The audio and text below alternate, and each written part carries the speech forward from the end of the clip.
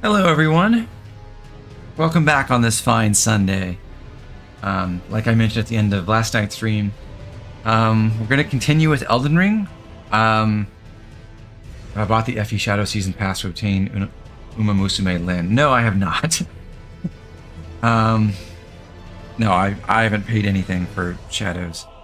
I was thinking about actually streaming that at some point, but I haven't touched the game since like the day after release.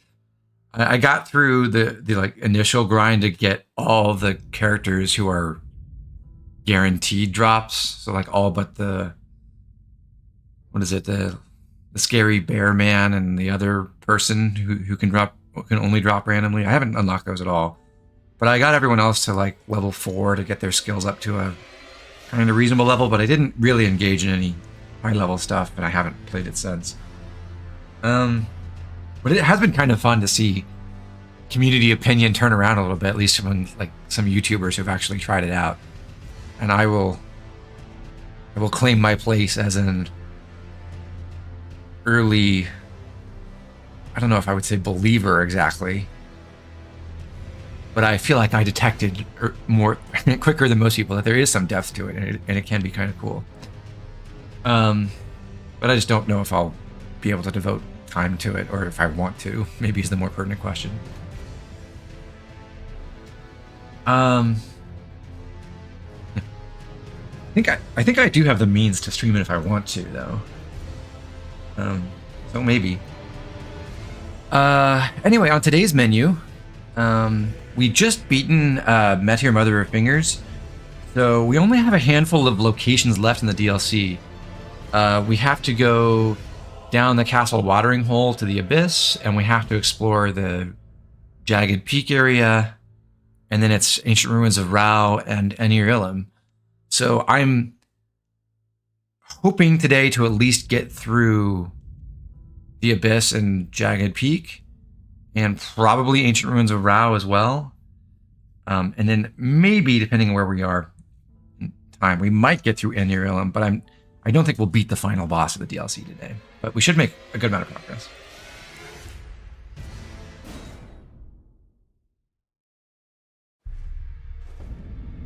So, last time we had just acquired our Sword of Night, and we were testing that out in the roundtable hold here. Let's see, was there anything I needed to set up now? Put the perfumed oil of Rana on, but I frankly have never bothered using it, so even though it wouldn't be a problem to keep it on, I'll just take it off my hotbar.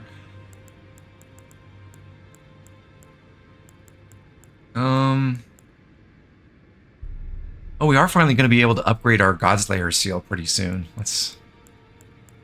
That'll be fun. So that at plus 24 has 188 incant scaling, and we can get a new seal that gets us about 20 more points pretty soon.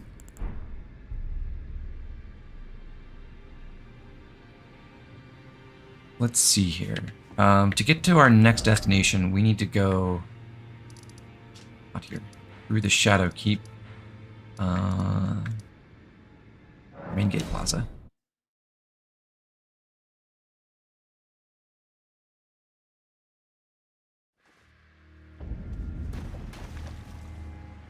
And I remember that even though I brought this up multiple times, something I should do, I forgot to ever change Great Heal out for Heal from Afar. Wherever the out, no, here it is. So there we go, we finally done it. That is both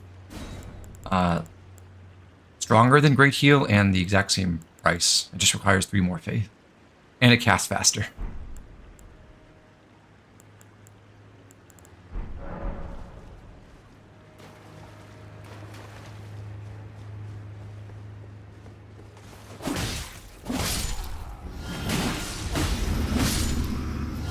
So in part because my Switch Pro controller has developed some stick drift issues, I got a new 8-bit do, or 8-bit do, I don't know how they're supposed to pronounce it, Ultimate 2 controller, which is pretty cool. It has back paddles like the Switch 2 Pro controller, and also extra trigger buttons that you can. They don't actually work as like separate buttons with different actions, but you can bind them to whatever regular buttons you want.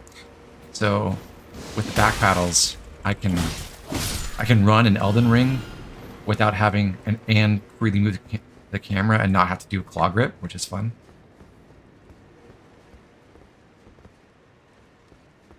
And even run and jump and move the camera around if I want. Very exciting.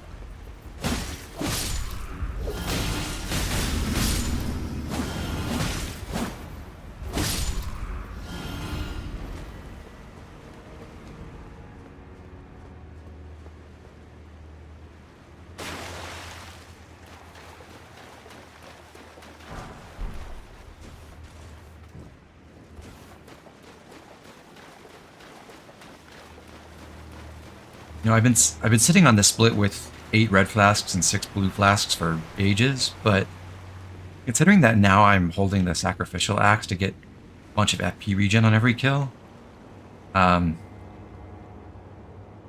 6 blue flask was already probably excessive, but now it's almost definitely excessive.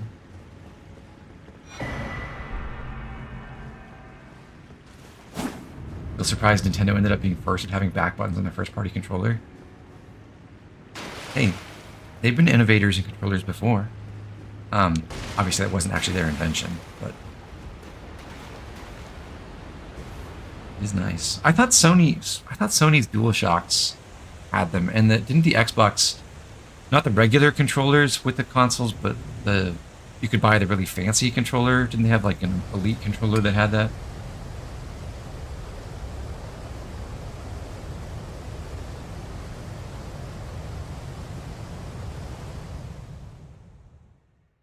Yet again, we take our favorite form of transport, a coffin.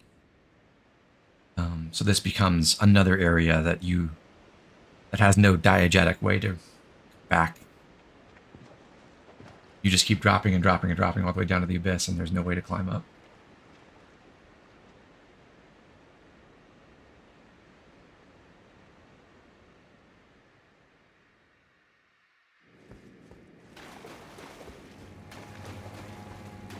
Thing is, I'm not used to having the back buttons yet, so I found myself, even in these last couple of minutes, switching over and using the claw grip to run around, forgetting about it.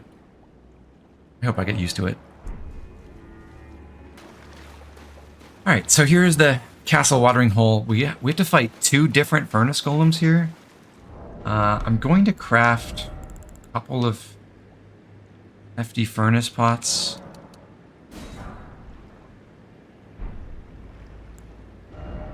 Because they may not necessarily be required for these. Well, at least one of them will.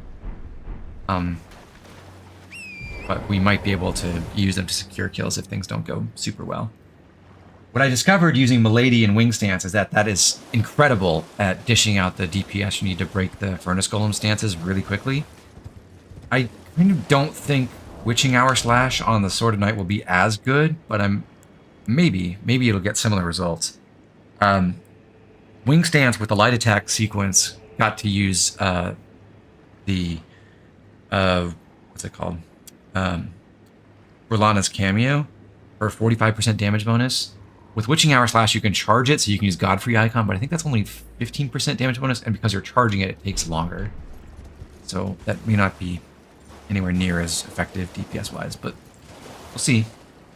I just need to...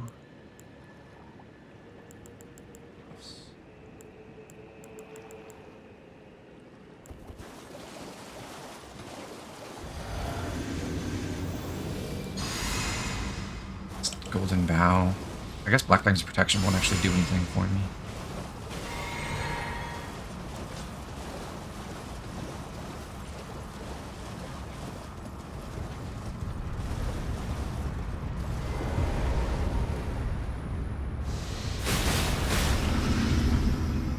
Yeah, 3470 is not huge, fortunately. I think Wing Stance was doing like 44 or 4500 for each R1 sequence charged up with on as a cameo. I'm glad I didn't use my rune arc yet. Guess I should have just mounted up and fled. Try that one more time.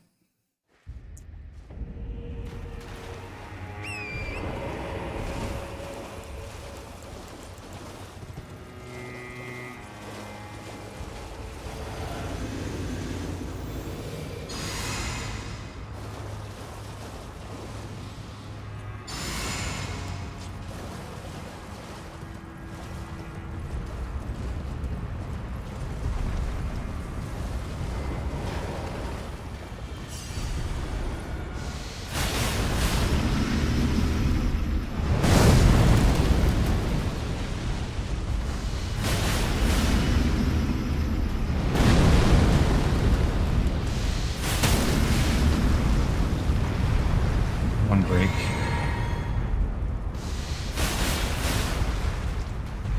Curiosity, if I just do my R1 chain, is that better? Probably is. Yeah, that's definitely faster.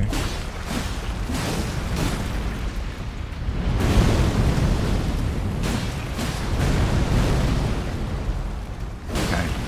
Well, it's not as flashy, but it'll get the job done.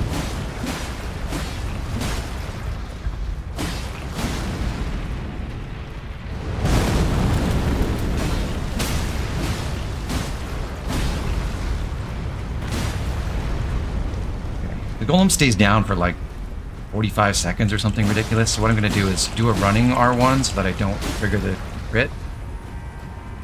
And then finish that attack chain a few times.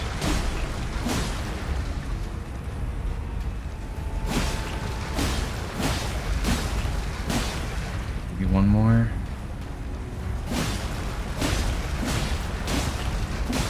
And then take the crit.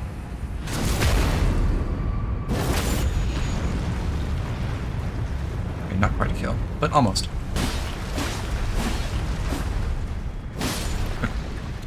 There we go.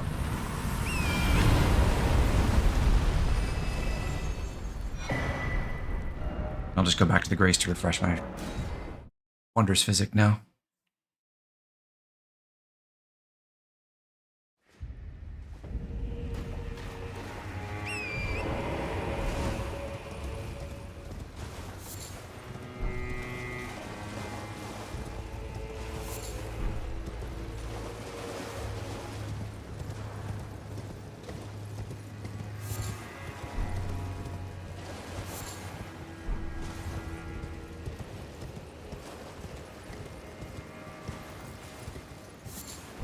Apparently this is where they dump all the broken furnace golems, so if you really need more furnace vestiges and you don't want to farm them from that one spot outside the Shadow Keep, here you get like 10.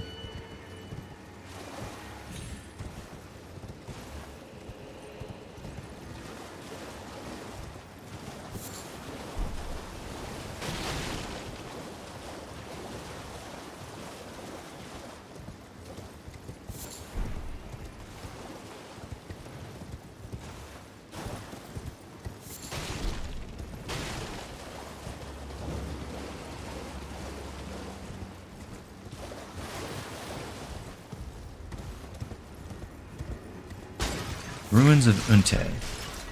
Wonder who that guy is.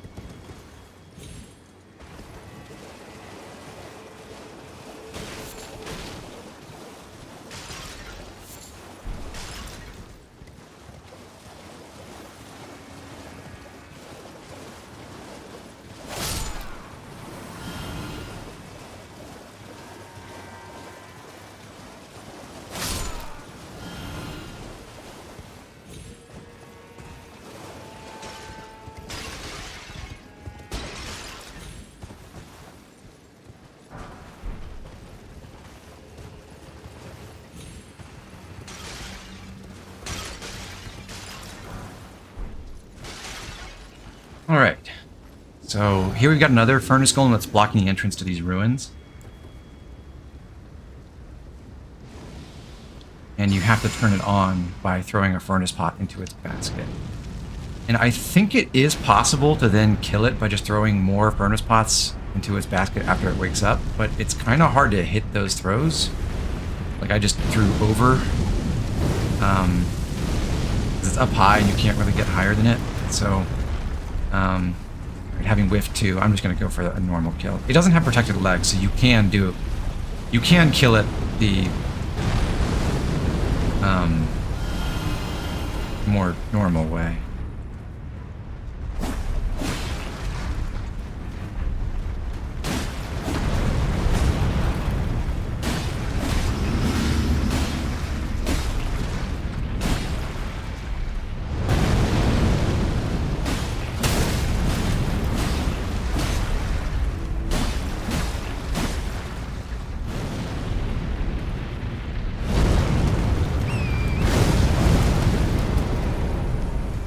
Invincibility frames, yay. Do it again. Too late. Oh, no, got it. Nice.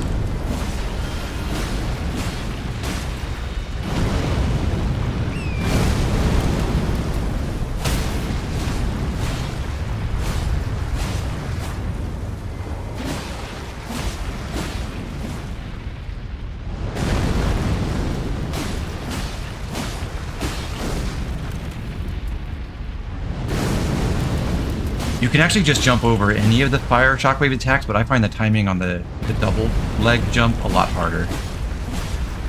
The single leg stop is very generous for your dodge timing with the jump.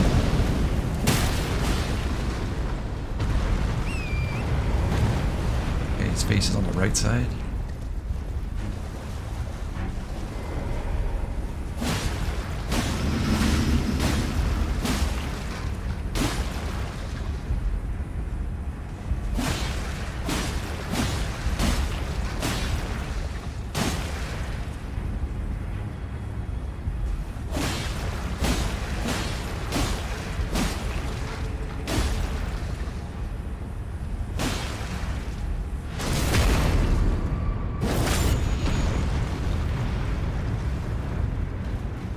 Yeah, you land in the fire, but the hitbox is actually not out for very long, so you can just totally dodge it. Does it usually stay staggered for so long? Yes. Yeah, the furnace golems take forever to stand back up. It's either 30 seconds or 45 seconds, but it's something ridiculous.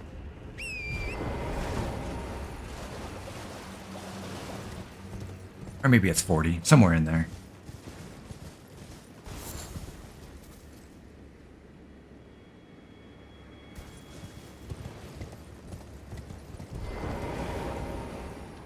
You get 2 prizes from that. One is this incantation, Giant Golden Arc, which I don't think we'll use.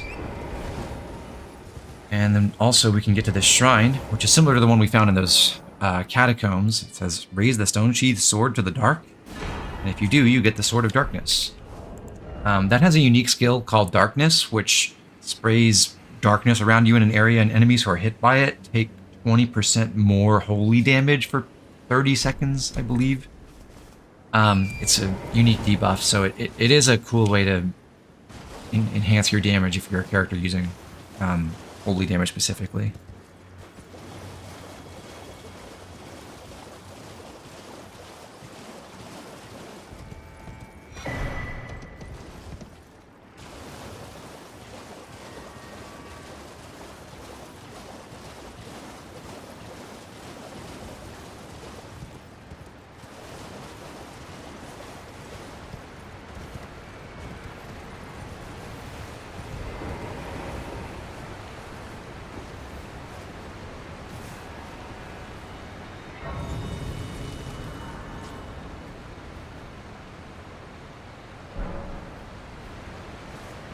Alright, so moving on. Actually, okay, we do have the map for this. This is how we get down to the lower area underneath those bridges at Bonnie Village. So we'll explore the grounds here and then find our way even further down.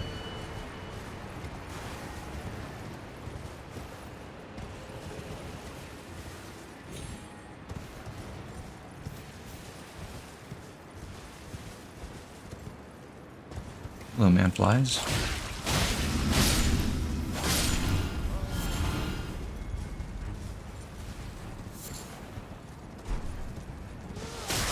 Oh no. Okay. I thought I was gonna get hit stun over the gap and just fall. Would have been so sad. Oh, I suppose I should use my rune arc now. Get back some of that healing.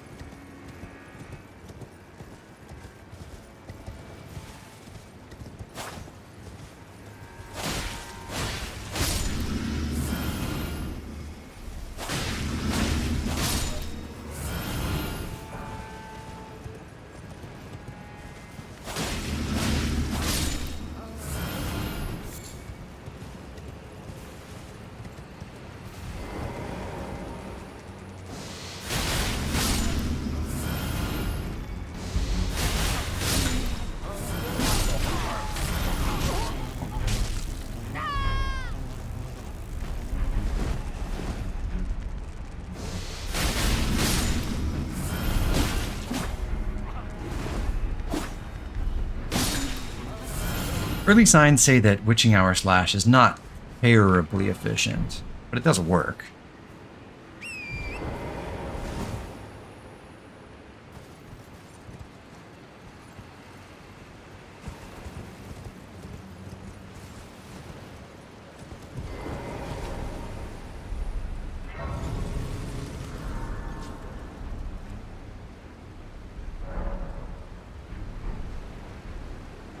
Two different ways to go from here. I'm gonna go southwest along the cliffside, which will get me to a village with more manflies. Delightful.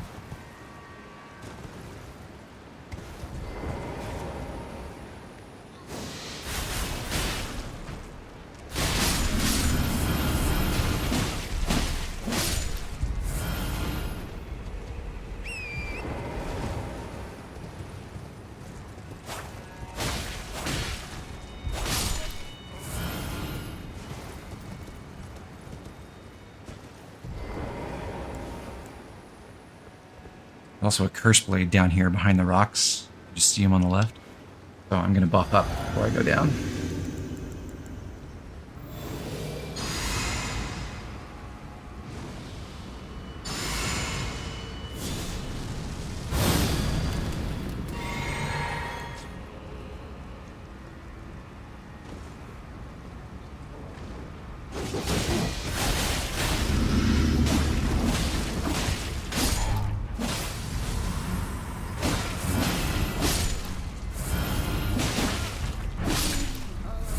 Forgot about the double hit R2.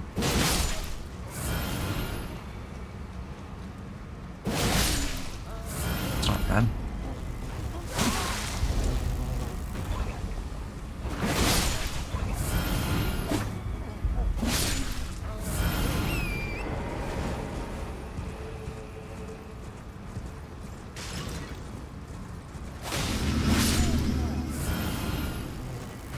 Village of Flies. Alright, chat. Who wants to visit here? Property values are probably pretty cheap.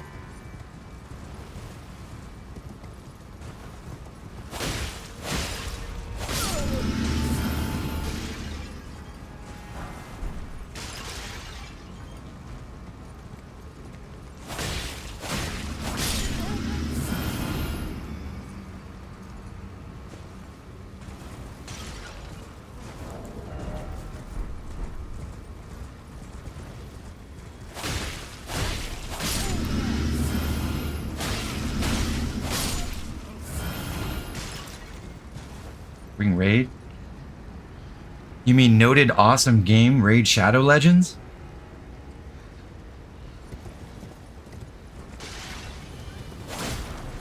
The greatest game in the world that every YouTuber genuinely loves to play? Or at least did like 3 years ago?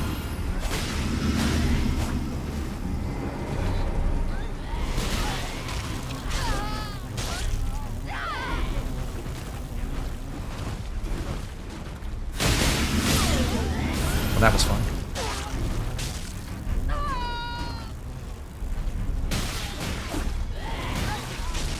Stop grabbing me. Uncool. I'm seriously gonna die to this? Just spam the grab move? Yeah. I just wanted the witching hour slash everyone.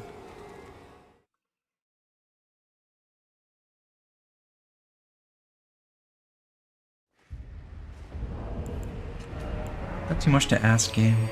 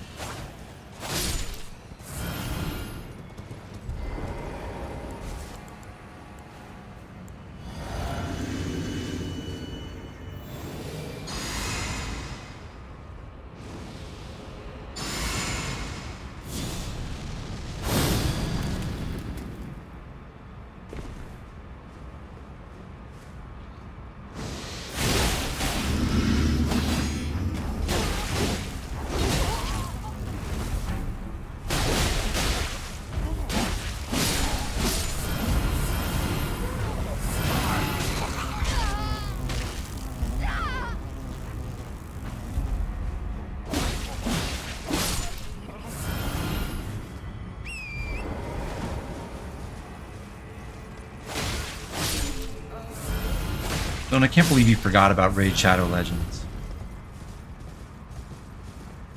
The greatest video game in the history of mankind.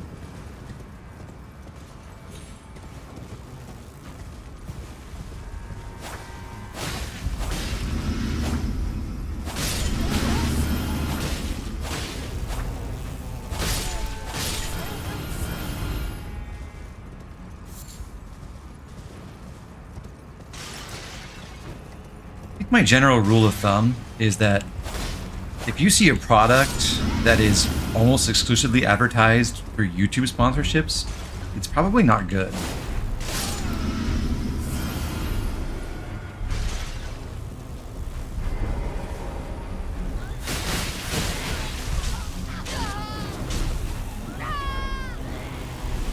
Or maybe it is good, but it's way overpriced compared to alternatives you could find for normal channels with more mainstream brands.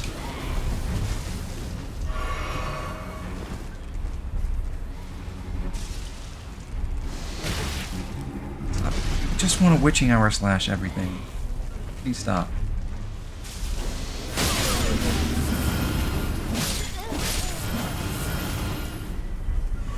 Alright, we almost did it. Other than this guy.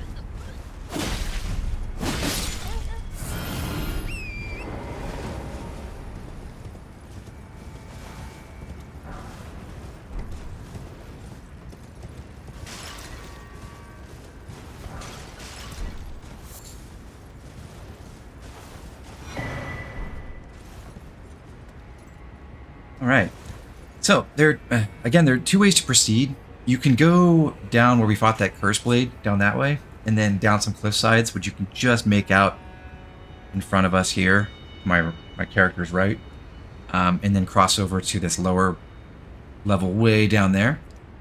There's nothing important to pick up in that direction, so I'm going to go the other way and double back, which, I guess I can just...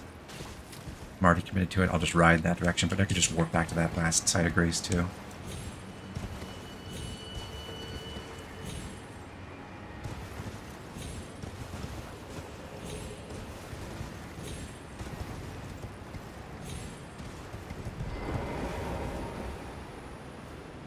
You bought a bridge wallet? Yeah, I have one of those. And it's, like, I got it as a gift. And it's like, I mean, I like it well enough.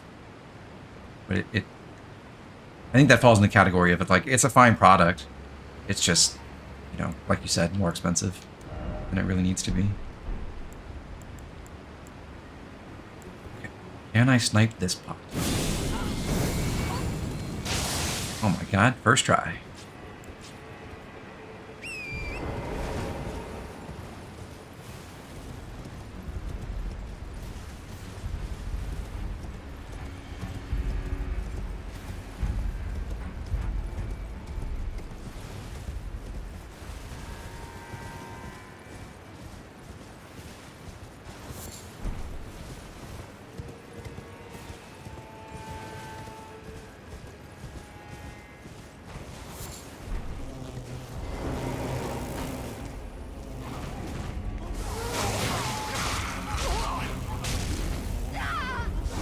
Getting punished. You can even grab me in mid-attack animation. Ugh.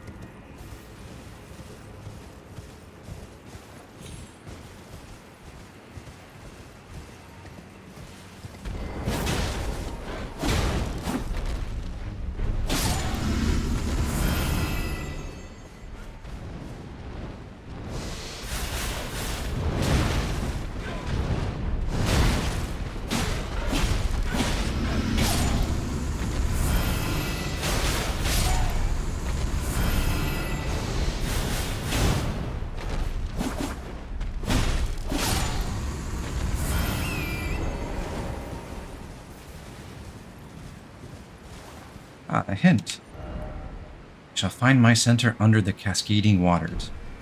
Tells you to go under the waterfalls. Also, right here, we get the dryleaf seal, which is the seal we wanted to pick up. So, when you're between, I think it's... That seal requires 27 faith, but when you're between 27 and I think 50, it is the best scaling, purely faith-based seal. So it's going to be a modest upgrade over our the Godslayer's seal to make our...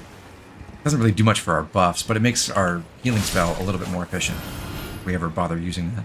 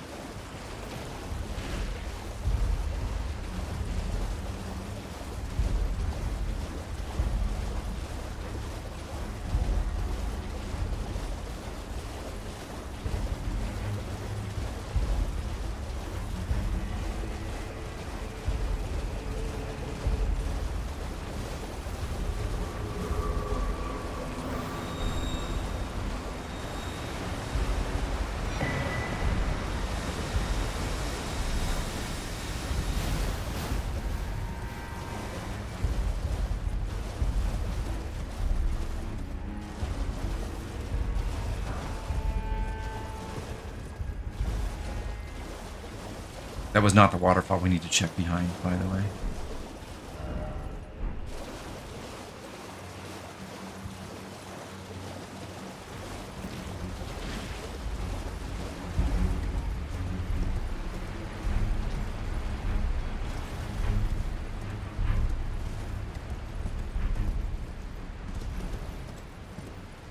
That waterfall is this one. Where we get the dryleaf set to go with our new dryleaf seal.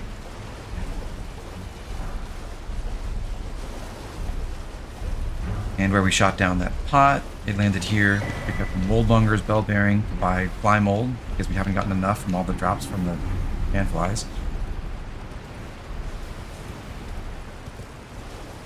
And we are able to drop down this waterfall using the gravestones on the cliffside here, but before we do that, we want to circle around the other fork of the stream. We get to our last nameless mausoleum. Or not named. Yeah, they are nameless mausoleums, that's what they're called.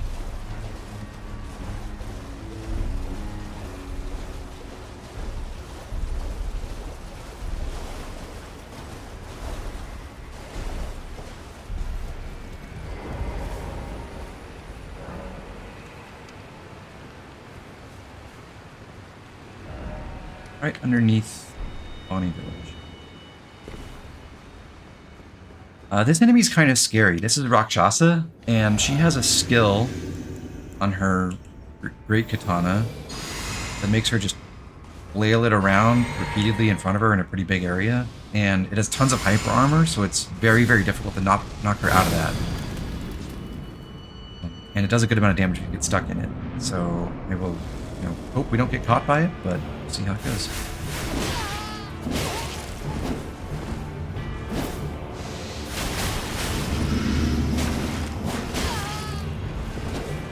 This is definitely no King Stance Milady in terms of NPC domination. Okay, there it is. It's Weed Cutter for skill.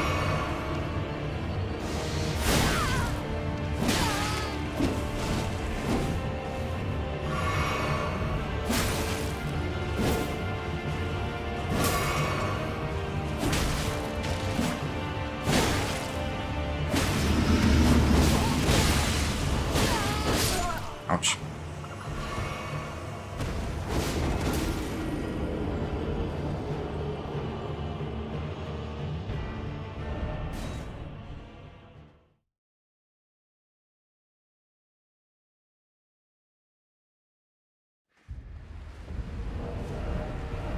You know what? Give the Claws of Night a try as well. Interested in how those work out. With that, I think...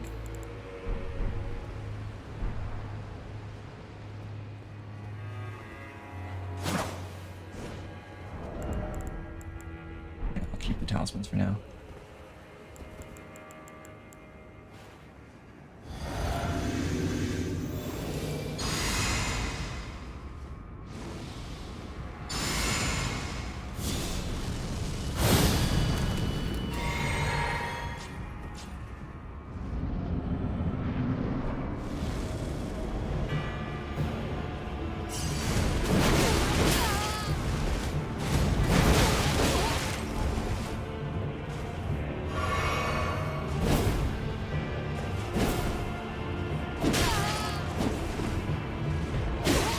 The charge heavy takes forever.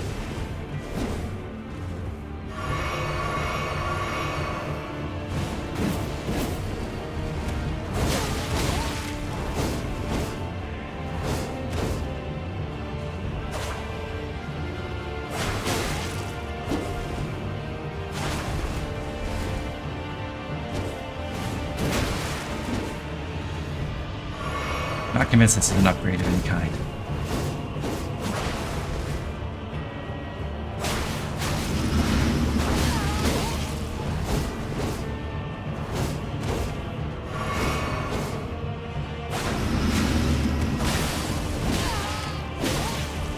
Side effects will knock her out of Weed Cutter. So that bleed proc helped us.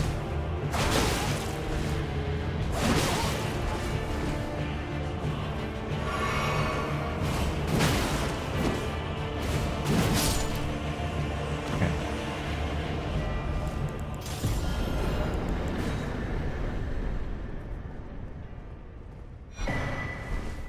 Alright, our reward is we get her Great Katana, and also we get Rakshasa's armor set, which has... Each piece has the effect of raising all your damage output by 2%, but also, for the weight, this armor has really bad damage negations. So, like, right now I'm sitting on 65% with my current armor and my Shadow Tree Blessings, and I think if I swapped it all out for the Rakshasa armor, like 66 something. I mean, maybe it won't be that bad.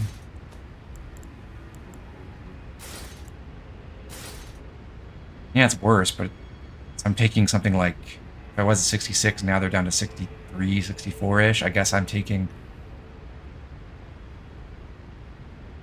8 to 10% more damage, so it's probably 2% more damage you take or something relative to the... I mean, that's not horrible. Relative to the baseline you were having without this.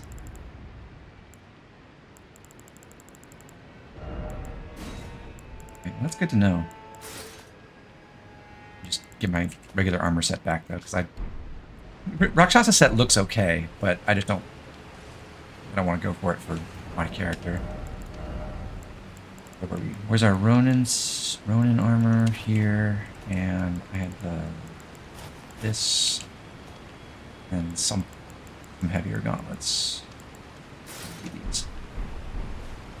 Hey, Rebecca. Not much is up. We just beat our first actual boss of the stream. Didn't go that smoothly. What's especially unsmooth is I've used up all of my flasks. So I'm just going to warp back to the race here and make my way down to the next area from up high.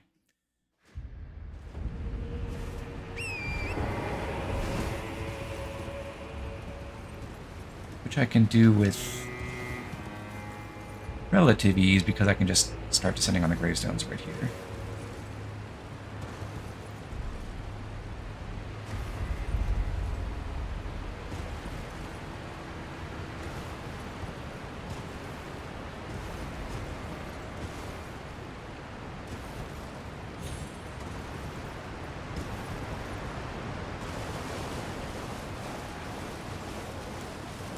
You beat Radon and Moog already? I beat the base game Radon and Moog, yes. Yeah, we got into the DLC a little while ago. A few streams ago.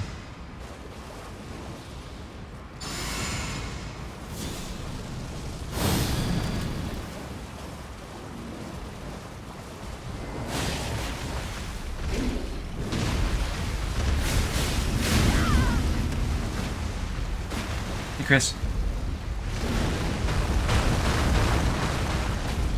So proud of myself, I dodged a hippo's mouth. Once.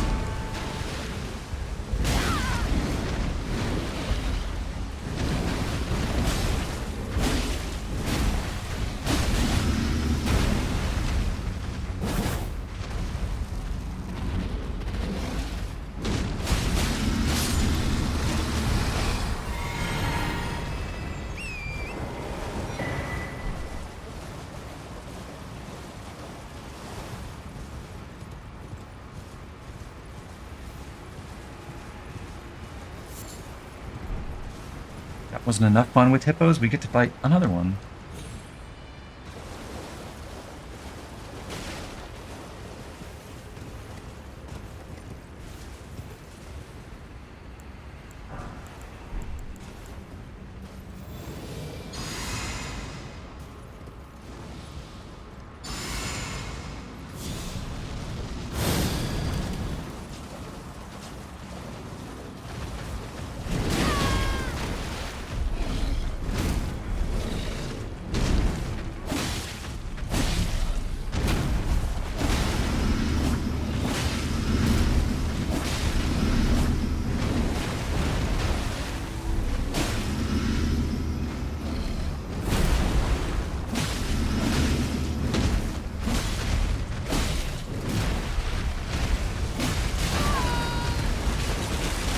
Almost really locked in.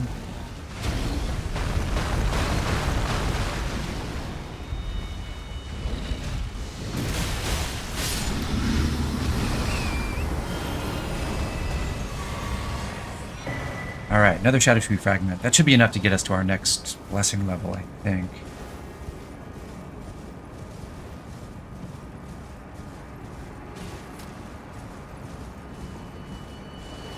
And from here...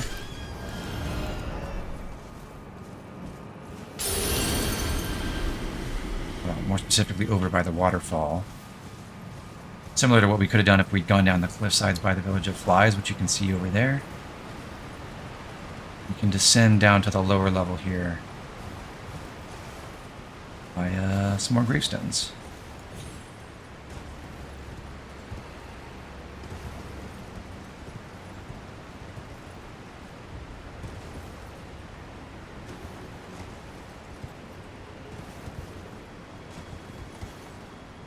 And we're down.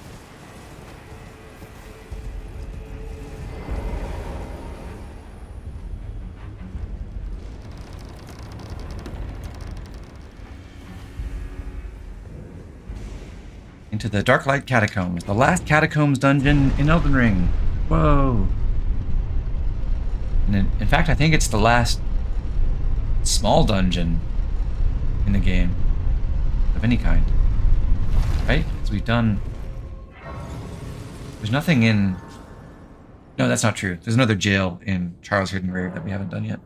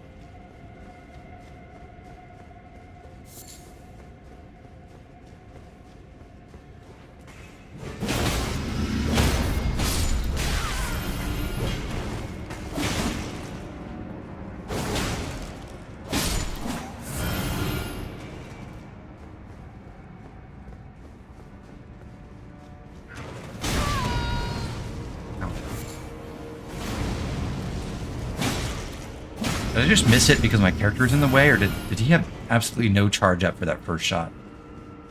Normally the mouth will close and you have a moment to try to dodge. I didn't see anything.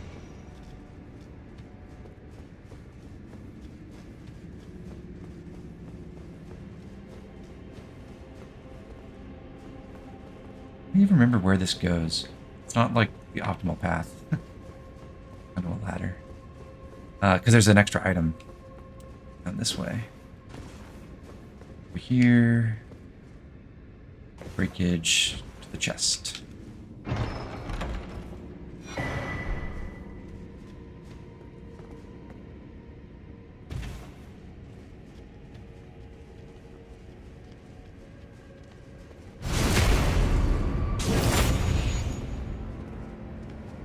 Didn't kill with the backstab? That's rough.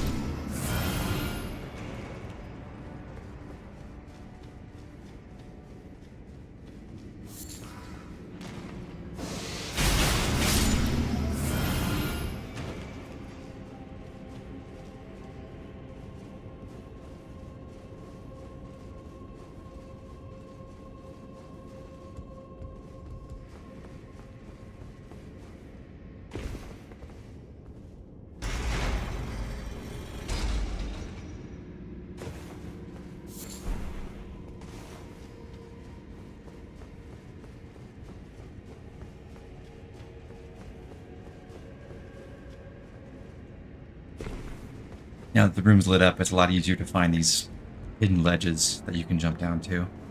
This one lets you go to a ladder to get up on a higher level in this room, where you can first probably pick out this sweatshirt, works you with some horrible spell, and then you can pick up a Shadow Realm room and get the drop on the imp starting this room.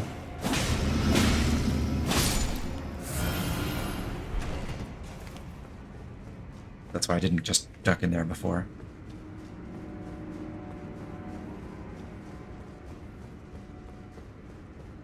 Also, the railing's broken here, which is a hint that you can go off this way.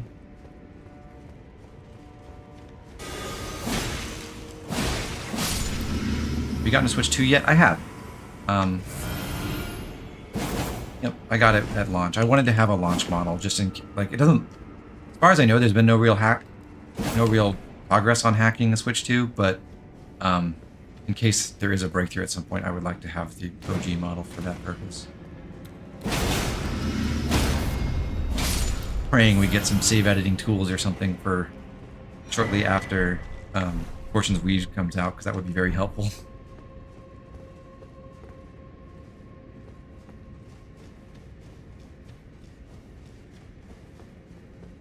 But maybe it won't happen.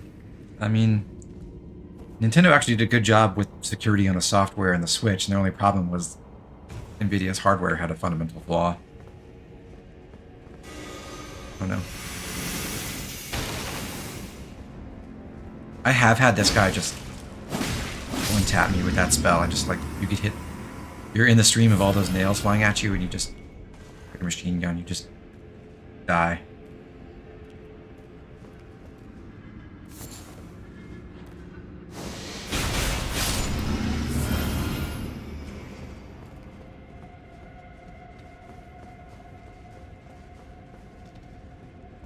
You got this. You get your Switch this week when Pokemon comes out and you're excited.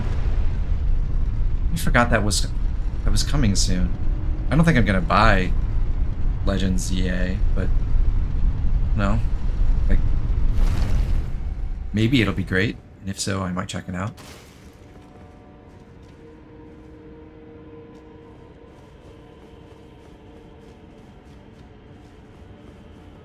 Big Gimp.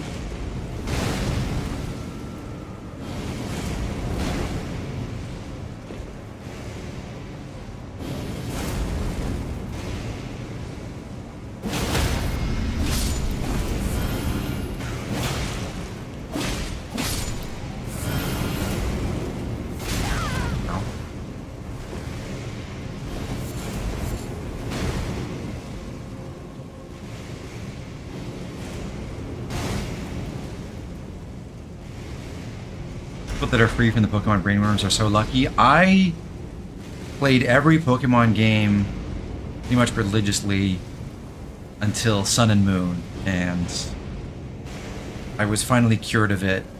I didn't pick up Ultra Sun or Ultra Moon, and then I wasn't impressed with what I saw on the Switch Pokemon, and I've kept away from it ever since. Pretty happy about that.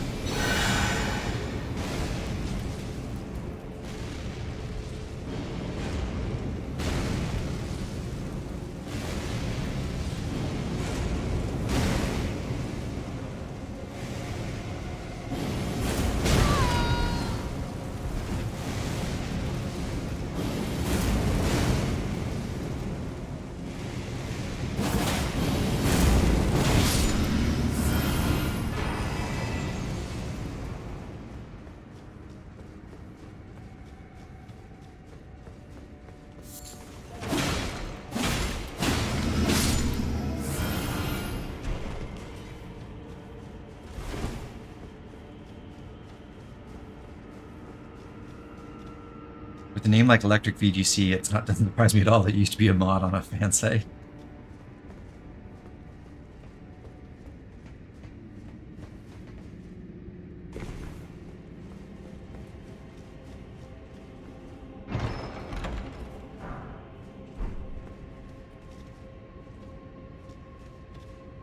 Was it Smogon?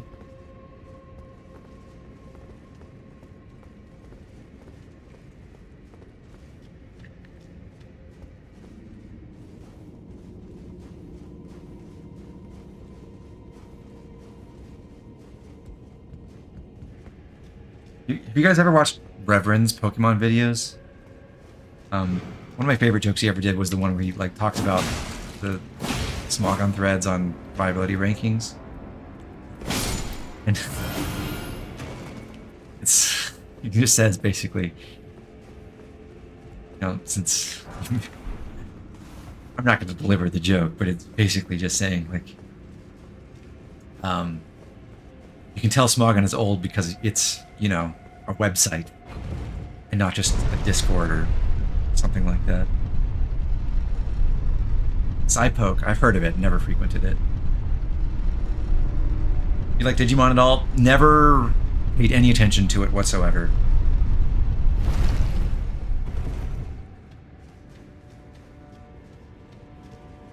What's his name? Reverend? Forums era was goated. Linear forums are still the best version of internet communication. Like Twitter timelines and stuff, or like non-linear threading with upvoting like Reddit. Dog shit. Terrible way to have a discussion with anyone. Just have everyone post in order in a single thread about a topic.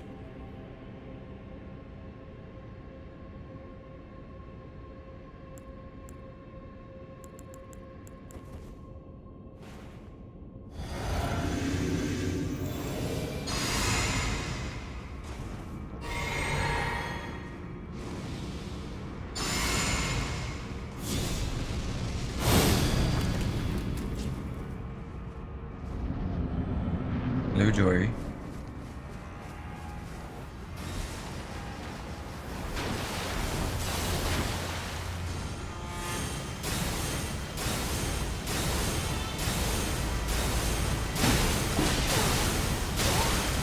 How long does he keep casting that?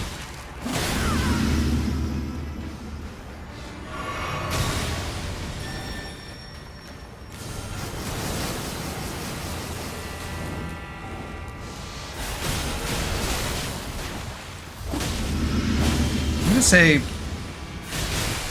hate to be the bearer of bad news, but I don't think the Sword of Night is really that good. I've seen much more impressive results from other dex-based bleed weapons. Probably Hand of Melania would clean house in this fight, so we just kill all these summons in an AoE really quickly.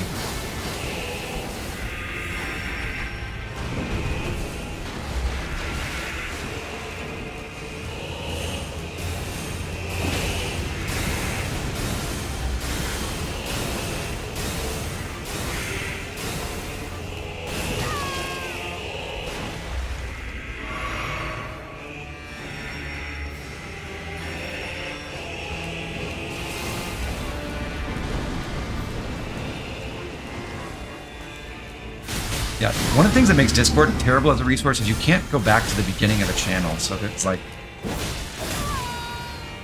you can have pinned comments, but if the pins aren't what you're looking for, you can't just like. Basically, the best way to find out what's going on in a channel is just to be like walk in and be like,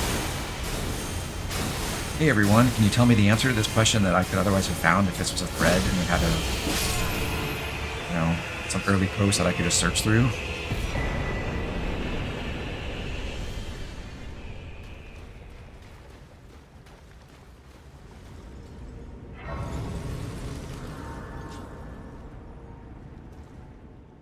I realize there is a channel search feature in Discord, but it's really hard to find things like that.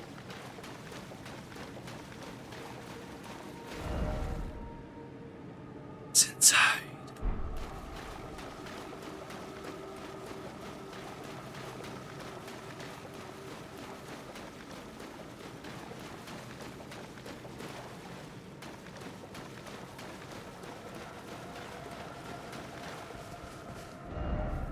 Turn back while you are yet able.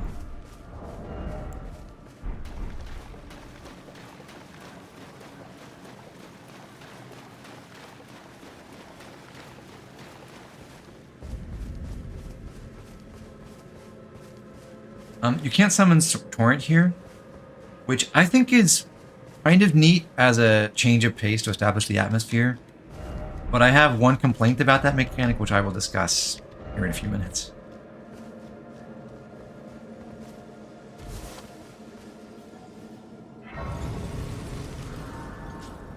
Since I didn't want to forget about it, I'm going to go back to the Table of Lost Grace real quick and go upgrade that Dry Leaf Steel and put it on. Point it over.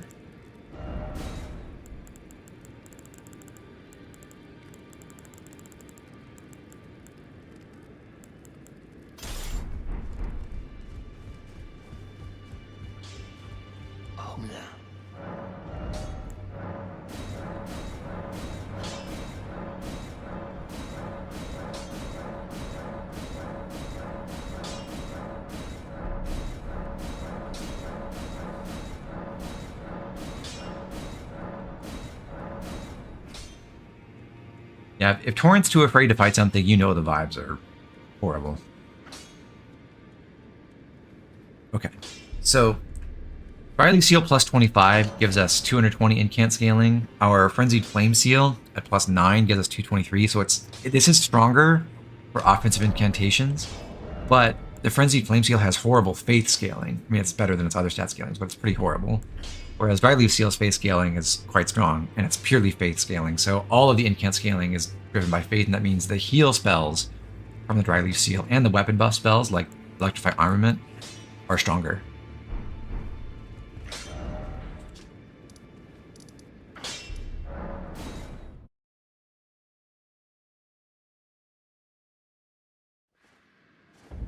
I'm prepared to move on from this Sword of Night. What else do I want to use?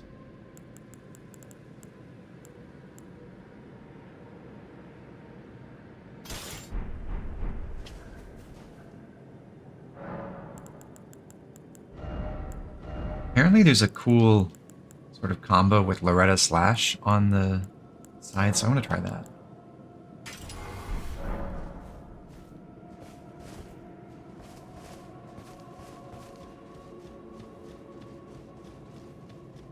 Oh, and I also want to carry...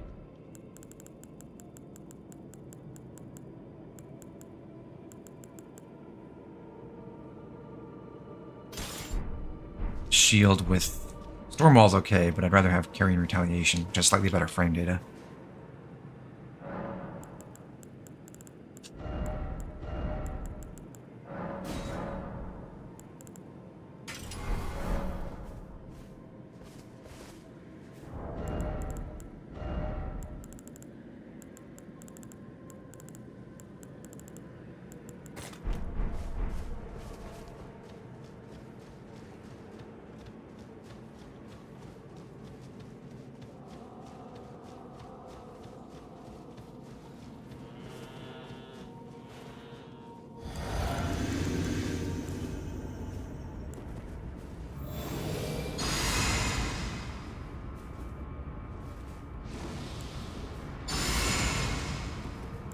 Doing this way.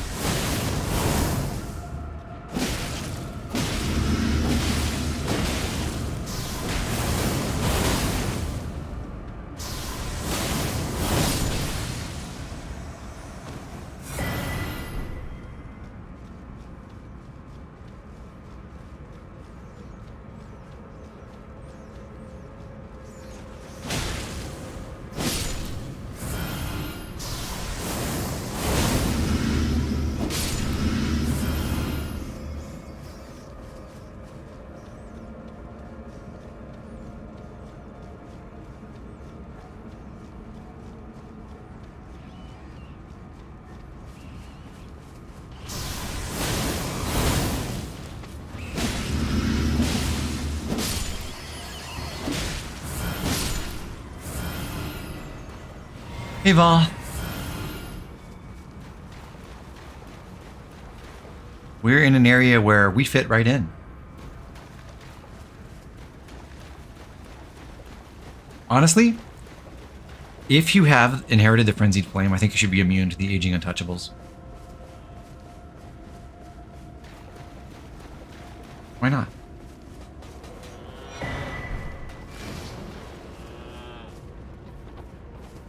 Did I just get madness from that sheep? Awakening is much harder than you remember. Did you start playing it?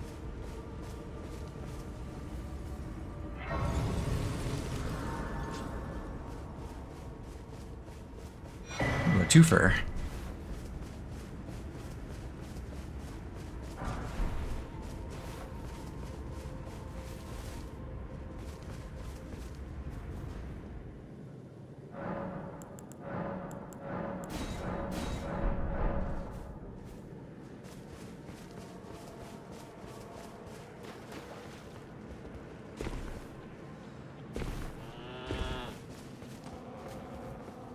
tend to remember Awakening difficulty incorrectly in many ways. Are you referring to how, like, a lot of people think it's just a matter of holding forward with Prom paired with Robin?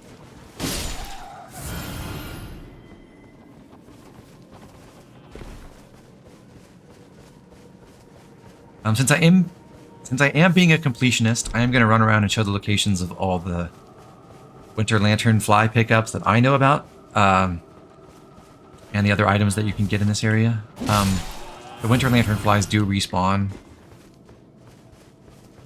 but they're kind of hard to spot.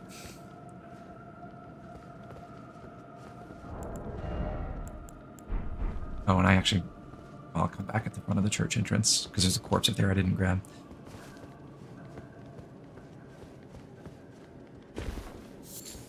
Couple eyes of yellow for us.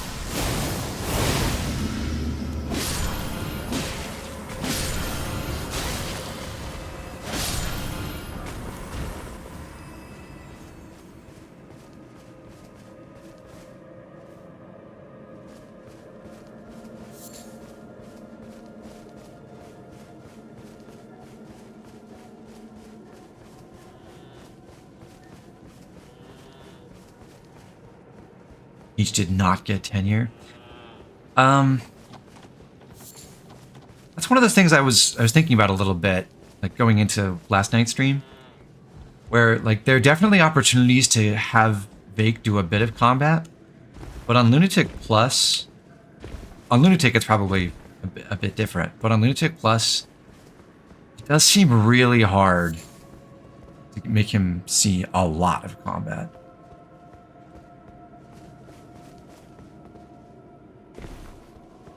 You have to really try to feed him kills that early.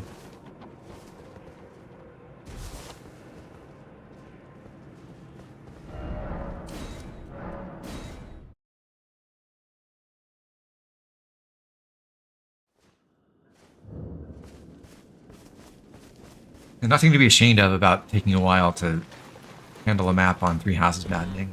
When that mode first came out, that was... I mean, I was able to succeed, but it was tough sledding.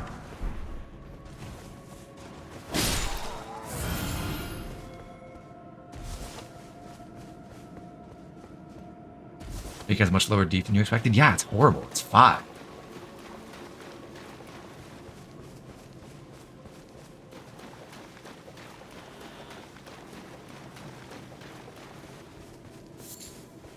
Fly.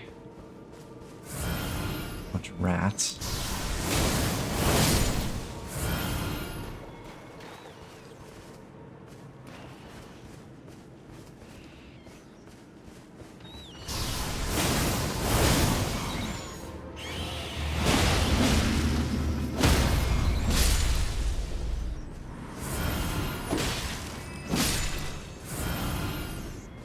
I wonder if the rats down here can drop rune arcs or not. I don't think I've ever seen one drop, but maybe.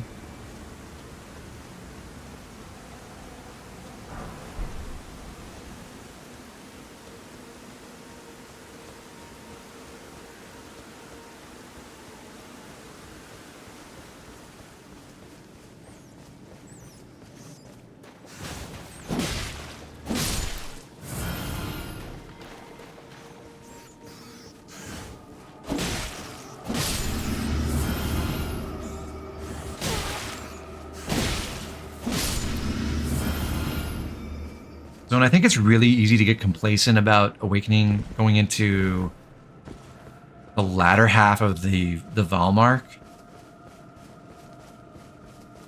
Those swarms of enemies on the last 2 Valhart chapters are really scary.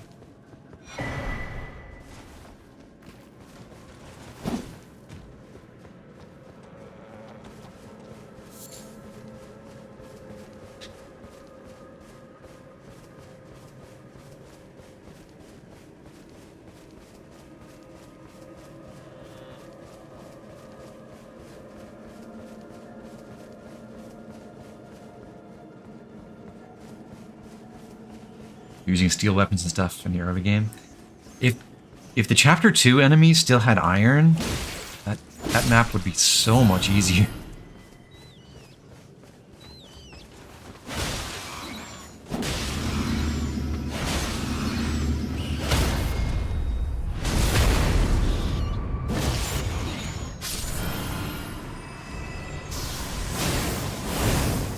How did that not hit?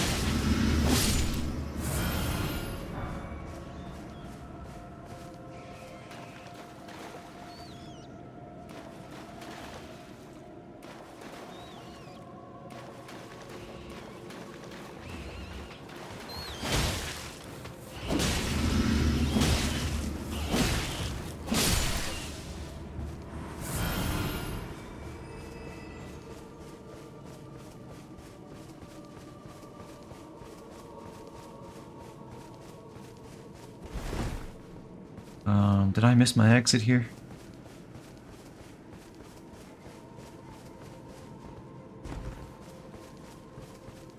Oh, I turned off early.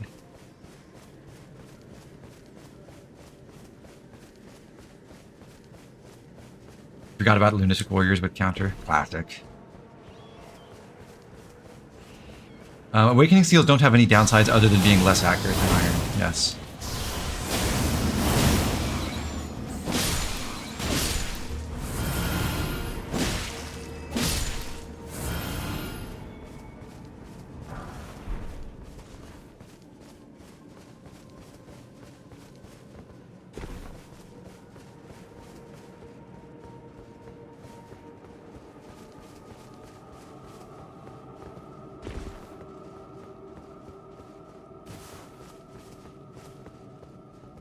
To steal away the enemies down, like in Fates, that would also be supremely helpful.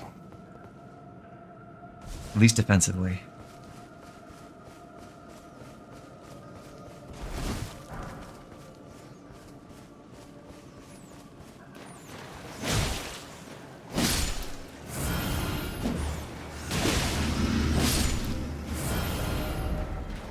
Okay, I'm tired of the scythe. Let's go with... Back to the Great Katana.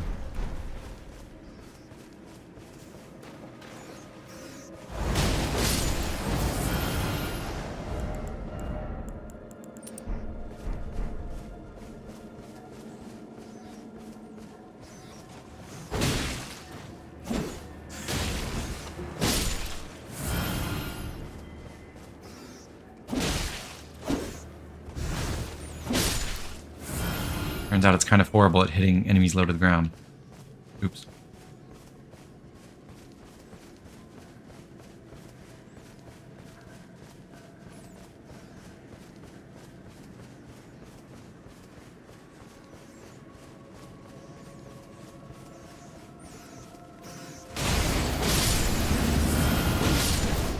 Stormcaller's for. Alright, let me change my equipment here. I'm going to put on Creepus's Vial. Eliminates all sound made by the wearer during movement. That will make it so I can run towards these scary madness enemies in the distance, and they won't hear me coming. Would be very helpful.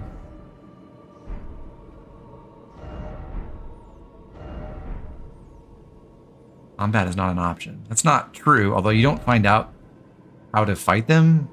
The game doesn't tell you until you get to the dungeon beyond this area. I don't want to go there, get that item, and then come back for this, so I'm just going to do these fights now.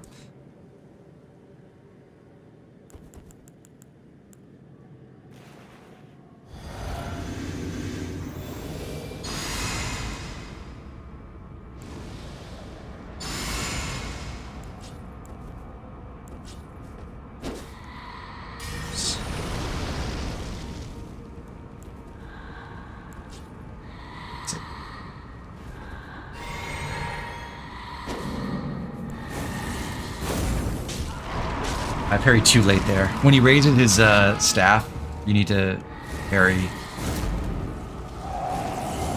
That was too late again. I'm gonna die. They pee me.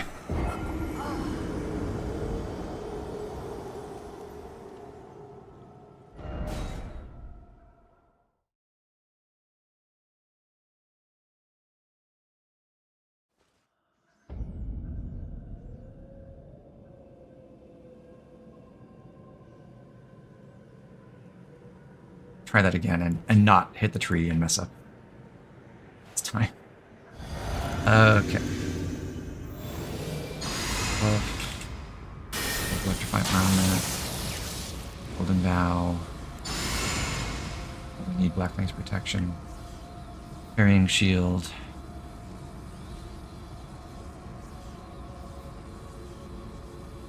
Run around. You saw me.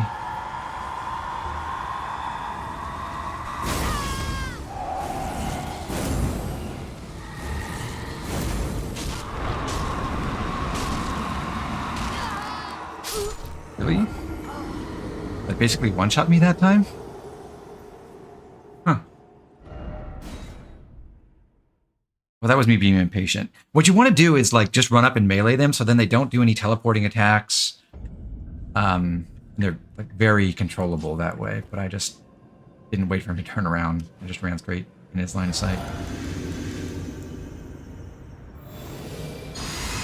What would you rate Engage out of 10? I think on a first playthrough, it's between an 8 and a 9, probably. On subsequent playthroughs, I don't find it as fulfilling to play as some other strategy games because you just have too many powerful tools, and it's very easy to break open once you understand the mechanics. That's my problem with it. But when you're just learning everything and it's way too early and just trying things out, it's a ton of fun.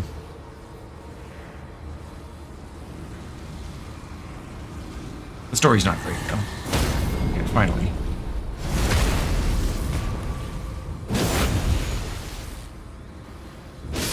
So the gimmick for these enemies is you can't hurt them at all until you parry them at least once. That's the whole trick.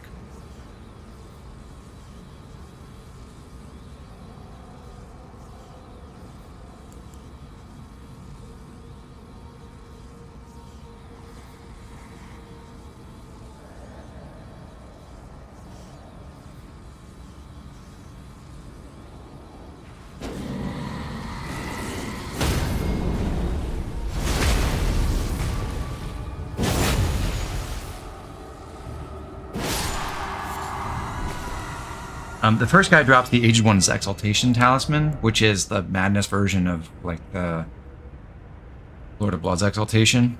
Madness in the vicinity increases attack power. But all the other Aged Ones, or Aged Untouchables, or whatever you call them, Aging Untouchables, just drop Swollen Grapes, which are ingredients for crafting.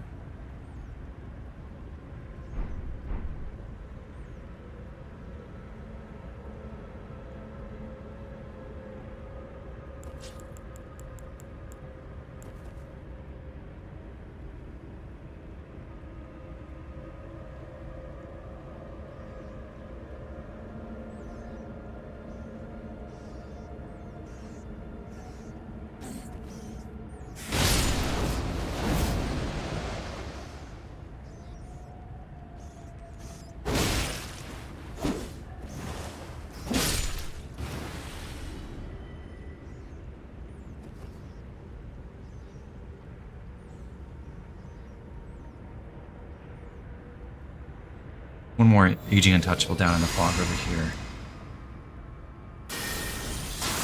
Hard to see him, so it's a bit trickier to sneak up.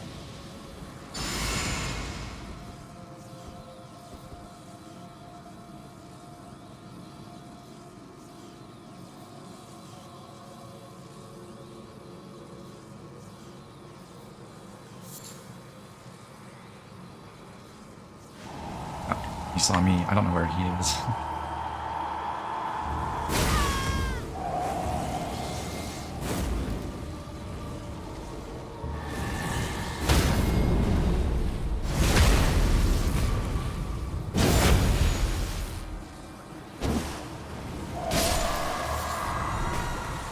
All right, 3 down.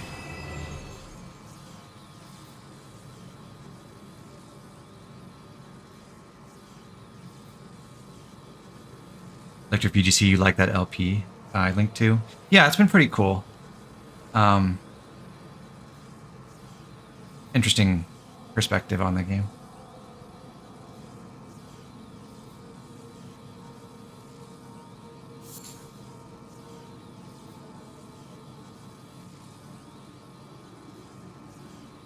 Oh, so I also have high hopes for the next Fire Emblem. I think there's a lot to like about Three Houses. I think the monastery mechanics were out there welcome for me. And the game, you can tell that the game was a little bit too ambitious for its own good in terms of how much different content they wanted to have versus how much they could actually deliver on with unique experiences. Like, if they'd been able to make White Clouds, make 30% of those chapters, let's say 4 of them, like make them different for each class. So like maybe you only go fight Lenato if you're in Blue Lions, for example, and the Golden Deer and the Black Eagles do something else.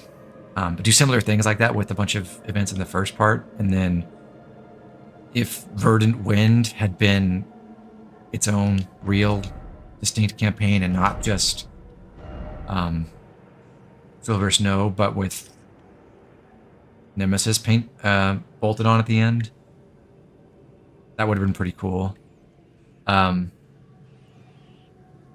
But I like the setting and the style of the game overall, and I'm kind of excited to see what they do with it with a follow-up that doesn't seem to be bound to the same monastery setting.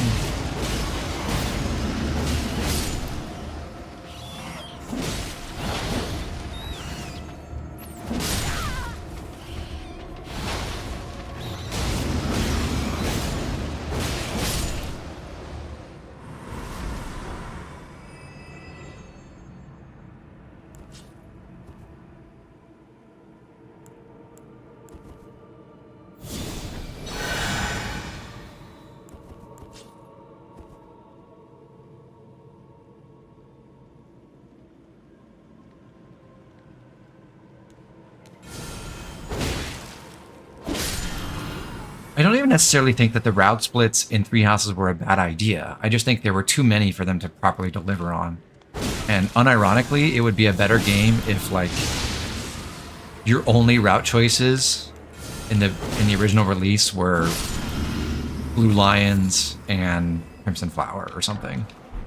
And then they made an expansion that was, oh, now you can play with the Golden Deer, but we made them a bunch of unique chapters.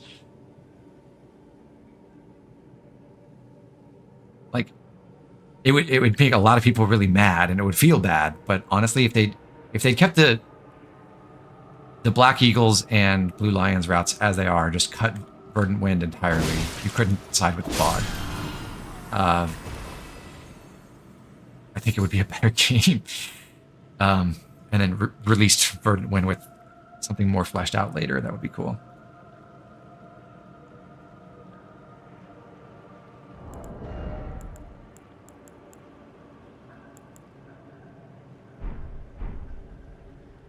Yeah, cool. We're making progress. Not my cleanest fights against these gimmick boss enemies, but been going okay.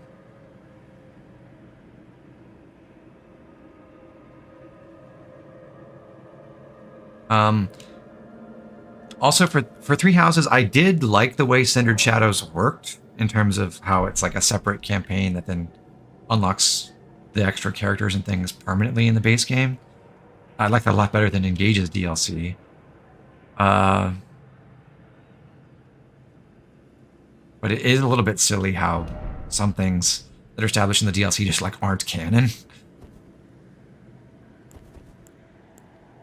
Like, you meet the guy who's the villain in the DLC. He was added to the monastery with that update, and he's just some guy who knew your parents. And that's it. Nothing happens.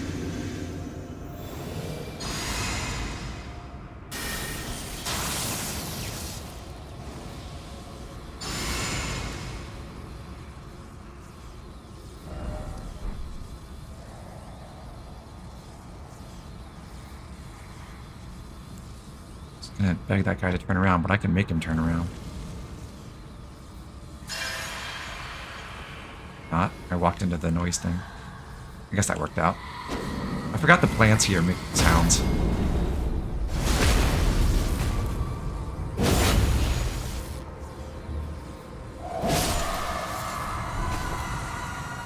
Okay, that's 4 down out of 6.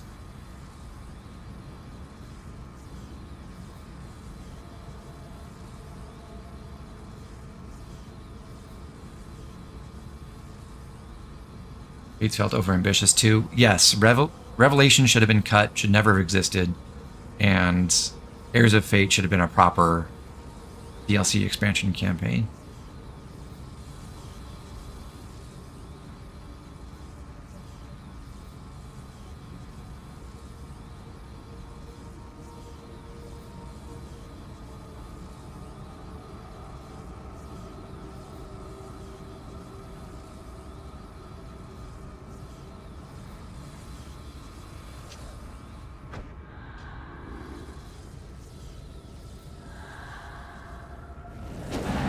Too close. I thought I would only lure one.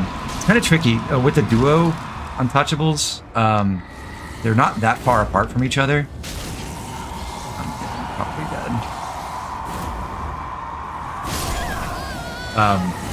dead. So it's, if you want to lure just one of them, you have to throw your kukri or whatever you use to make noise basically right at the boundary of their range.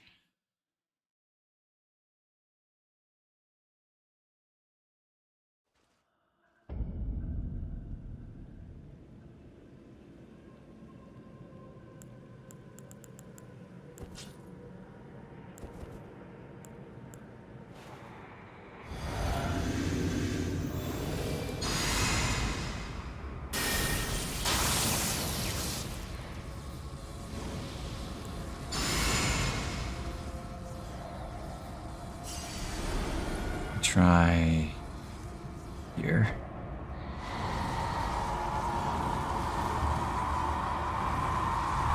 Oh, well, that works too.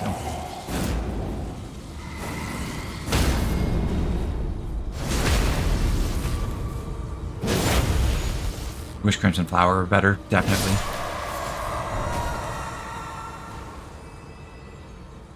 You're not going to get any disagreement from me.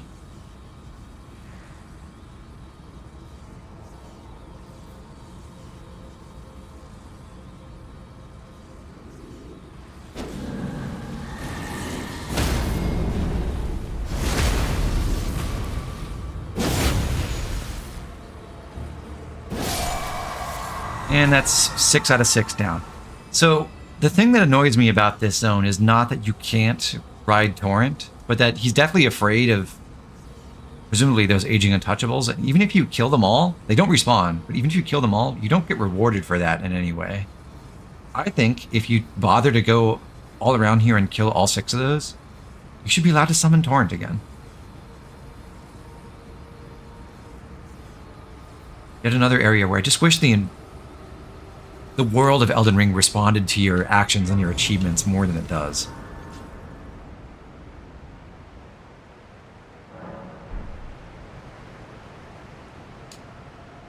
Don't need my shield anymore.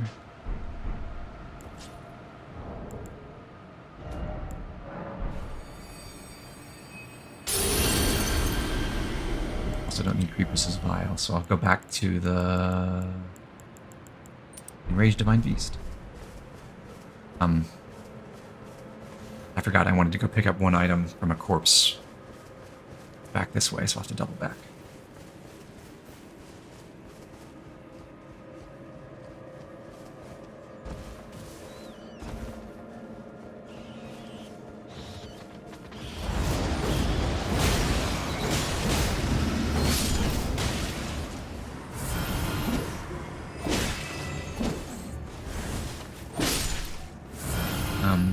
Clint, you said with Fates it feels like all the work went into Conquest and the other ones were afterthoughts. I don't agree with that. I think Birthright was also designed with a pretty clear intention and somewhat reasonably tested. but it's very clear to me that they did play testing on Revelation in terms of do the map work and do what they're supposed to do, but they did not do any balance passes for it at all. So there are so many things in Conquest where units join and they have the exact right stats to do stuff. And it's also true in Birthright to a lesser extent. But in Revelation, it's like they didn't even try to make for an experience where your new recruits have something they can do well.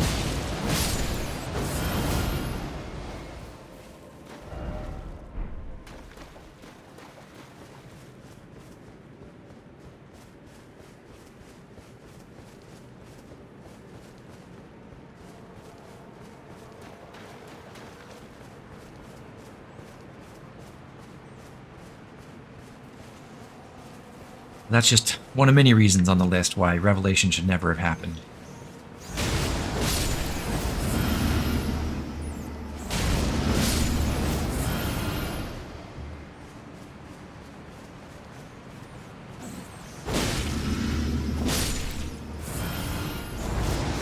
There's one thing I do genuinely dislike about Birthright's gameplay is that in the main story maps, the enemy level curve is laughably stagnant.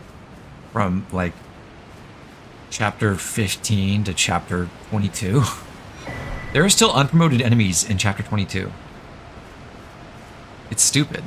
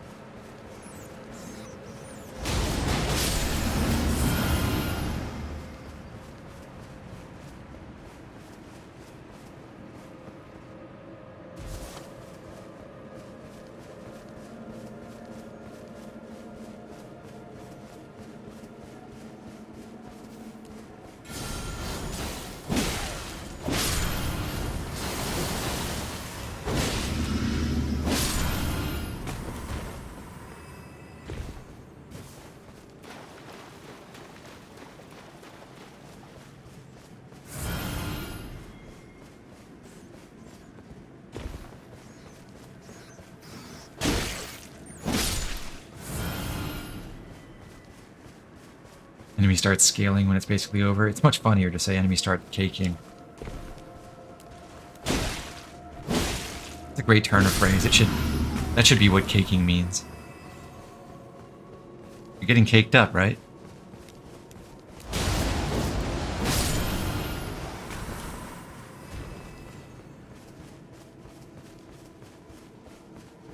So, aside from the sparse population of enemies around here, the only thing left, like Vol mentioned, is just some recipes and crafting materials,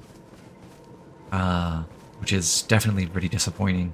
I think this area, in addition to like letting you ride Torrent after you kill the aging untouchables, should have had, you know, a nameless mausoleum or like something, or a small side dungeon, or some other attraction to get you to feel like you're profiting from running around in any direction other than straight at the main dungeon here.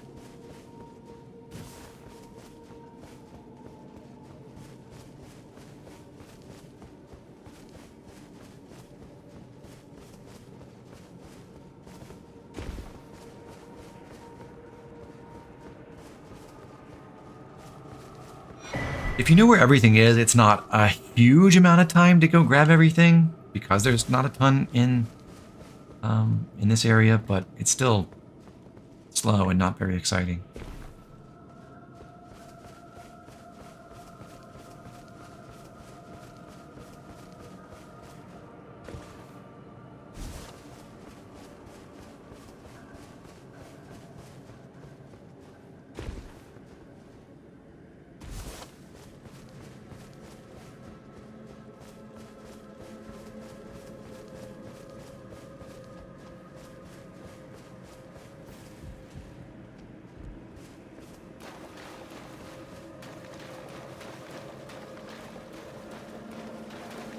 And all these beheaded corpses with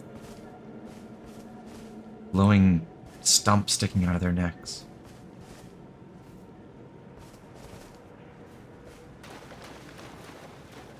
And also take in just how colossal this mansion is. Like that my character's what, 5'7" or something?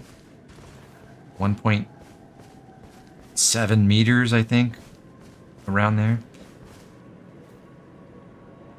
This thing is like 80 feet tall.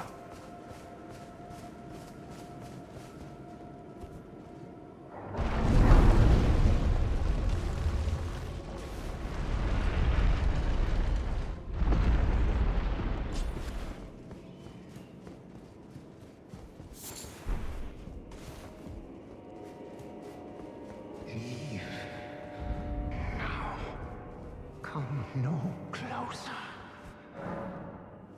No closer, I say. The madness. The madness, you say?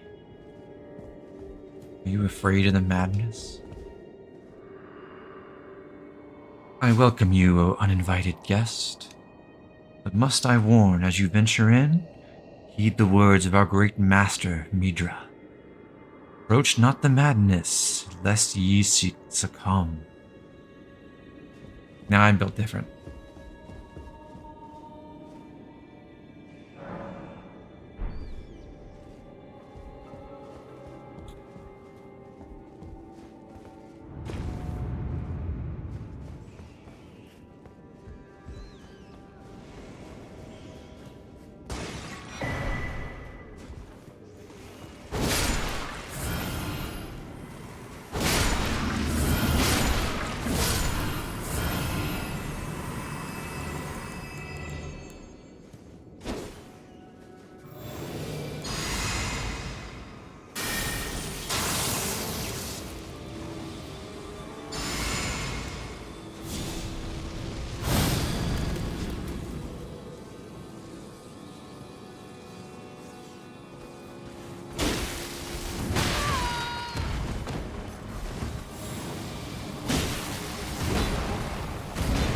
Moral of the story in Elden Ring, I'm built different, though. It's so true. It really is.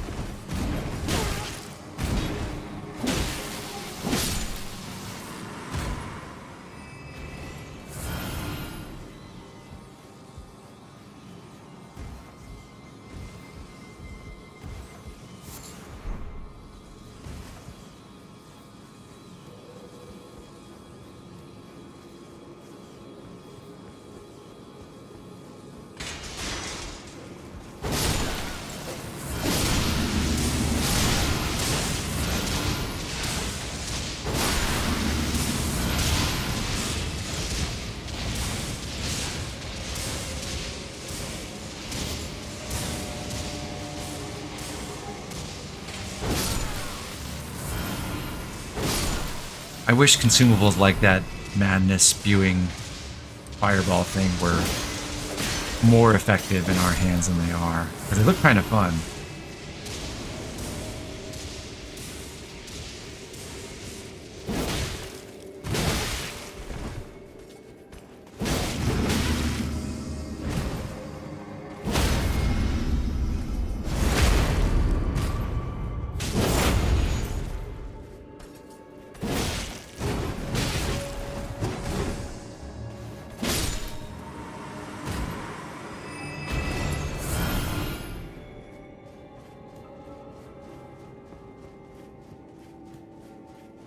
Super Mario Fireballs. You're right.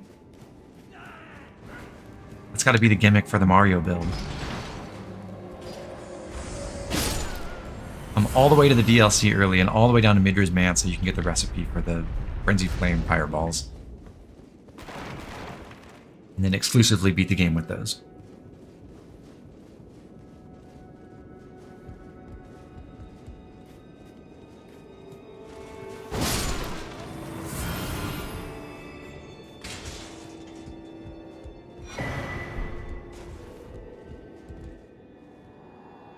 I beg you, stop.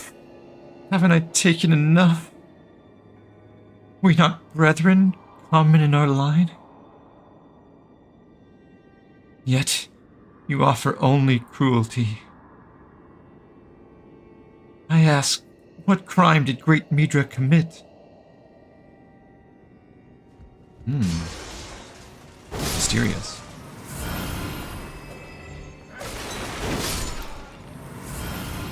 Here's our fireball friend. Hi, Mario.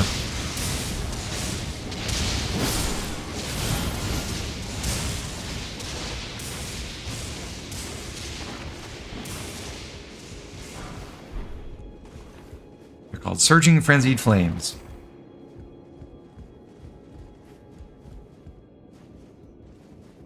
BG3 just has its own learning curve. If I get the time to get used to it, I totally love it. I probably would. I actually don't disagree with that. I have the game. I've just had horrible decision paralysis about getting started in it. Runark.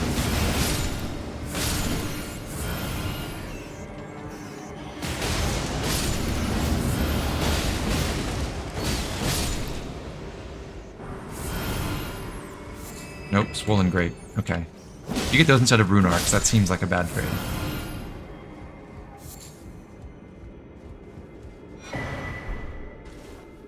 And there we go. There's the recipe for those Surging Frenzied Flames.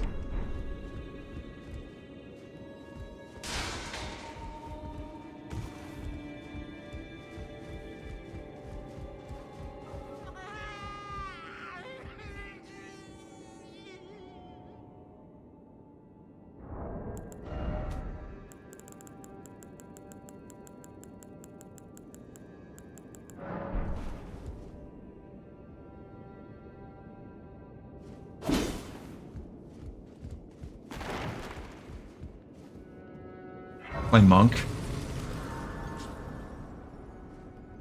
Part of me is tempted to do the really boring thing that everyone does and just be like a normal human fighter or something. Like the way that tons of people in RPGs just pick the basic soldier or whatever.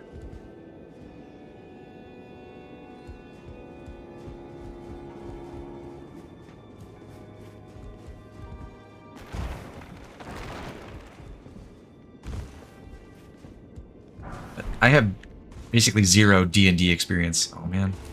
The closest thing I have to it is playing Star Wars KOTOR, which uses a version of 3rd edition rules.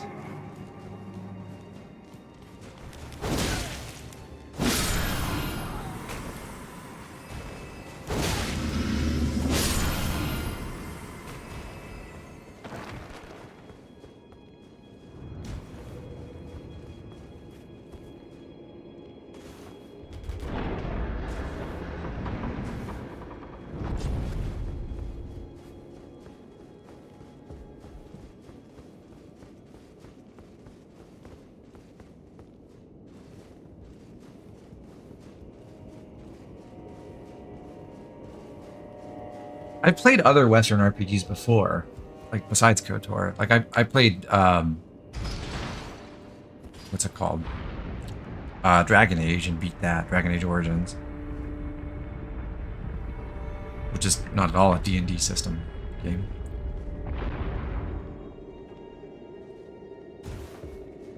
Gotta double back. I missed my jump here, so I'm gonna do it again.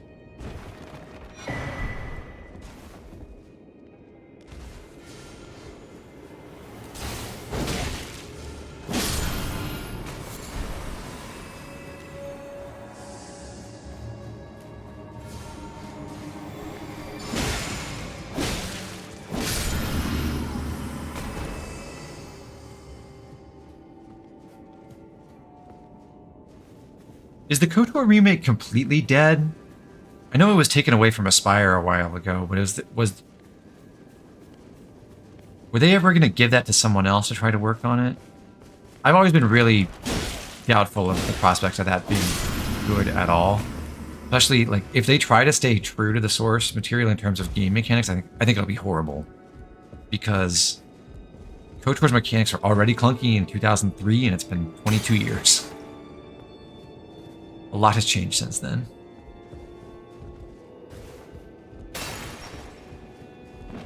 And I think that's what Aspire was going to do.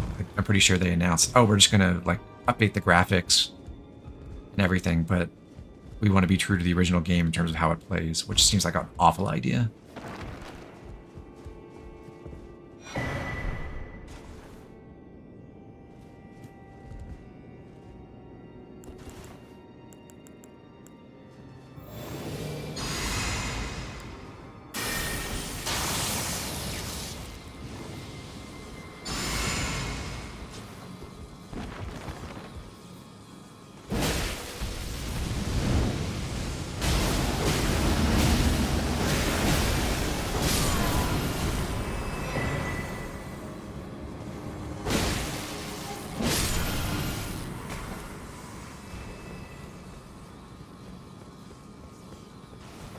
Just copy BG3 systems entirely. Not the worst idea I've ever heard.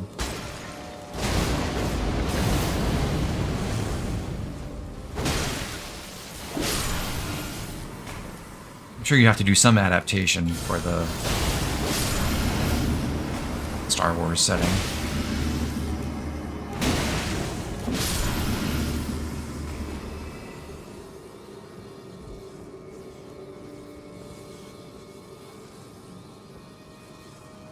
Do you think a modernized version of KOTOR should have more different classes, or should it still be Soldier, Scout, Scoundrel, Guardian, Sentinel, Consular?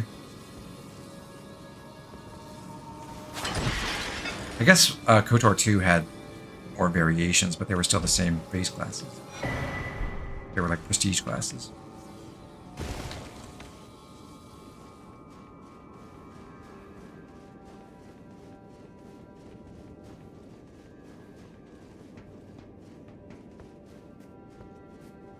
KOTOR, the Jedi game where you rushed to become a cool Jedi before you realized the game was more fun when you weren't.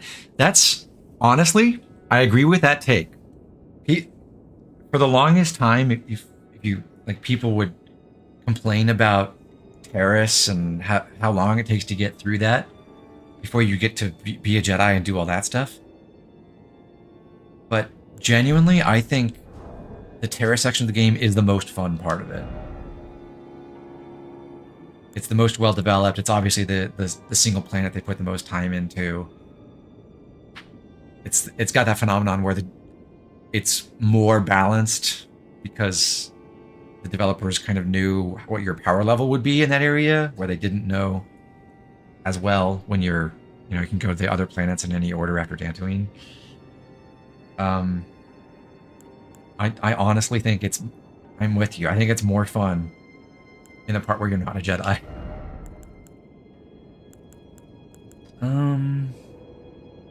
What do we bring against Midra?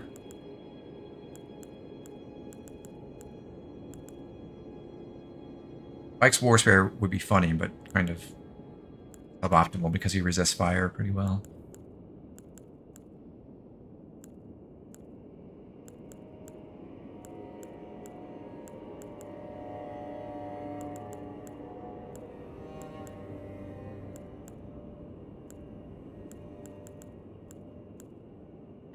Let's go unsheathed on him. Bring back the Uchi Katana.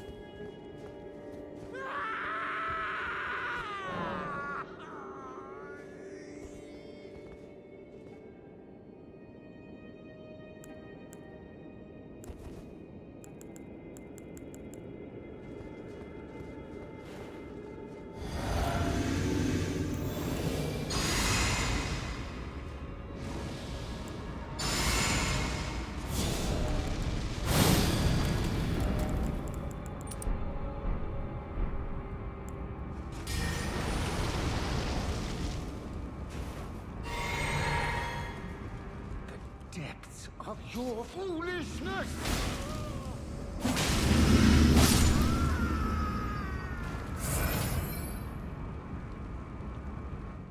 Third Remembrance boss from your most recent playthrough. You did Midra third? That's impressive.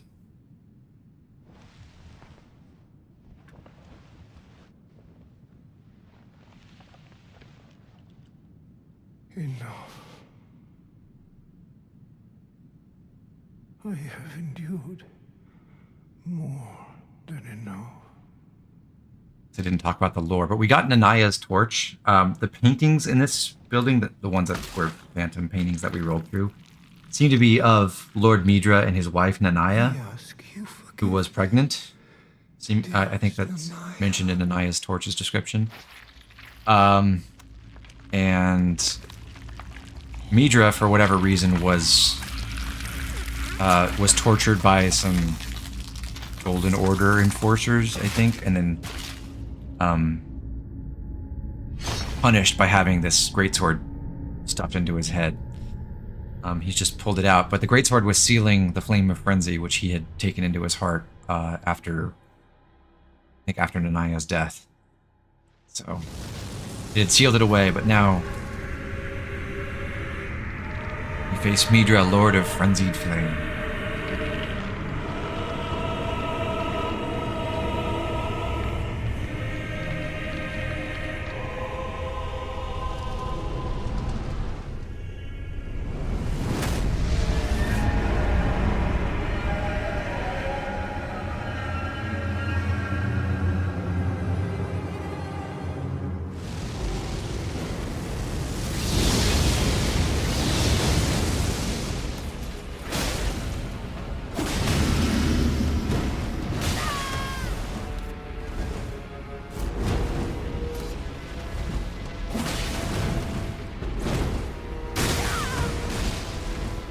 Remember all the combos from this guy.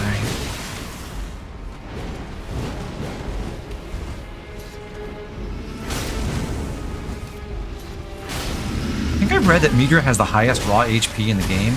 There are other bosses that are tankier because they have damage reduction of some kind, but I'm pretty sure maybe it's the second most HP, but it's something crazy. More than Consort Radon.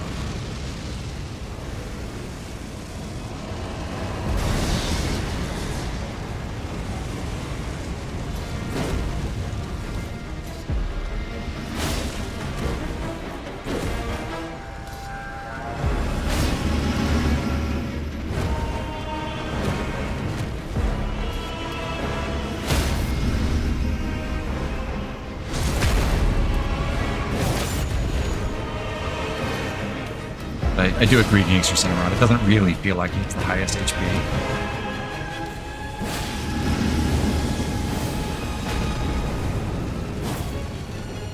Oh, I missed the jump attacker. I think I would have killed him right there. Still, not bad.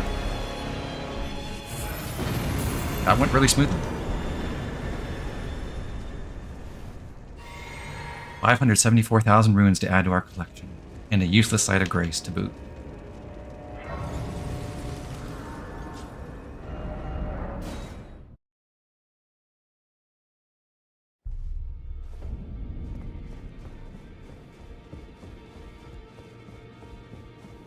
Don't worry, my dear. I'll see it to the end with you, if it please.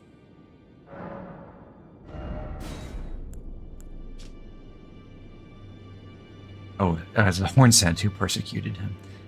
Golden greatsword that once pierced the body of Midra, master of the Manse, used by the Hornsent in the execution of a damnation like no other. The barbs that pierce the victim from within wind gently around the blade. You can also get his incantation, which we can't use. We don't have enough faith. The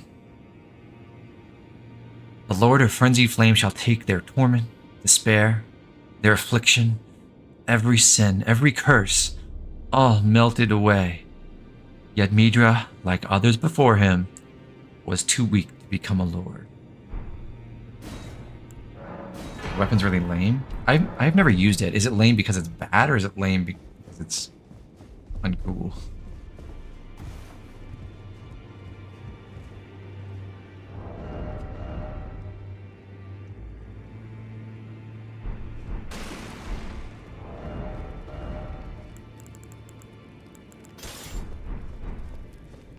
Basic.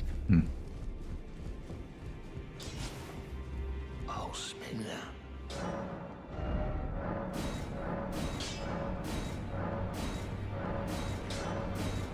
I do have the stat requirements, so I'm going to give it a try, especially because we do have an NPC boss coming up, and I think you can use the special skill against the NPCs.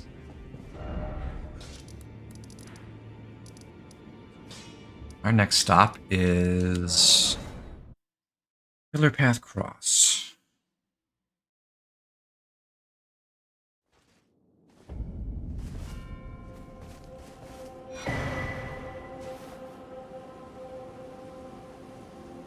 I had no idea there was a message from Letta here.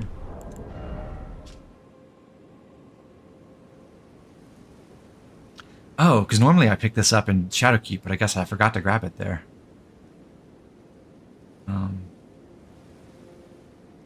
Dane passed on a message. The sealing tree is in the ancient ruins of Rao. It lies beyond the high bridge leading from the first floor of the storehouse. I will join you there once I finish the task at hand. Huh.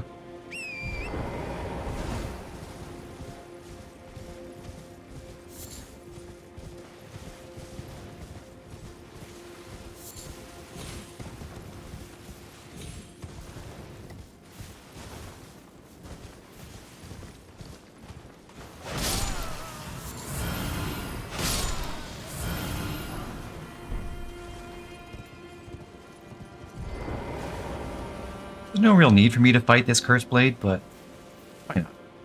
Oh, it's the thrusting heavies for Greatsword. Interesting. And the thrusting lights? Is this like...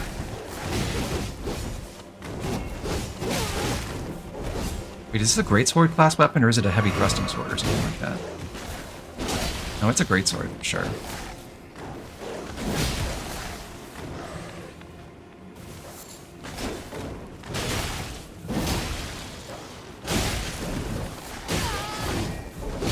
I'm gonna get killed by this, and it's gonna be really embarrassing.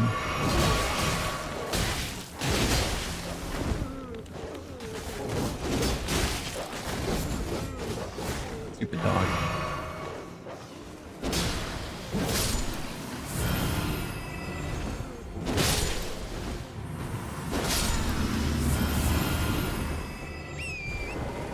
Ever planning on playing DS 1 to 3? Maybe someday, but not anytime soon.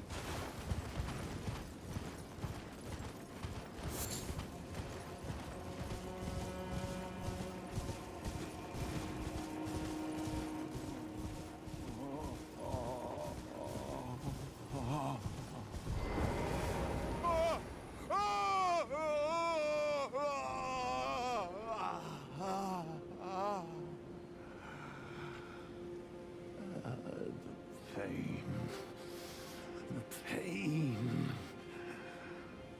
My arms, my legs, each lies a bloody ruin. The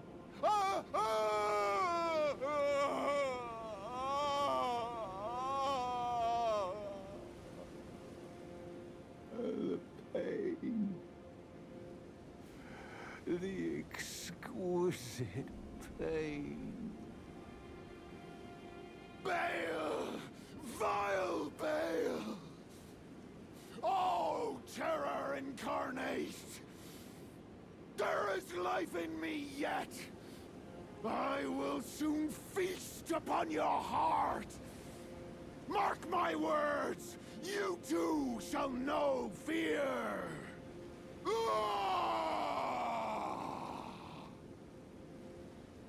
What a performance.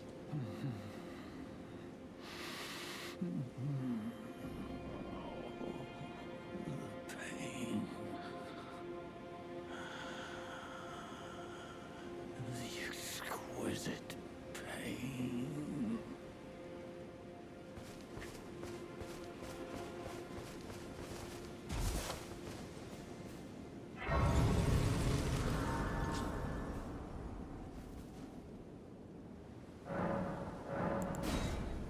Passing time until nightfall because there's another larval tier to get. I think this might be the last one? Probably? No more. I am sorry. I repent. Oh, come no closer. Oh, horror. Please. Savage me no further. Oh, oh, Bonus dialogue. please. No more. Spare me your cruelty.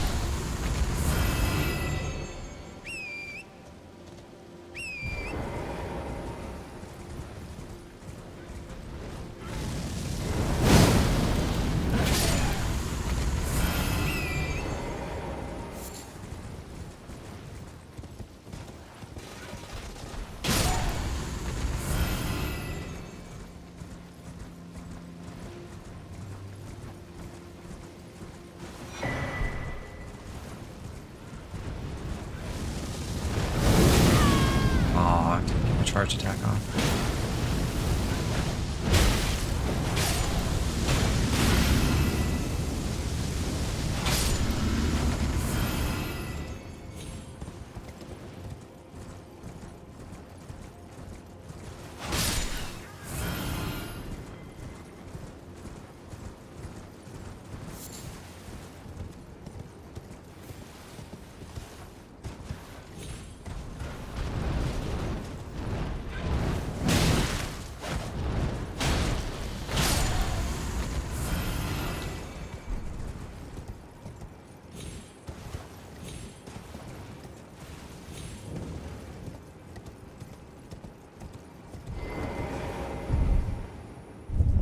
So I think if I were doing this again, I would probably at least do this next area earlier, because I don't think it's scaled that high. Like I don't think I would do Jagged Peak towards the beginning of the DLC, but I think I would want to go through the Dragon Pit into Pharaoh's Hidden Grave a little bit earlier.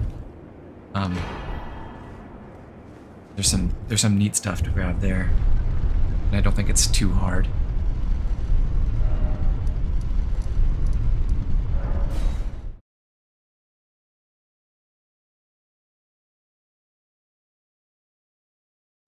Please, no more. I am sorry. I repent. Oh, come closer. Oh, the horror.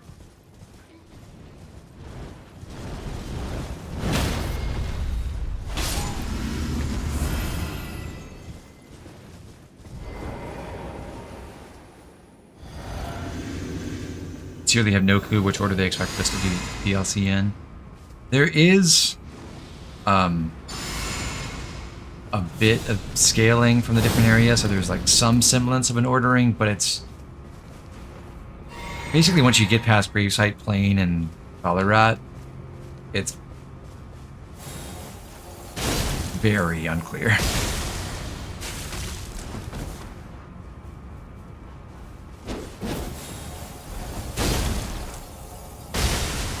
Cheapest NPC kill you'll see all day.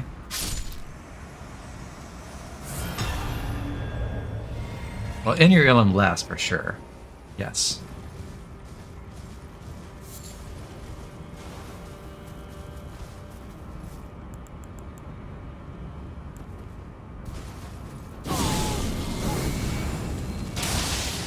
Low.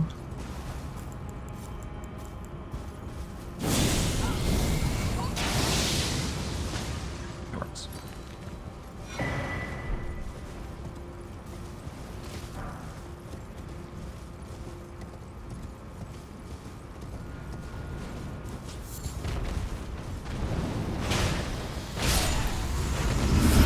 I think probably the expectation is the last four, well, the last 6 big bosses, I guess, in some order, are meant to be Midra, Baal, Metyr,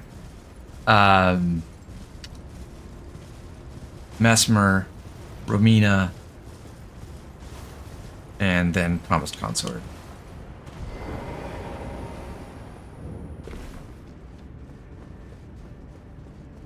But it really is built so you can do whatever and encounter each of those in whatever order you want.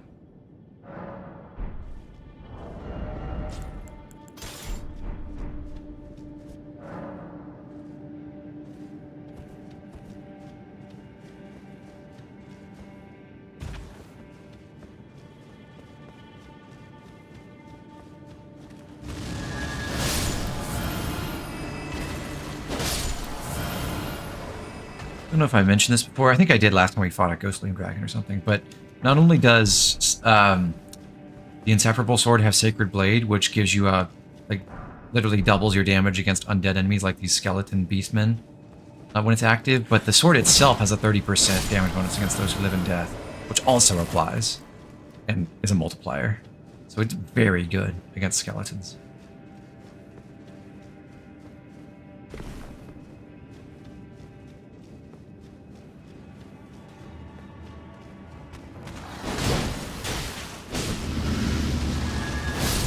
Not a Sacred Blade.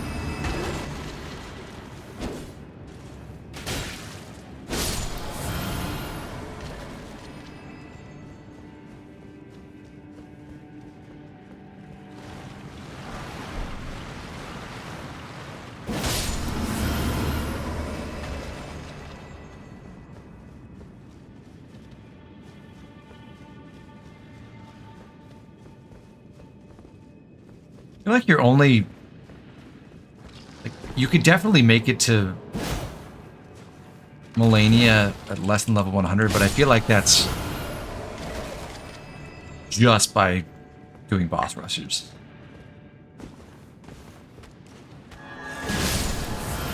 You have to kill, what, at least 3 remembrance bosses? One of them being Morgott to get to her? Because you have to get past Lanedell.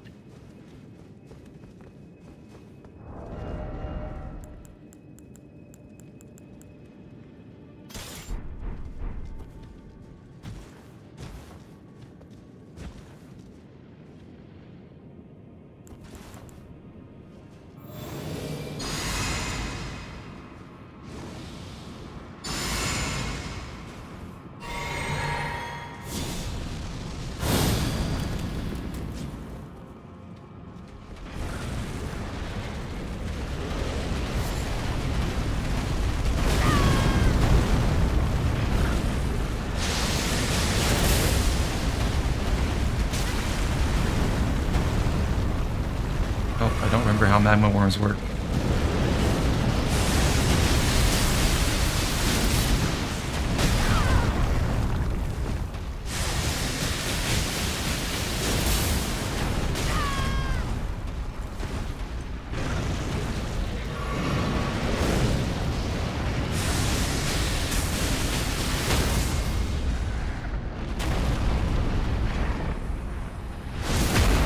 But I do have this skill that does like infinity poison damage. Probably helps.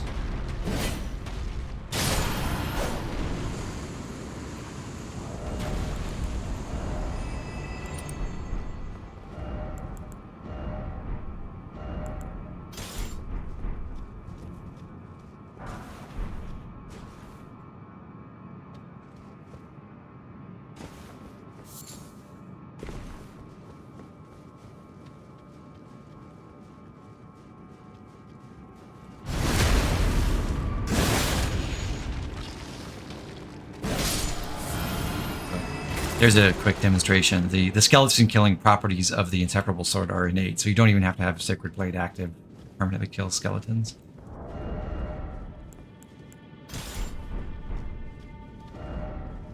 Be brave, show no fear. Okay, well, we all know what that means. Jump!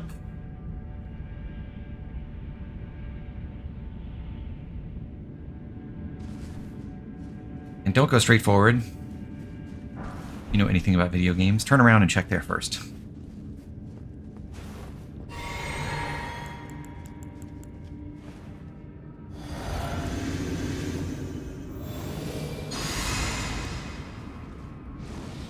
But one of your friends thought your build was OP against Melania. The most OP thing against Melania I've ever seen is I used Morgott's Cursed Sword against her once. And you can just spam the L2, and it just destroys her. It's ridiculous.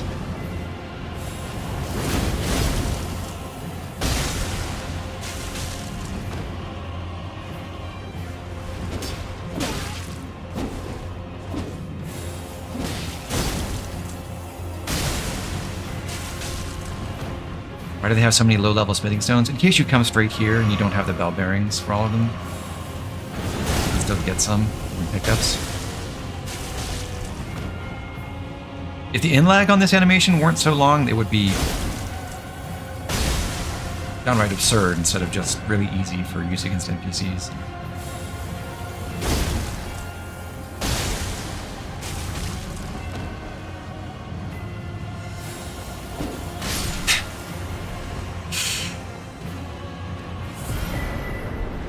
People think Ancient Dragon Man is hard. Just go beat Midra first.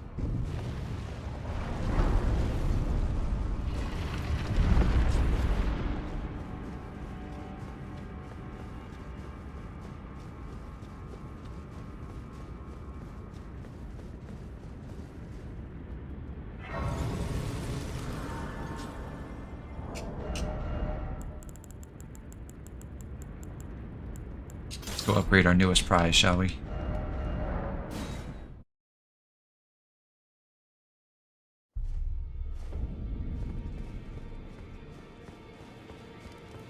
heavy armor square off setup with defense stacking and HP recovery on crits. That's nowhere near the most broken thing I can imagine against Melania. But I'm sure it works great.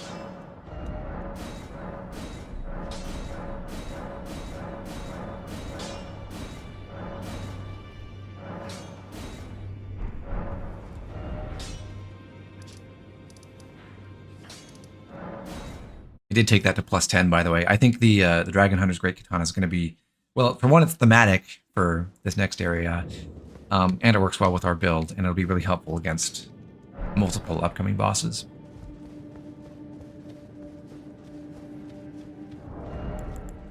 It's not chargeable, though, so I guess I'll take Blessed Blue Dew for now.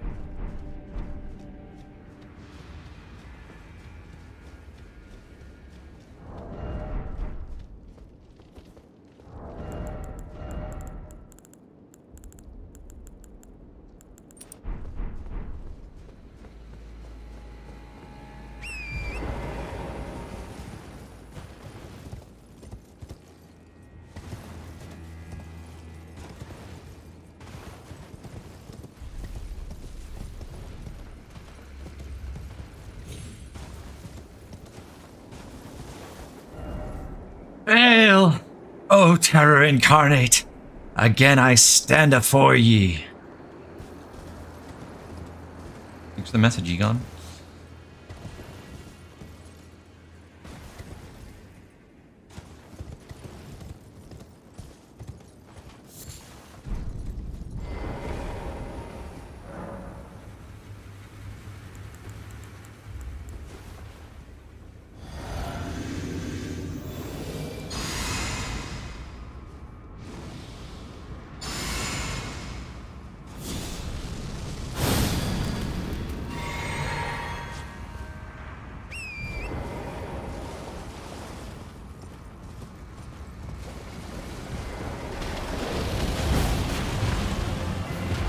Wait, is this chargeable? I guess it is.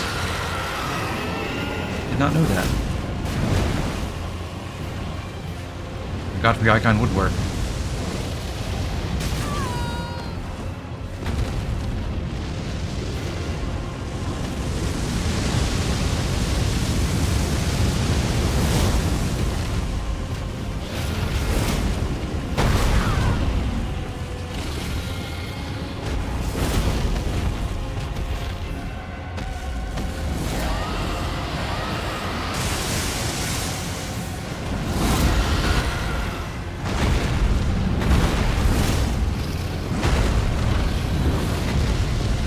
No stance break yet. Though I don't know how much the skill does in terms of stance damage. Not enough.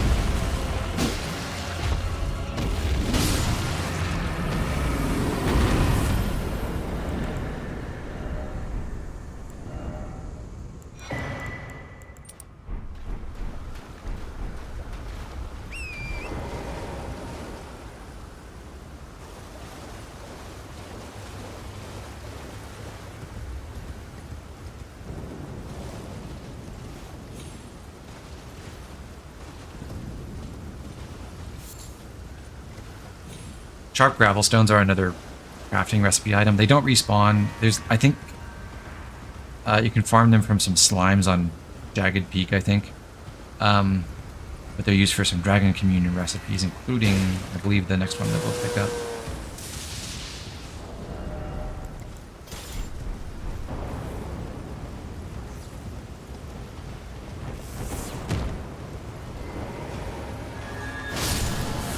That lightning ram chasing me? Oh, it was. Fun.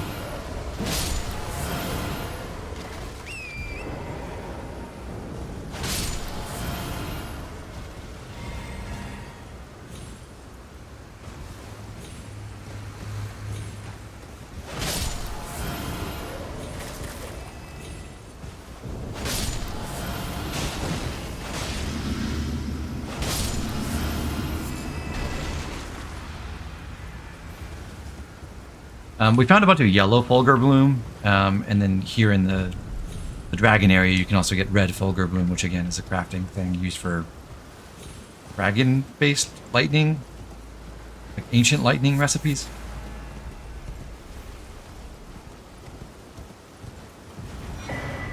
Egon's cookbook lets us make dragon communion grease, which is just a better version of the what's it called? The some dragon.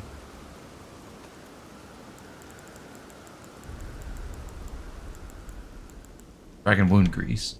So it's a better version of dragon wound grease.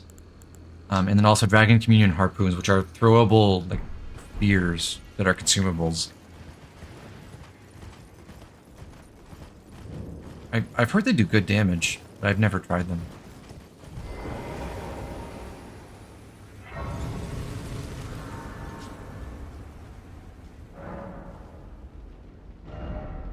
I do communion with Bale yet, but I can do the ritual dragon communion here. There's one additional dragon communion spell, the Ghost Flame Breath spell, which sort of fuses the Glintstone Breath and the Freezing Breath spell. So it's not as much frostbite as the Freezing Breath. It's not quite as much damage as the Glintstone Breath, but it's one slot that does most of both spells at the same time. Warrior true, picture yourself feasting upon a dragon's essence, on the throbbing heart of the oldest, vilest dragon of them all. It would be the purest form of communion, the fullest sating of your hunger and your consummation as a dragon whole. Yes, as it should be. Now, seek the jagged peak. There you will find Bale, the oldest and vilest of all dragons, landbound warrior. Follow your desire and slay the foul beast. Devour its throbbing heart.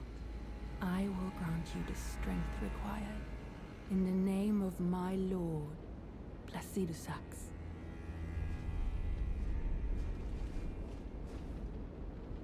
All right.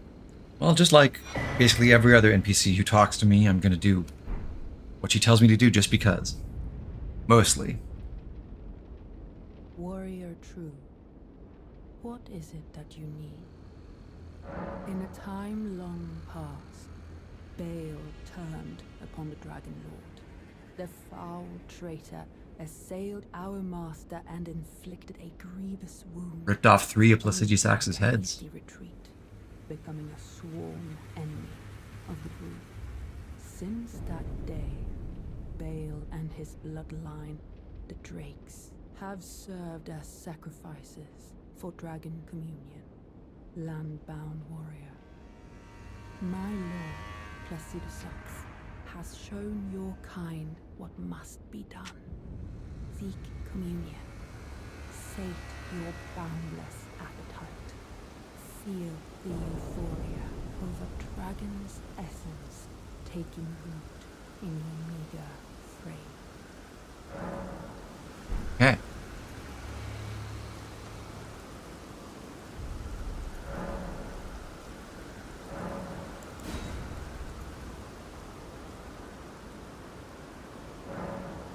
So, when you pass time until nightfall here, after you've talked to the Dragon Communion Priestess, My dear lord, she starts praying Placidusax, for Placidusax. tonight, like every night, my solace is yours.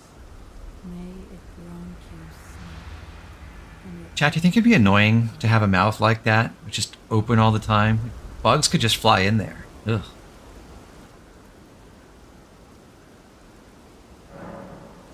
And since we talked to Moore and got the black syrup and then brought that to Tiolier, and we received Tiolier's concoction with the option to use that here. So this changes the outcome of the quest. If you don't do anything, if you don't give this to the priestess, then once you go kill Bale, you'll come back and you'll be able to get her weapon and her heart from here. She'll just disappear. And that means you get a strength arcane weapon that debuffs enemy lightning resistance, and you get a tool that lets you transform into an ancient dragon when you have no armor equipped. So you get basically dragon form just like this priestess. So your defenses are pretty bad in that state, but you get a bonus damage bonus to ancient dragon incantations, which stacks with the Gravelstone seal. So it maximizes the damage from those. If you use Tielia's Concoction, you instead get an incantation, which is basically worse than Golden Vow, and you get the Spirit Ash of Ancient Dragon Florisax. And since this is the more exclusive route, and I don't really care about the other items from the main path, I'm going to use Tielia's Concoction on her.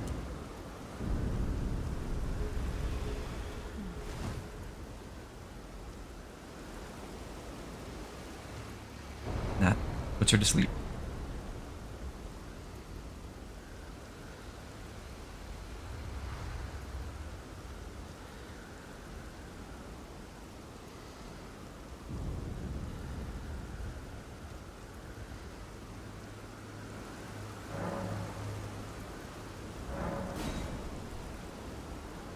Then, if we pass time until morning, then rest one more time. We pass time until the next day. Okay, she's back up. I have broken my pledge. I succumb to the deep slumber. Apparently she's been standing here and offering her prayers at night and never sleeping, ever. Because she made a vow to do that for Placidusax, and we have forced her to break her vow by putting her to sleep. I have fallen from grace. An old dragon. No, go on. Leave me be. Hey, lady.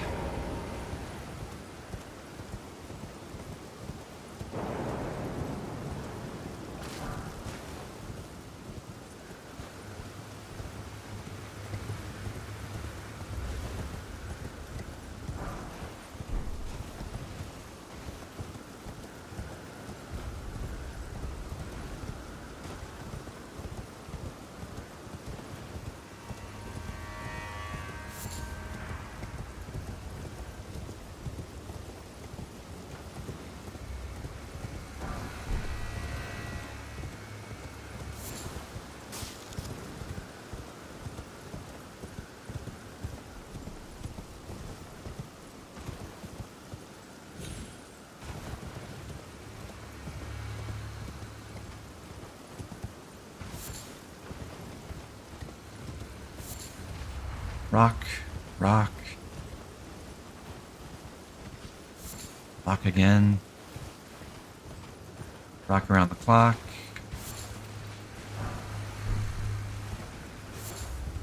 One more rock for good measure.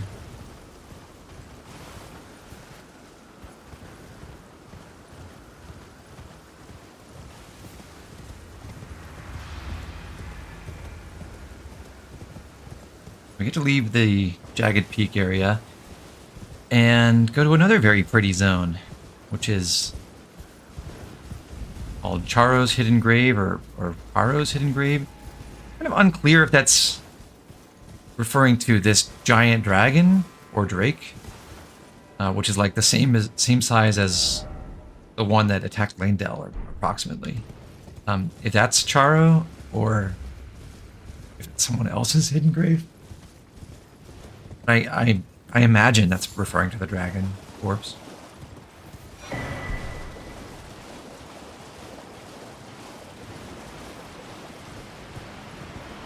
Oh, Mr. Tibia Mariner.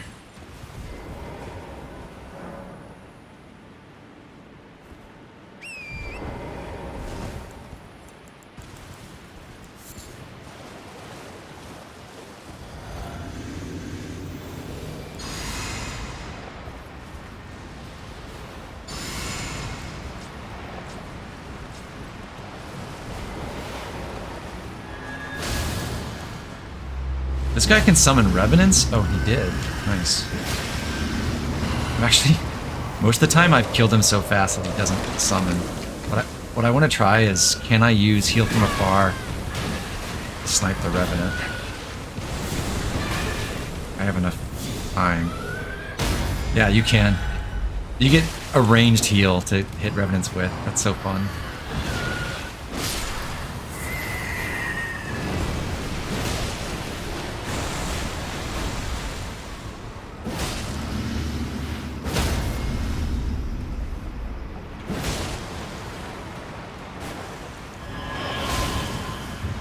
teleported away. Here we go. Up top? Yes.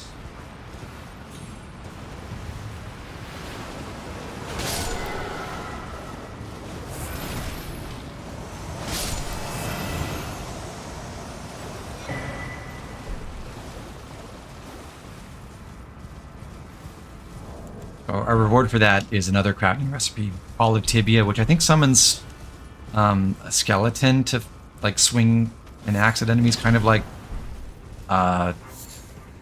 Rosas's axe skill does.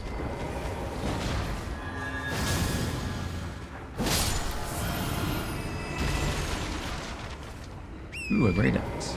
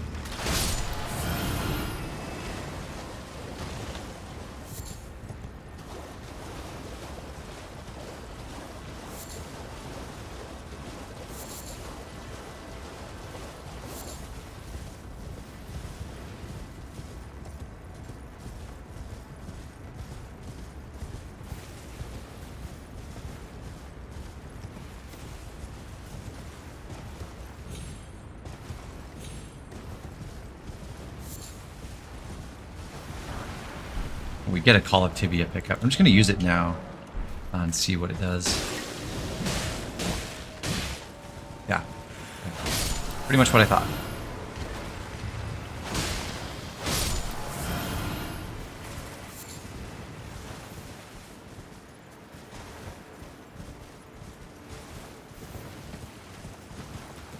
No bandit man.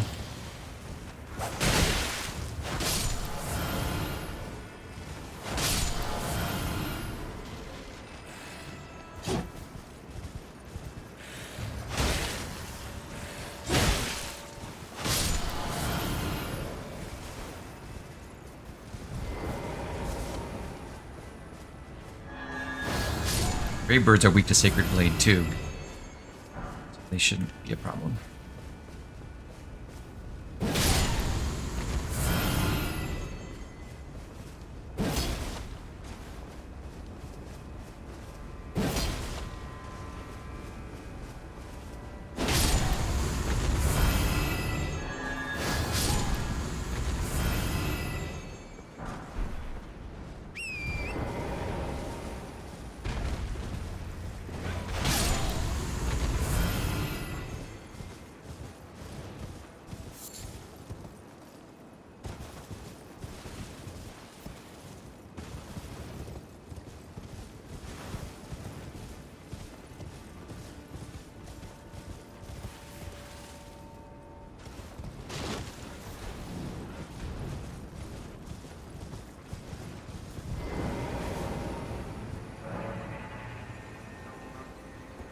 Alright, we got one last undead boss to deal with. I'm gonna change my weapons around a little bit to prep for that.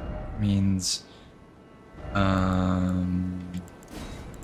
should have my Secret Order dagger and the last rites golden epitaph. Okay.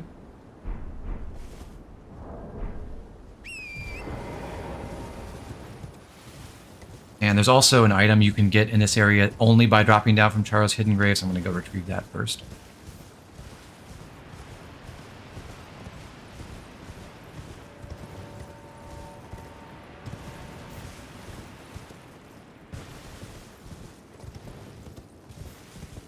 Down on this ship. And collect one additional Great Grave Glovewort.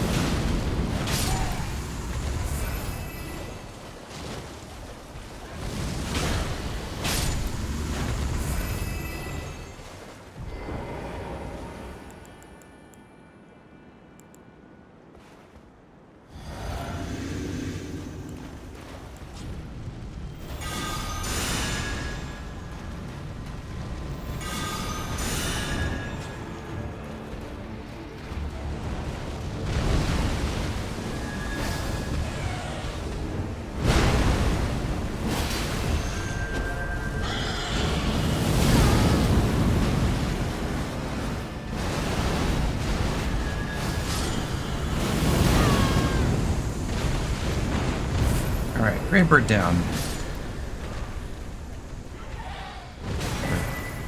I guess it was a death right bird.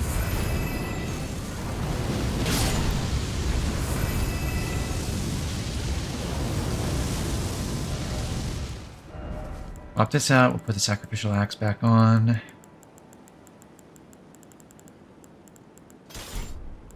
Pop that, and we're good to go.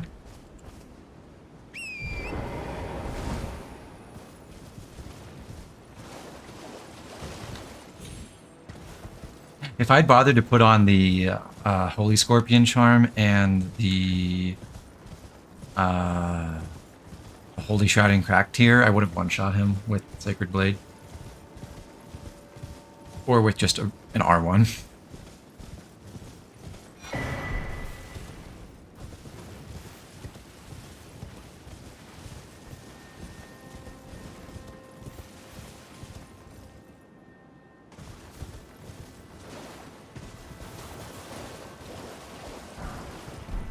Sometimes I forget that the interact button is Y and not A.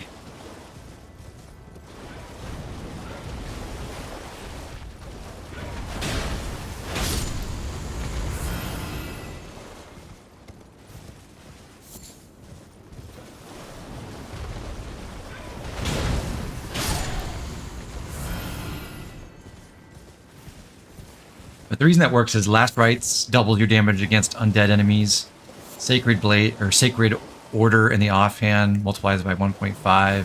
Sacred Blade multiplies by 2. The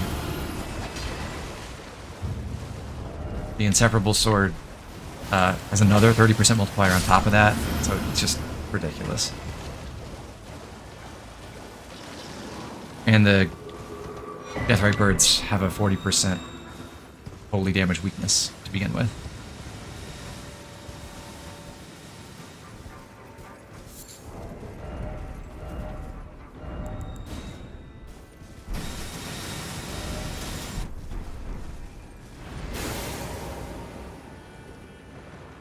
Be a Bloodhound.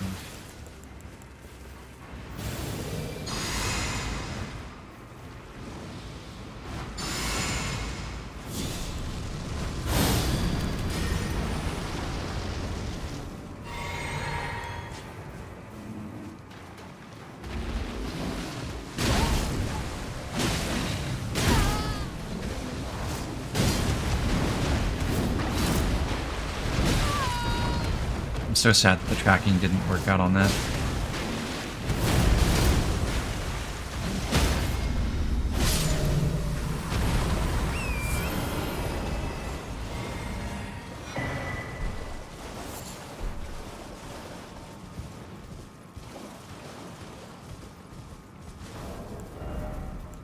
Alright, one last Furnace Golem. I want to have at least 4 pots on hand. I have 1, but I'm going to make it 5 just in case.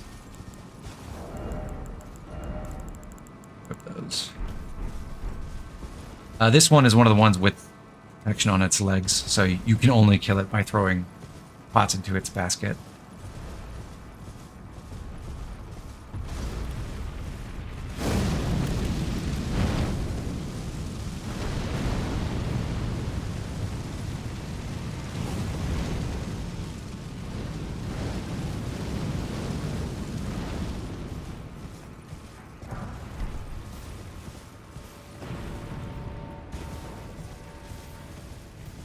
Gotta deal with the firestorm while we wait for it to come closer to this cliffside. This is the only spot where we can actually reach its top of its head and throw furnace pots into it. And it's stalling and just spraying more fire at me. What a nuisance.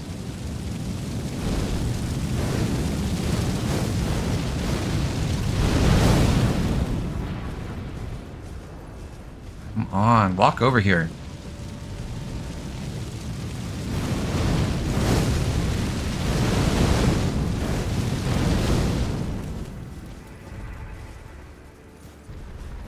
Better.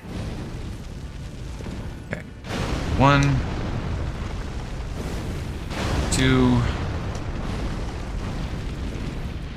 3. Cool.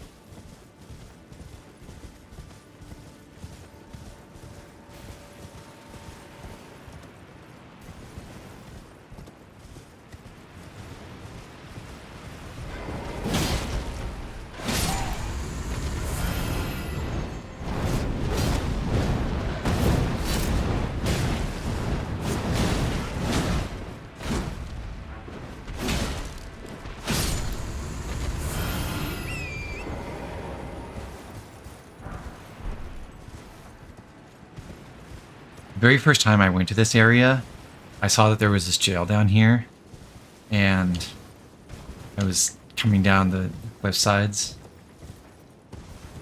to get to it.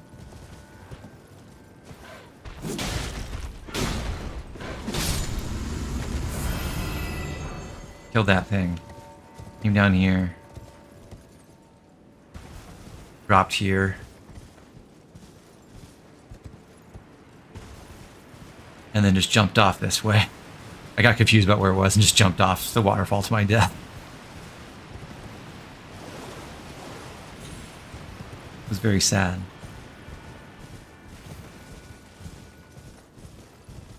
Had to run all the way back from the Grace over this way.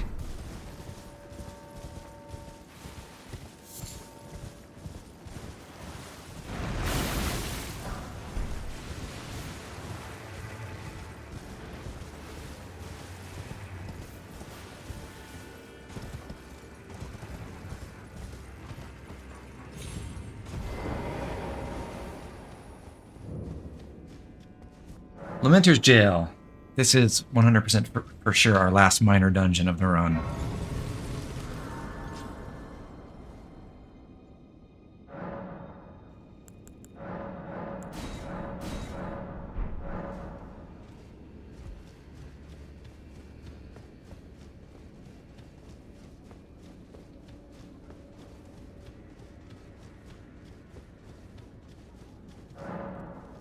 Door's locked. Oh, we're stuck.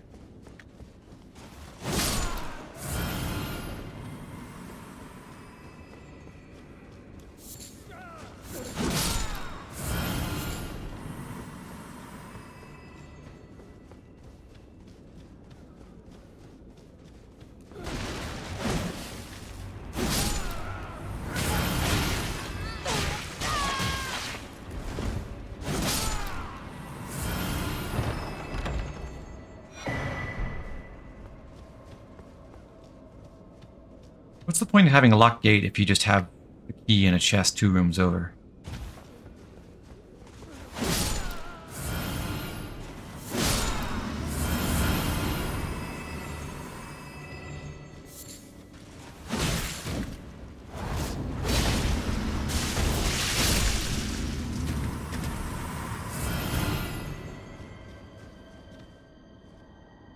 Please, I can't stand the sound. I need no salvation.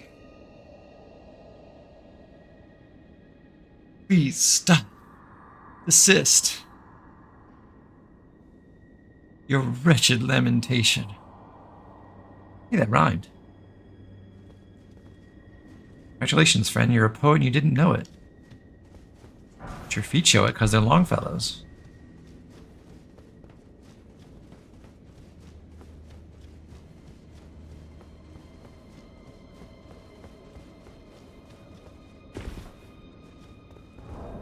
By the way, want to hear what that sounds like? This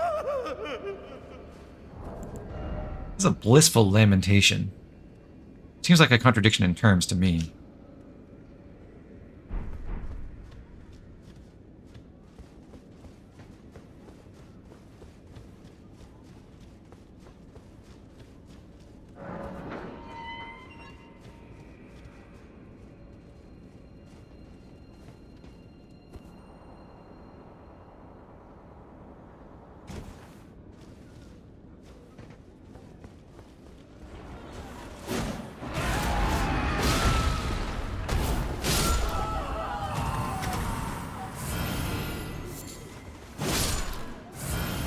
If you want to no-hit this dungeon, how do you get past the jar innards that just explode out of pots already screaming when you get close? Is there a way to trigger them remotely? That one's not an example, because obviously you could just run away or use a different range or something, but there are others that only trigger when you're nearby.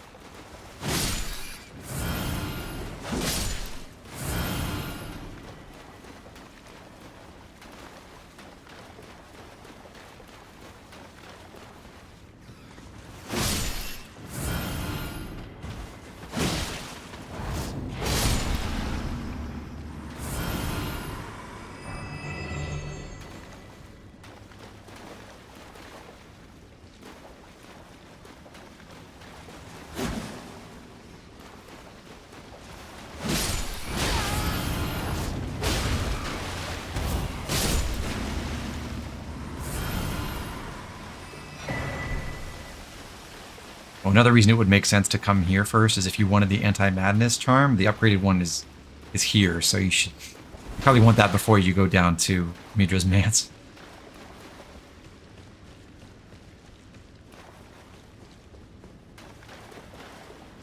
We came down this way, so this is the other exit to take.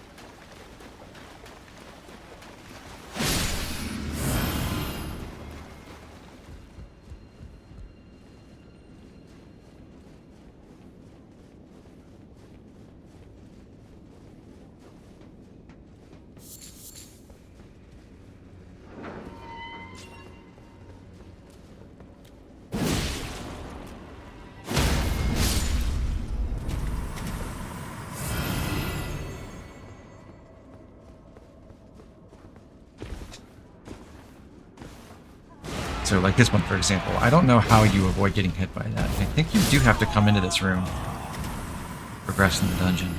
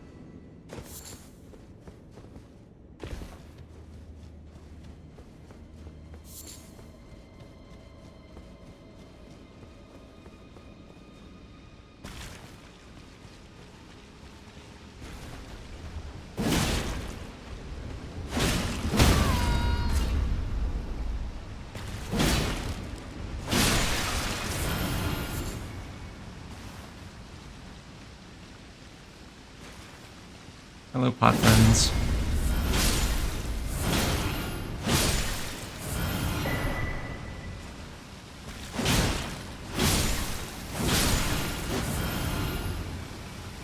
I'm sorry I'm a murder hobo.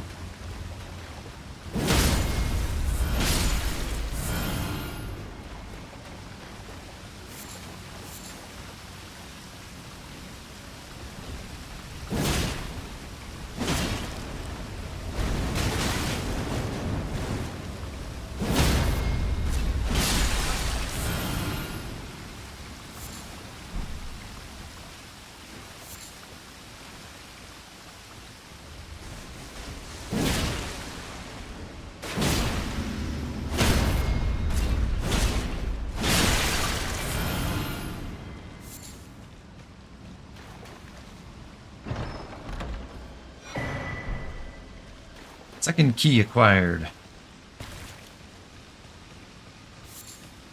And if we climb on this disgusting pile of corpses, we can get out of here.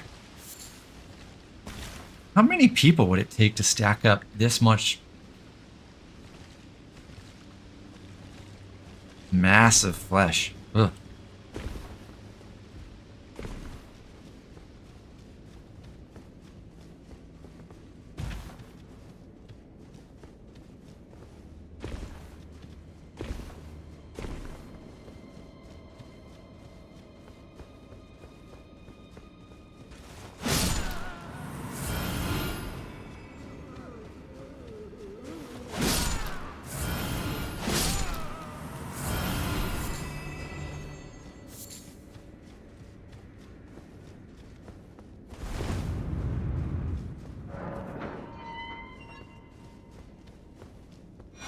Prize for finding that key is the Shadow Realm Rune, and the Lamenting Visage Torch, which the boss also uses, I think. I'm not going to.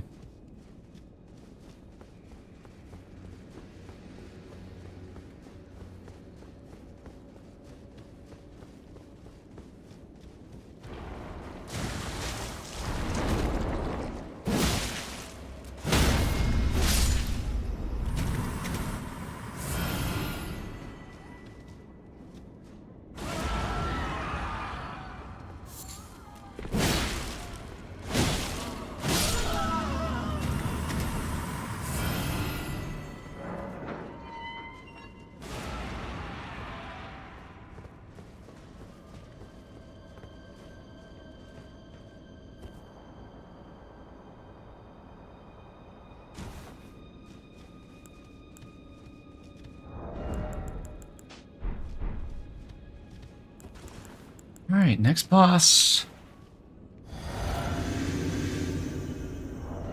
Do I cheese it again with the greatsword? I guess I'll fight it with my Bloodhound's Fang.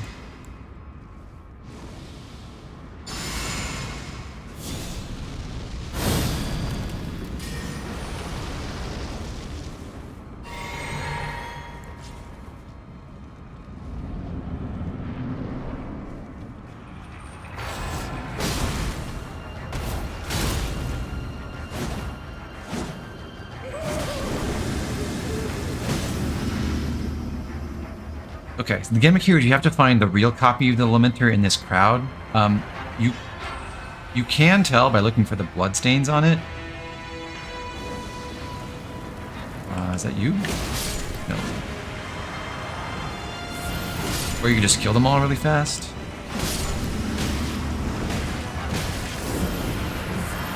But if you don't find the real Lamenter and you don't dispose of the clones fast enough, then he'll like call them back, and it'll cast a stacking curse on you. And if enough stacks get put on you from enough cycles of that, then you just die instantly. I got 2 stacks. That's very scary. I think it's 3 to kill you. You can see the little heads floating around me. That's a fake.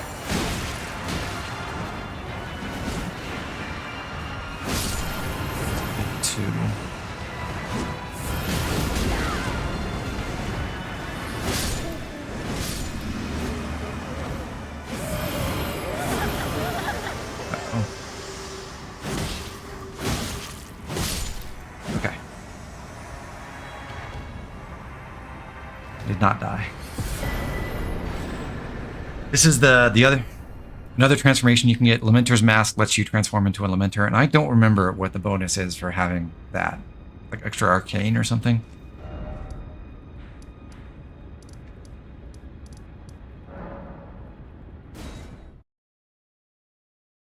Anyway, now it's time to ascend the Jagged Peak. So for that, we'll put on this. Where's our Dragon Hunter's Great Katana?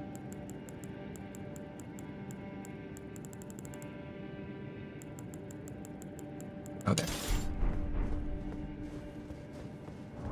I want Godfrey Icon, Guard of Alexander, Millicent's Prosthesis is fine, and I guess I'll just keep the Blue Dew Talisman.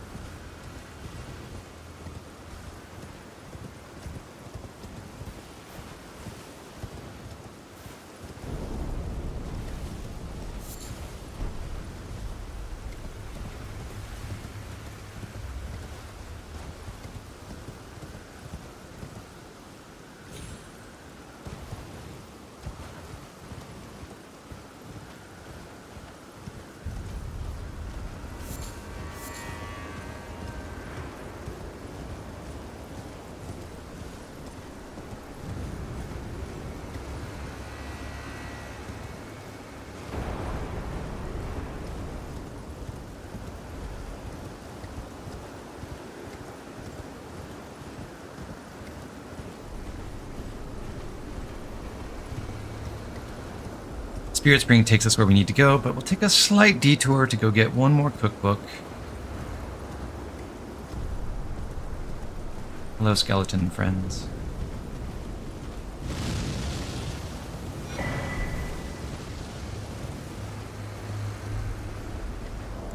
That's for the hefty red lightning pot, which uses those red fulgur blooms we've been grabbing. Big jump.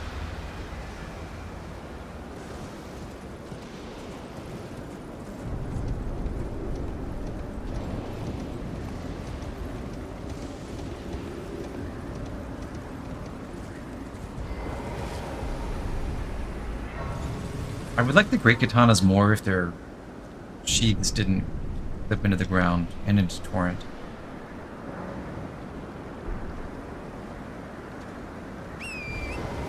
It's also a problem with the Nagakiba.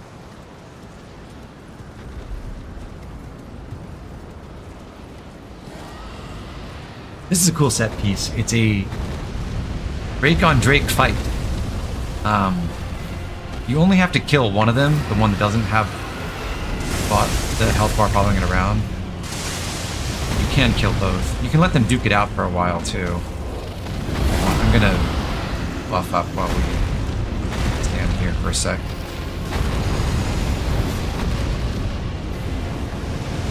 I don't get melted by some flame in the meantime.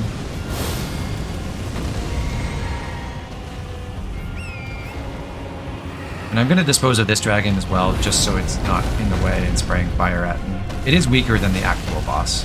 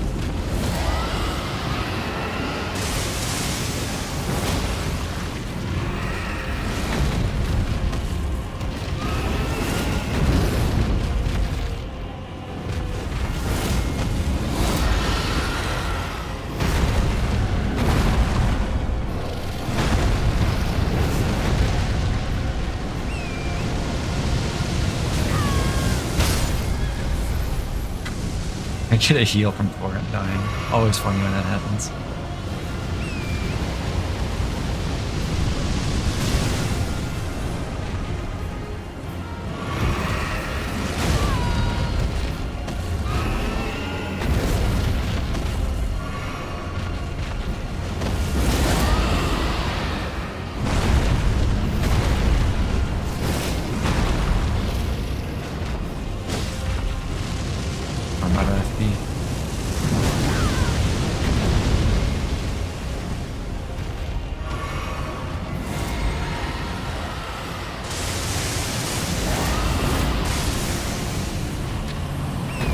Alright, Jagged Peak Drake down.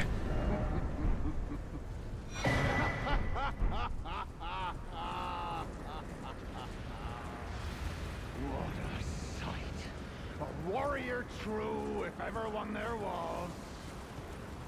A fellow great warrior. Igon. Piteous Igon. Do you not remember? Conjure your past, how once you were, when fear was yet foreign to ye.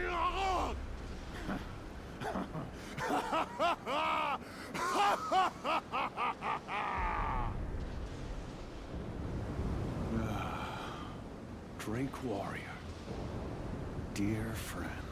Yes, Igon? Me this one wish. Take this finger, my finger, scale the jagged peak, face Baal the Dread, and when you do, summon me. Summon my soul. My limbs are limbs no more. My heart is twice over filled with fear. But a Drake warrior I remain, and my soul yet lies on the mountain. Aye, aye, sir. Having spoken to Igon here, we can go back to the Grand Altar and talk to the priestess and get a little bit more dialogue from her. Go, my lord. Oh.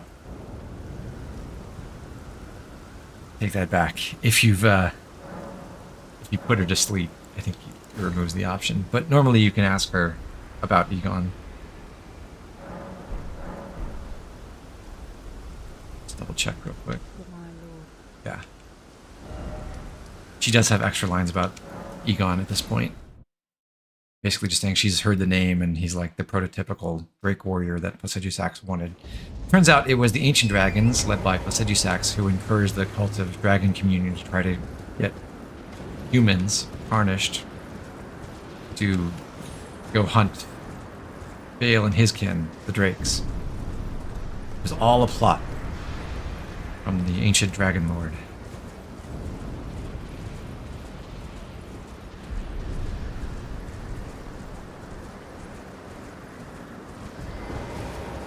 R.I.P. Igon, by the way.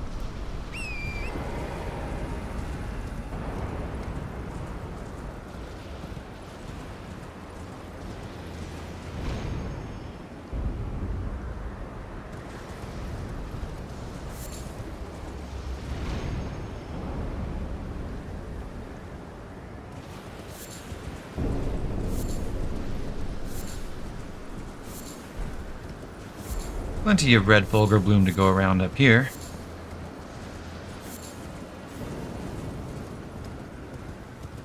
Does this game have a paraglider? Jagged Peak makes me wish it did. Imagine the places you could go from here.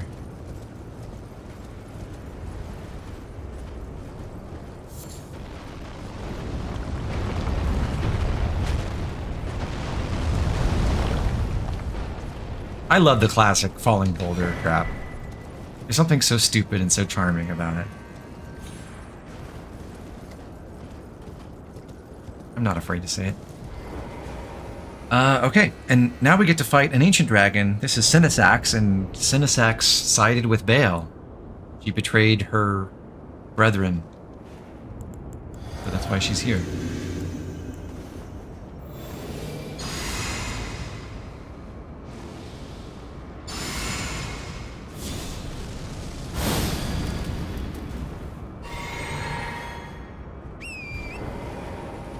I think the last time we fought an ancient dragon, we used Stormblade. I don't really know if Dragon Moon Slash is going to be an upgrade to that or not. Good damage. But the really shitty thing about this fight is it's a lightning dragon on a pond. So you get the lightning shockwaves when all these electrical attacks hit you, and they're really obnoxious to dodge.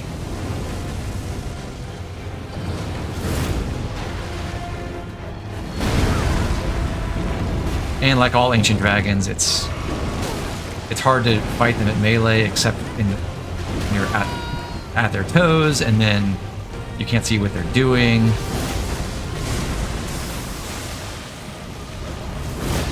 So I wish they had taken the opportunity here to maybe redesign the ancient dragons a little bit, change the moveset, make it so that it's more feasible to fight them alternative methods besides just wailing on their toes if you're a melee character. Do something different. Sinisax is, I think, pretty disappointing as a boss.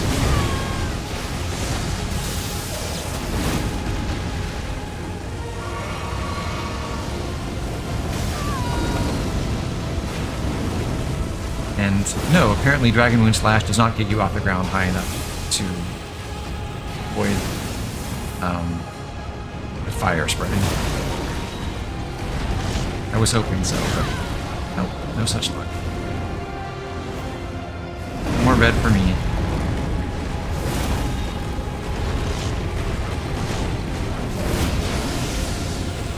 That missed. So sad.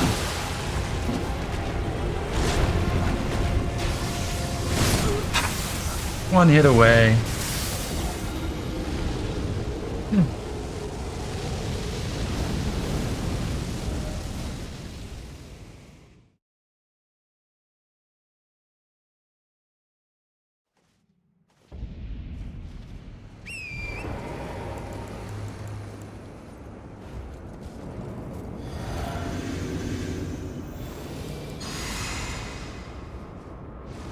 I'm really mad that that last charge Dragon Moon Slash apparently didn't properly connect and only did like 2% damage instead of the huge amount it was doing on every other time I hit the head.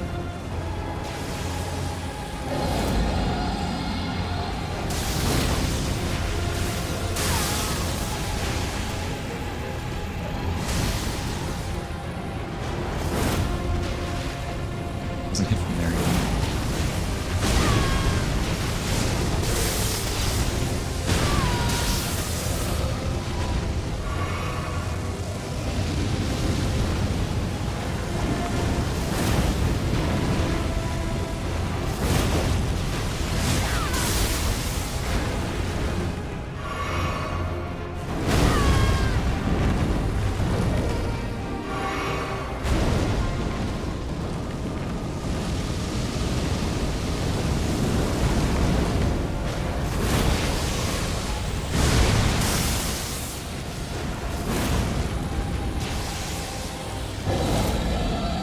Also, can I say it's dumb that the Ancient Dragons have such enormous stance damage mitigation that it's almost impossible to break their stances?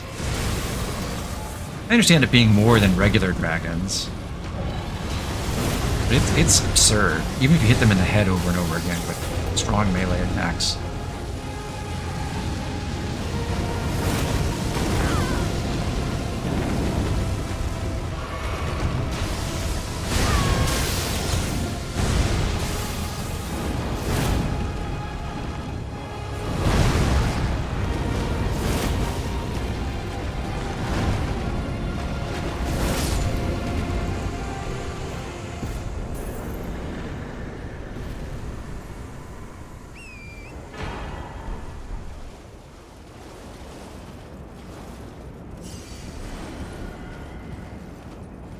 One time, I died to this boss, and my runes were trapped in this pillar when I respawned because she had broken this thing, and I died on that spot, and I couldn't get them back.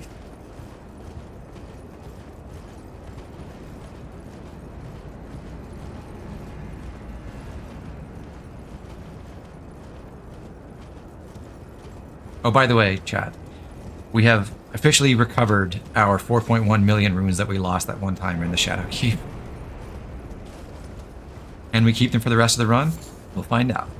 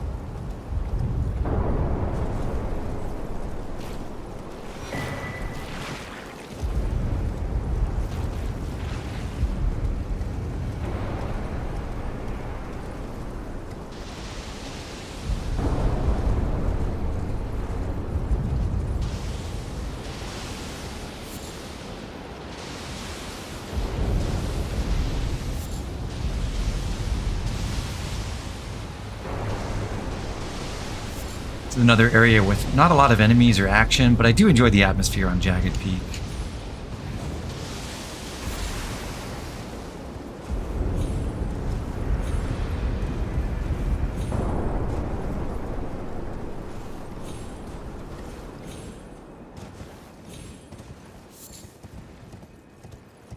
It's so theme park coded. That's one way of putting it.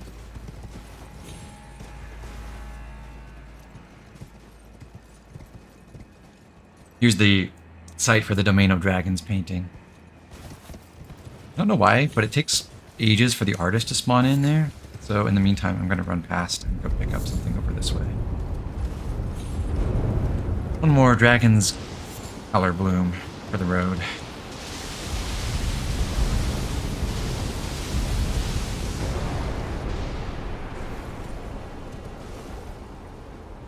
Yeah, I think I'm the artist.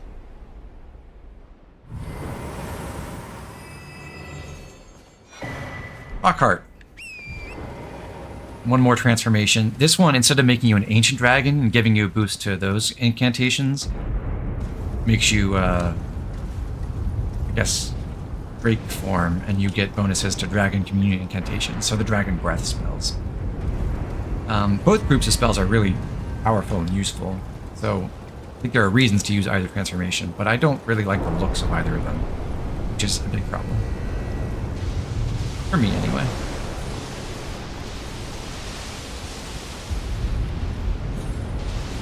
And having very little poise is also annoying.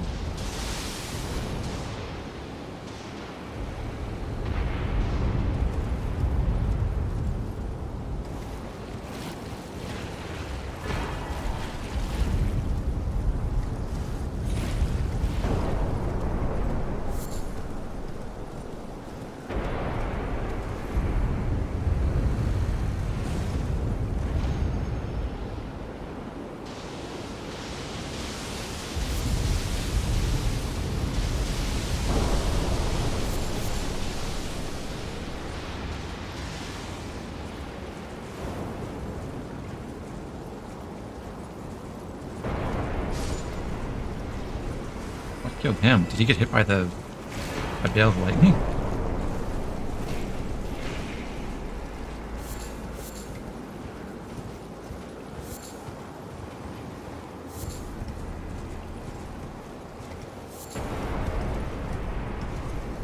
Hey, Spirit Spring, take me to the top.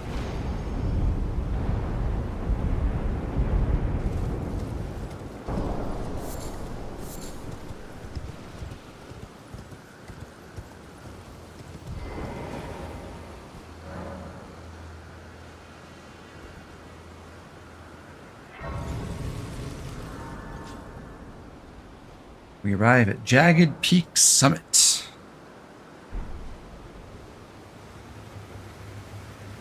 Let's get in there, shall we?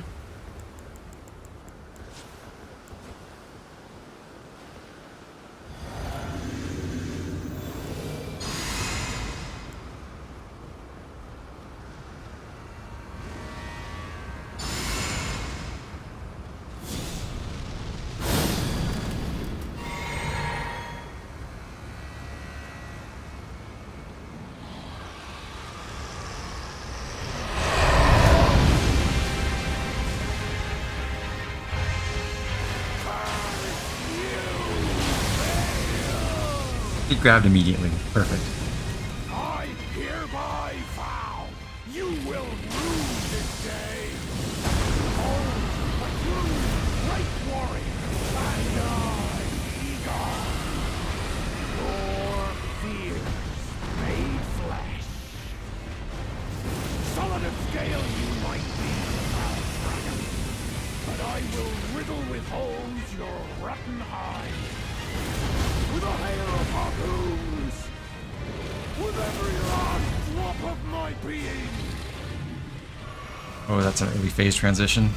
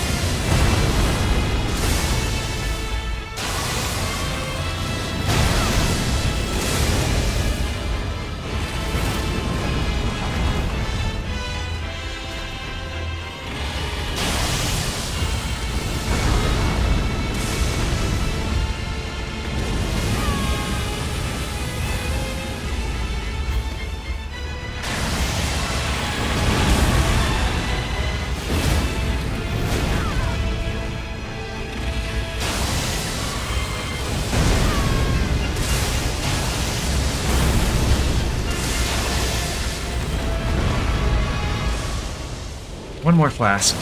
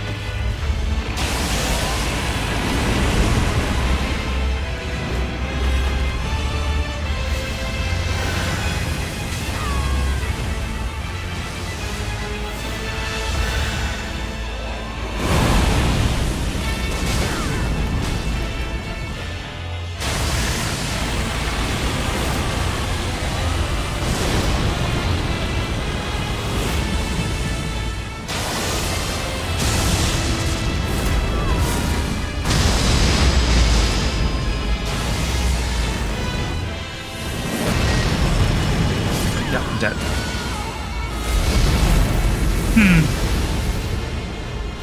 I think just spamming Dragon Moon Slash is maybe not the play, and I should work a little bit harder on, you know, fighting him normally.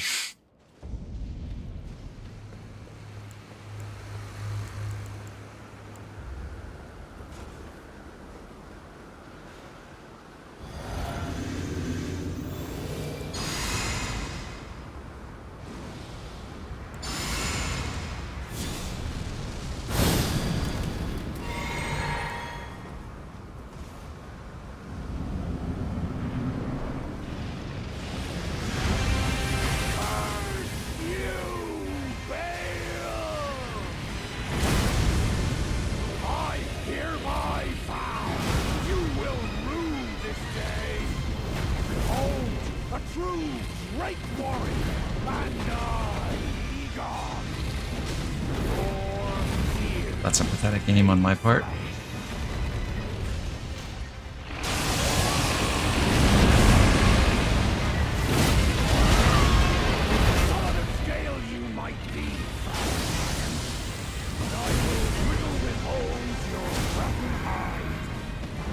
Ooh, that's good. Got the stance break. With every last drop of my being.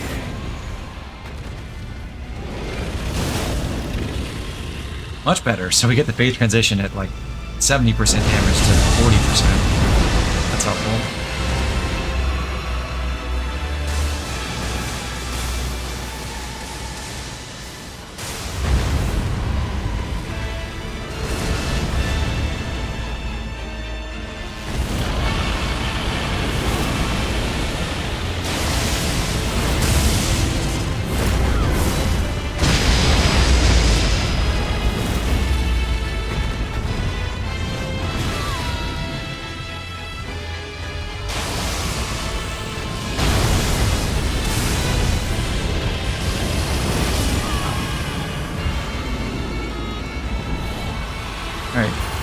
Chat, we have saved our runes.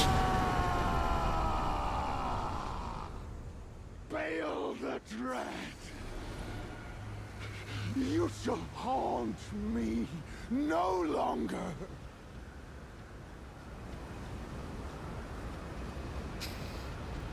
So long, Igon. We salute you.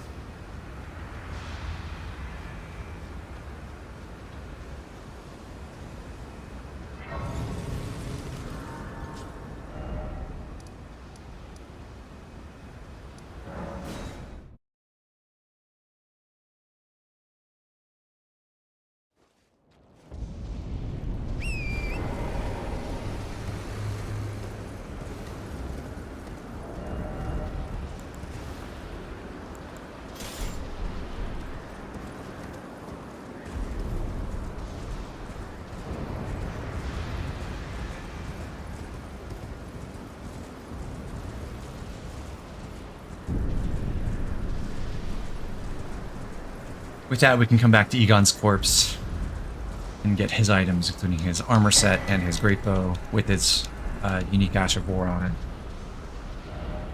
And we can go back to the Grand Altar. Talk to her now that we defeated Baal. Talk to the priestess. Finally, our wish is granted. Our dream, long yearned for. I think it's a little bit strange that if you don't give Laura Sachs the potion, then she just disappears and you don't get any dialogue with her upon defeating Baal, because that was her mission, right? I don't know why they didn't have her say something.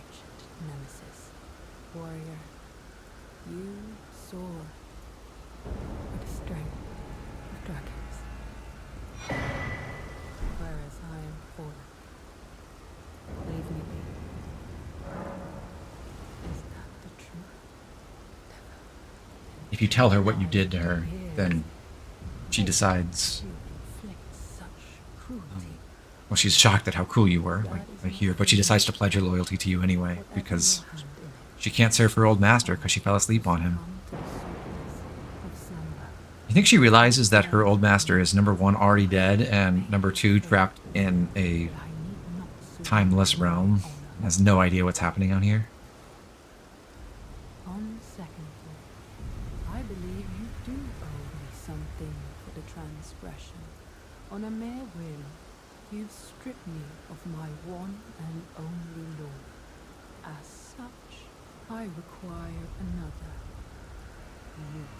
One day, may you become a dragon whole, a lord of your own making. Lead me, and I will follow, my good lord.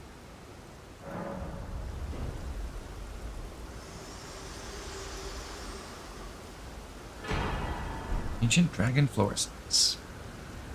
Okay, and finally we can do our communion with Bale. If we consume... I guess I'll check. Bale effectively is a remembrance boss, except it's not a remembrance. You get his heart, and you can gorge upon this to absorb Bale's power. If you do, you can buy either Bale's Tyranny or Bale's Flame Lightning. Bale's Tyranny is like a flashier version of Dragon Maw, but I think it's slower and less damaging overall. Bale's Flame Lightning is, I guess, kind of like Dragon Claw, but with fire and lightning damage as well. Both of these tell you that even after being consumed, the throbbing heart of Bale continues to resist its subjugation, never weakening. So, when you eat this, eventually, Bale's fire will consume you from within. I think we got enough fire consuming us from within. I'm not going to worry about that. Doesn't really matter which we take, but I'll grab that one. So, now there is only one overworld area left. The area west of Shadowkeep. That's where we're going next.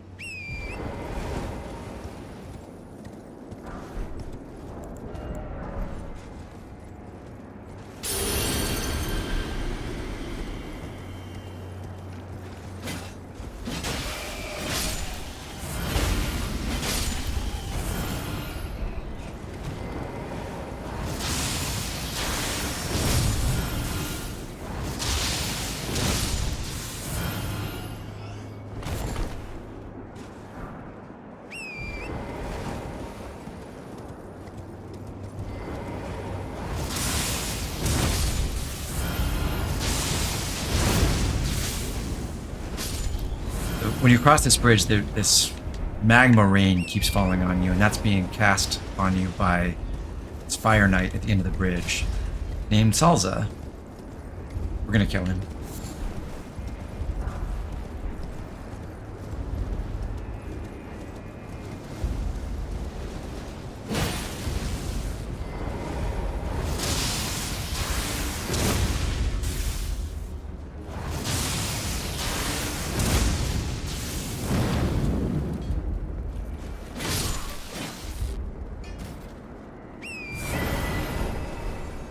Free hat.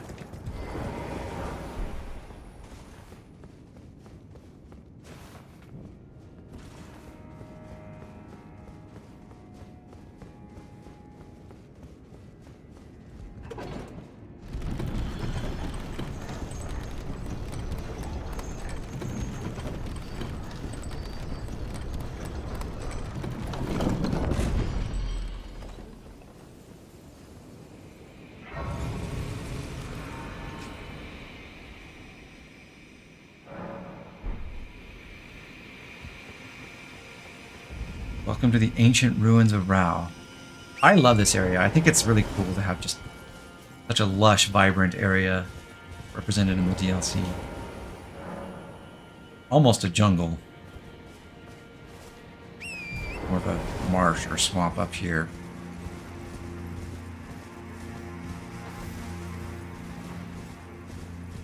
It's such a nice change of pace from most of the game, which is different colored grasslands.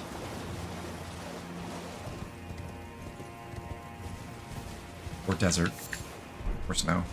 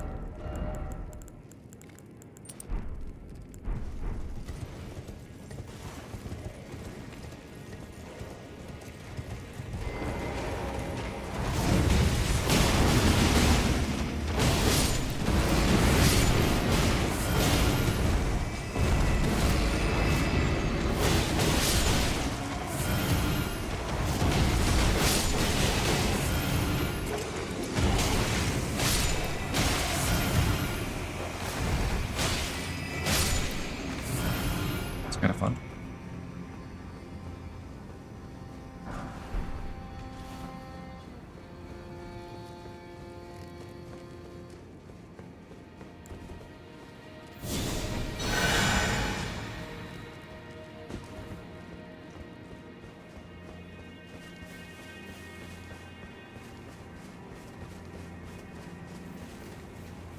Which moveset does the Hannah Melania have? Is it the normal?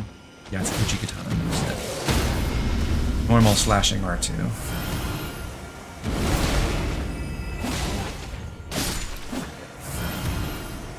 God, the sword is long.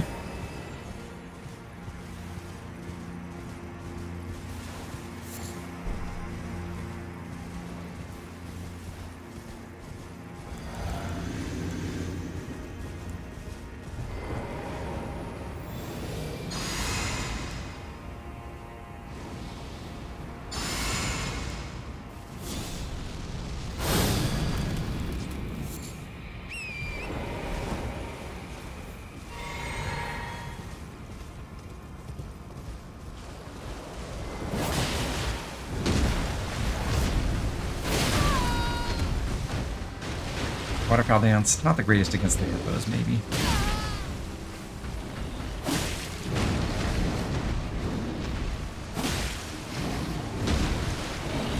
Makes sense. If I were waterfowl, I probably wouldn't want to pick a fight with a hippo myself.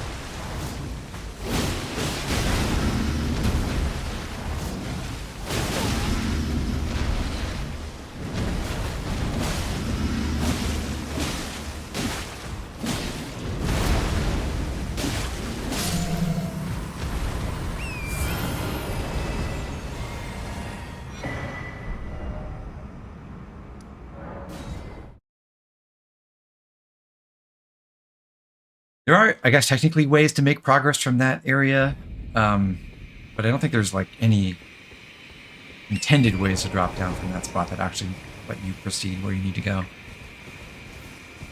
You just land on stuff, on geometry that's not really meant for you to... It's not the intended path.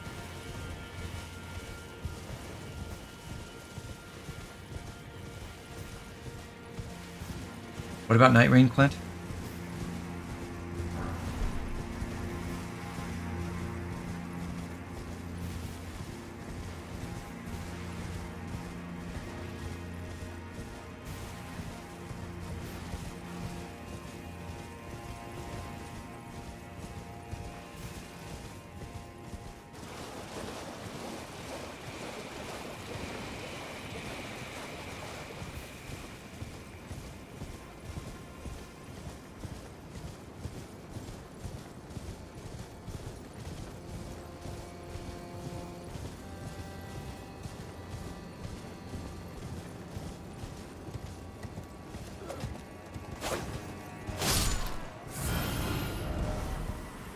This area is one of the ones that shows off the limitations of Elden Ring's map.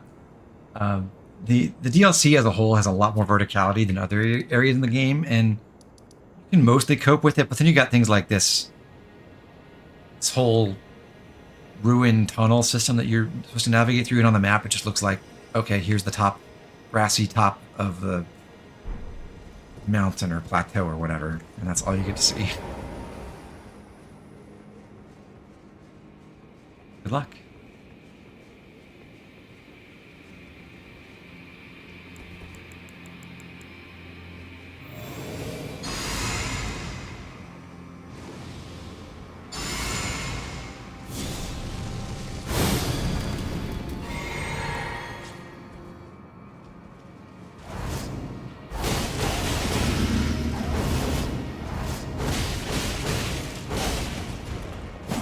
Almost one skill use, if only the second round hit.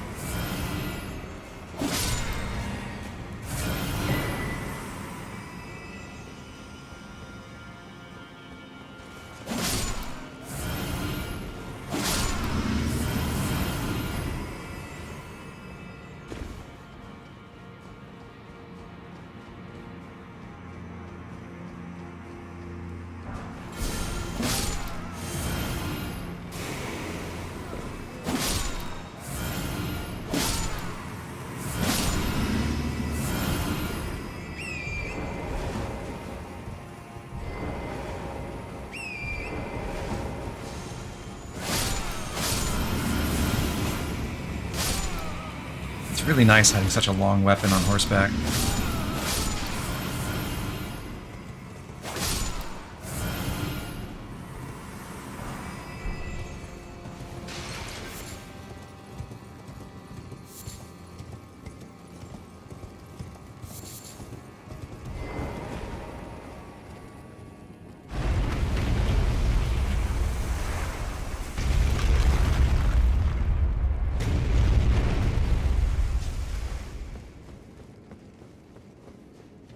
Hey, the spider scorpions are back.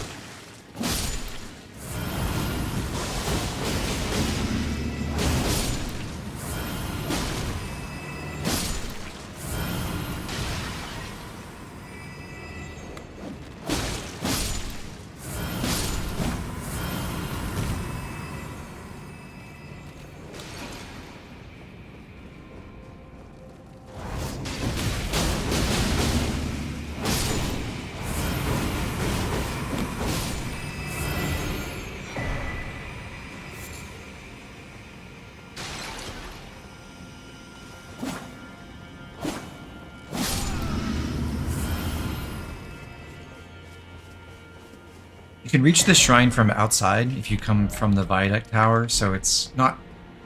You don't have to realize there's a an illusory wall there to be able to find that that cookbook.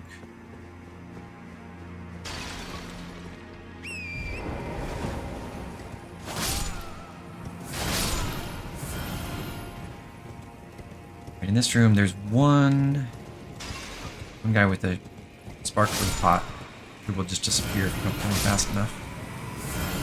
Luckily, that one's not important. It's just some spirit calculuses. Not a Shadow Tree fragment or a revered spirit ass. It's really annoying when the ones that have the Shadow Realm blessing items disappear, and then you have to just reload the area to get them to come back.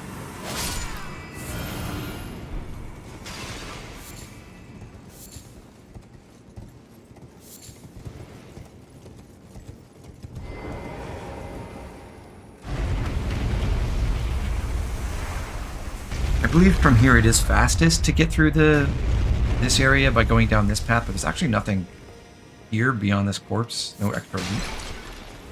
Just some snails. So, and a way to drop down from there. So I'm going to go through this side and continue exploring.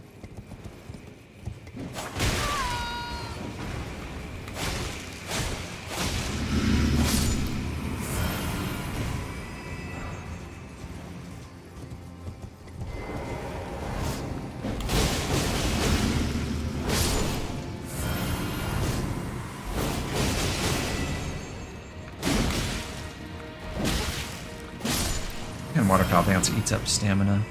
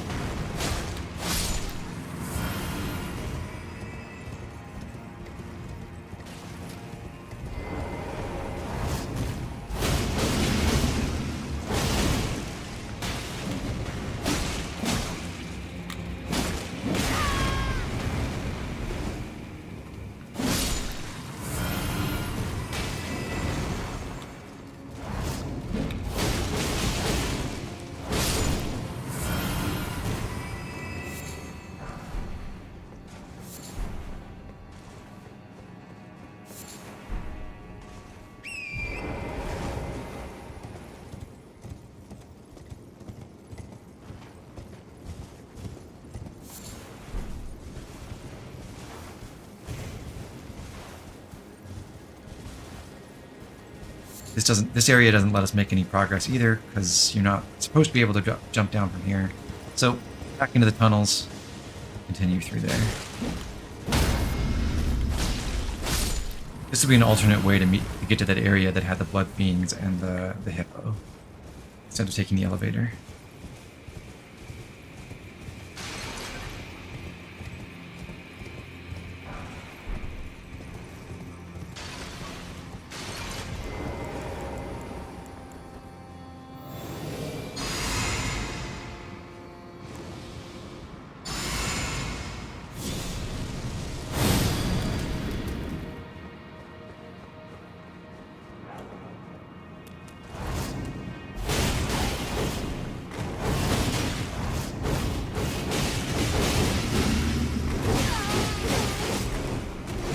I just got waterfowl the answer back.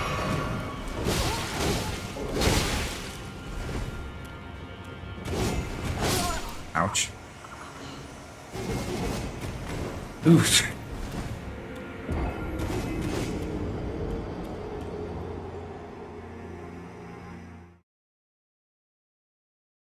No Stake America for me either. I have to ride all the way back through.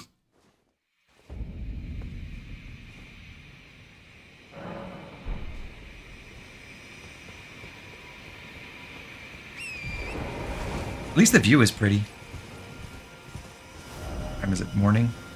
Lovely.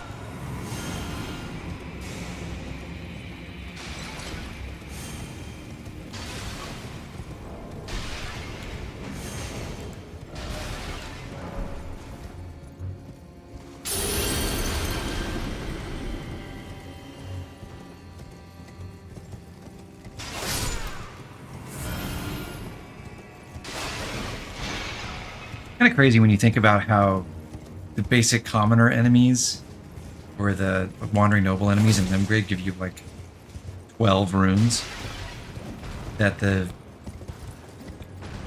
dinky little shadow undead here in the DLC give you in Ancient Ruins of Rao give you 1486.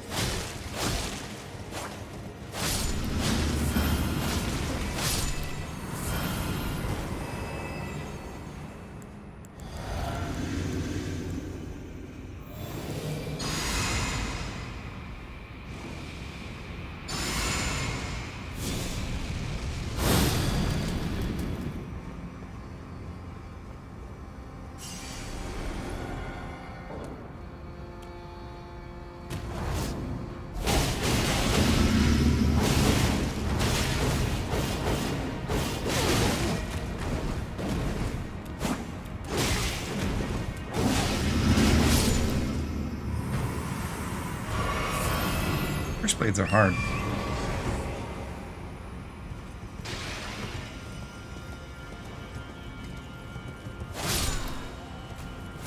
It's a Shadow 2 fragment guy, don't want to miss him.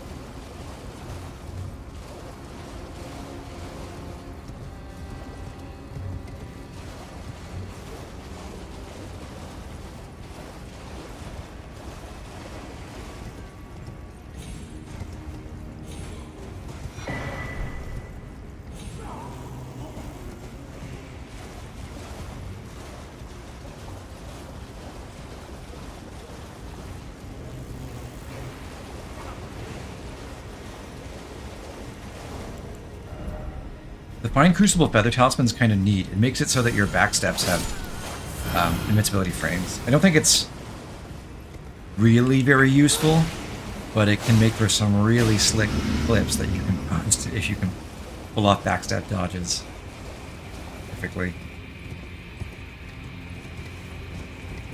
Because the ending lag on a backstab is less than on a dodge roll. You can like start your next attack, punish enemies more easily.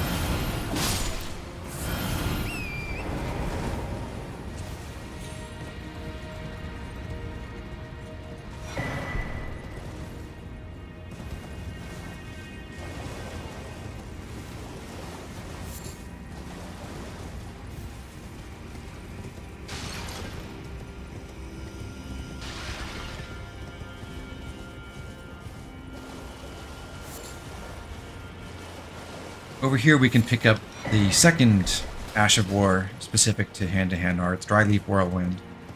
I haven't really tried the hand-to-hand stuff, but I don't know if the next enemy is exactly the place to start. Touching the cross, it says, I abandon here the last of the flesh of my body.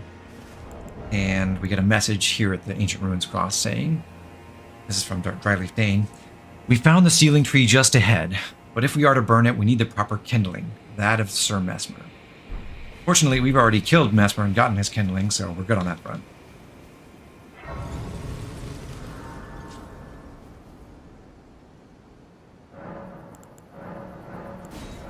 Blessing level 18.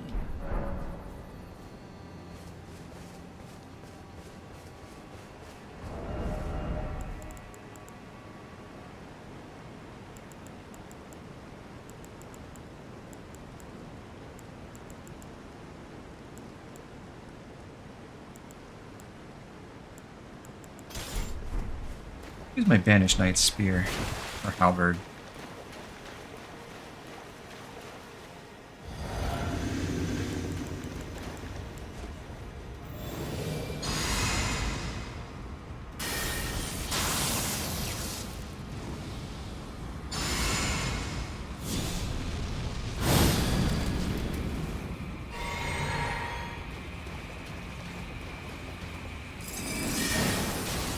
This is Crucible Knight Devonia, who gets to use a unique hammer added in the DLC.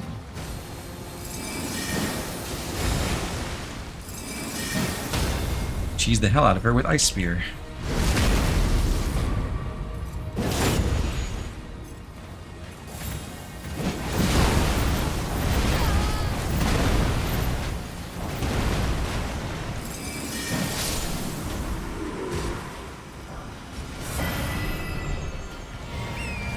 Rest in peace, Devonia.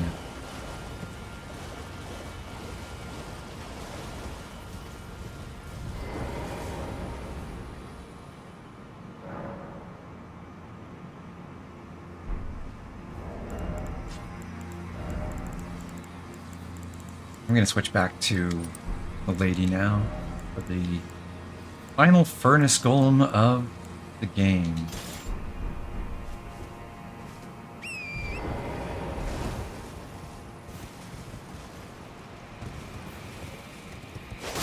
Rises up in the distance.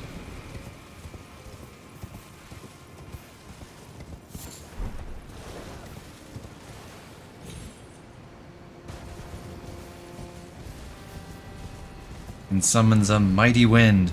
Ah!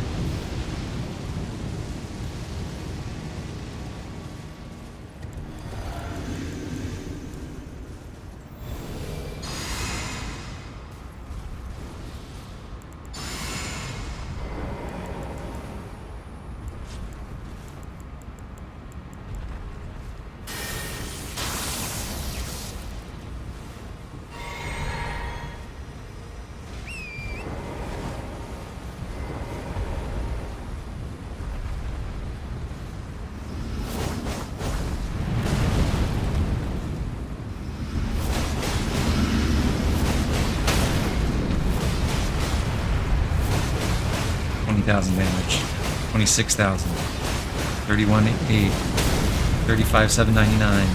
Oh my god.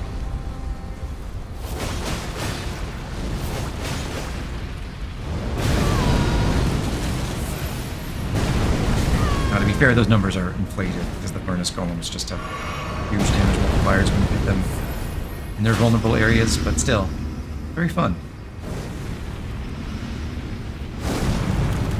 Of course, 2 iframes. Horse again. One more time. Torrent. Wow, the game's being annoying.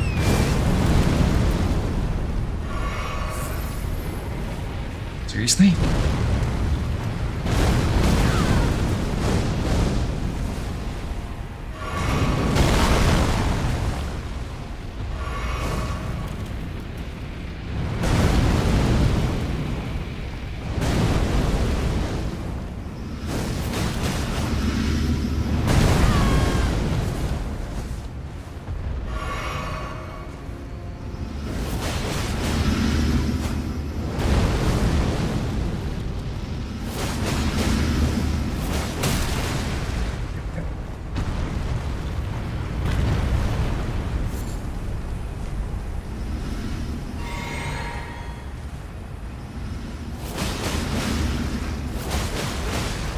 Bring him down to below 50%, shouldn't take too long, and then we'll just stab him in the face and be done with it.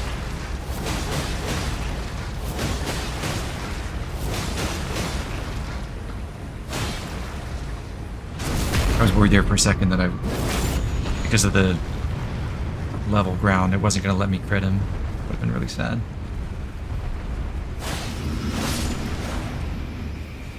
Alright. Here we go. Final furnace golem dealt with.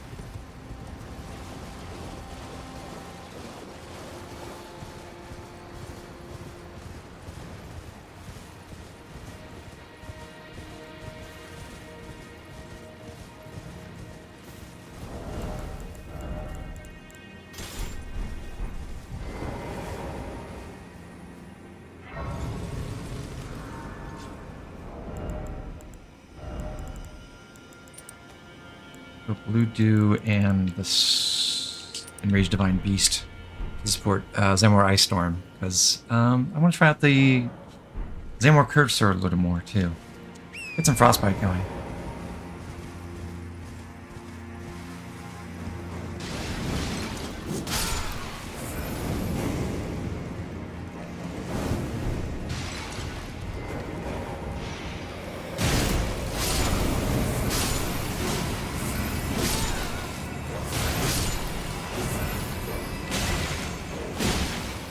I don't love the spinning R1 on this, I'll tell you that.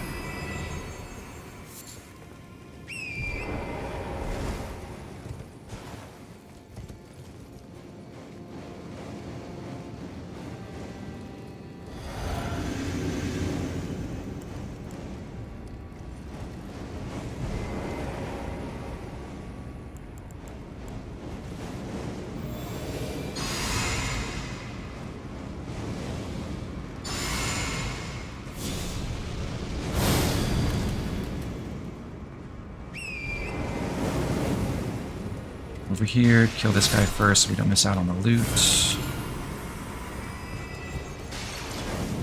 Kill this mage.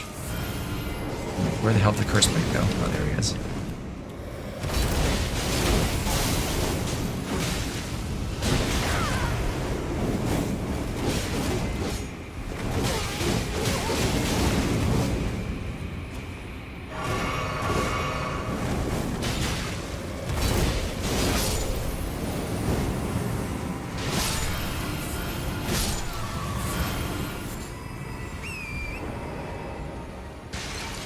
Tree fragment again. That should be number 46, so there's 4 more to collect.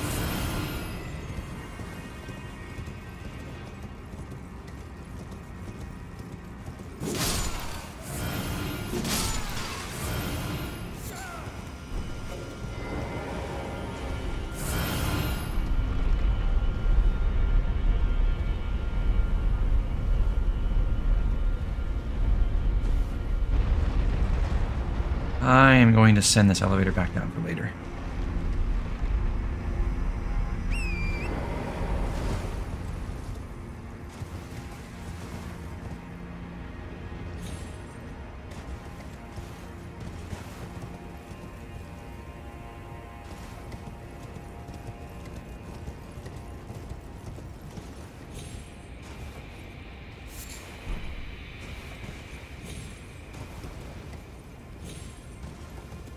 Four-toed foul feet here? Oh, you shouldn't have.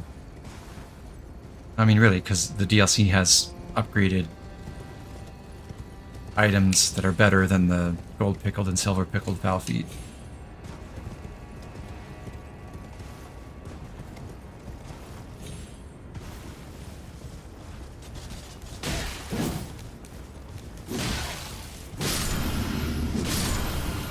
It doesn't come with... Oh, it does have frostbite innately. Okay, I was thinking it only got frostbite from the skill, kind of like Blythe's greatsword does.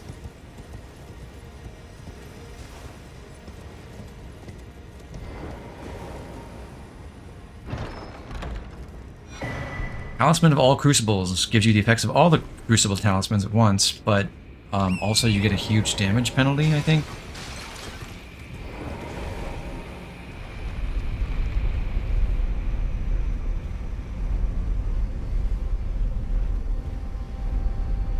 Hey, Rebecca. Yes, we're almost done with the DLC in the second to last area. Although I don't expect to finish today. I think we'll get to the final dungeon today.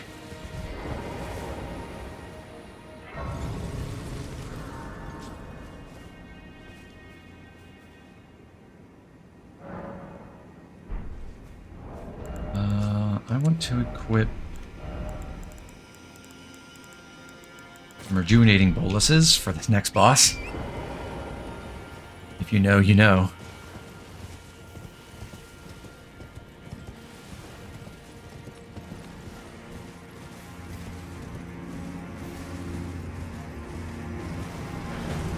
Love the view of Bellarat from here.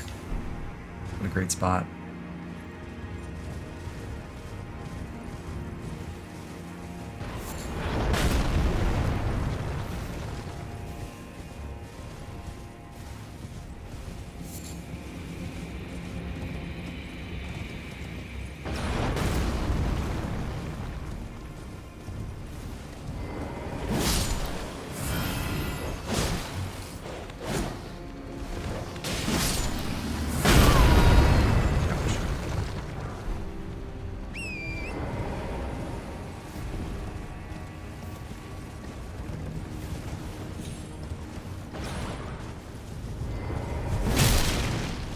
Sometimes there's an advantage to leaving this Golem Archer alive.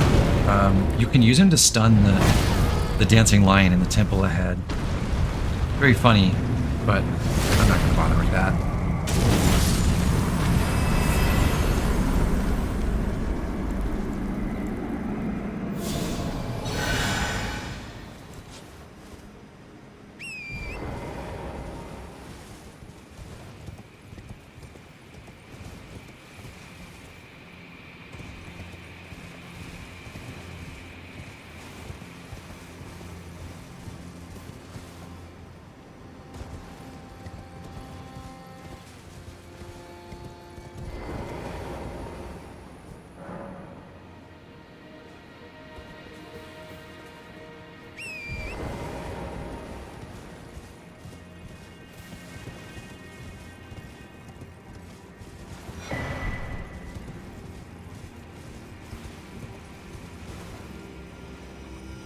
Alright, so as we can see down here, we get to fight a second Divine Beast Dancing Lion. This one is mostly the same as the first one, except he has one extra element to use.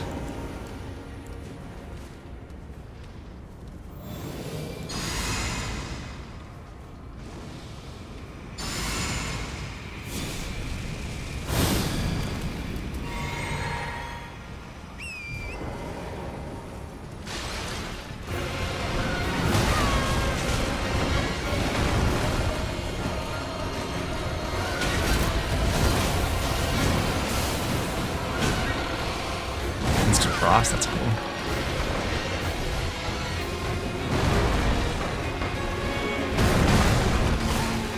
Wait, that grabbed me? I thought I dodged it.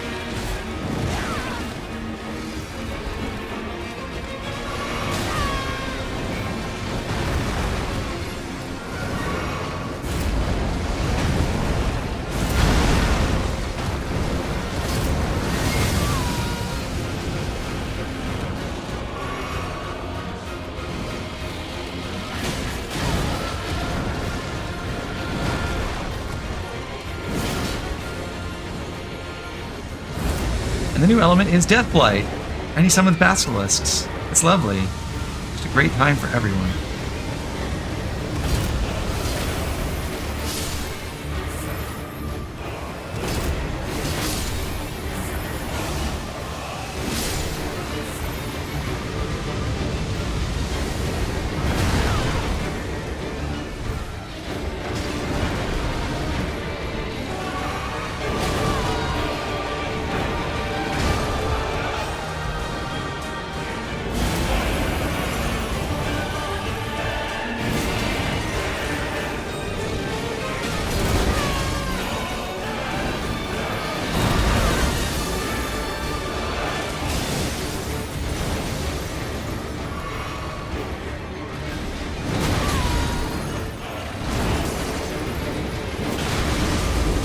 I suck.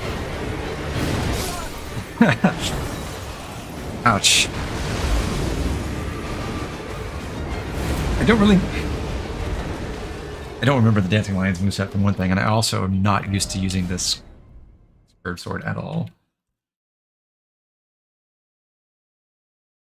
Alright, 5.2 million runes on the line.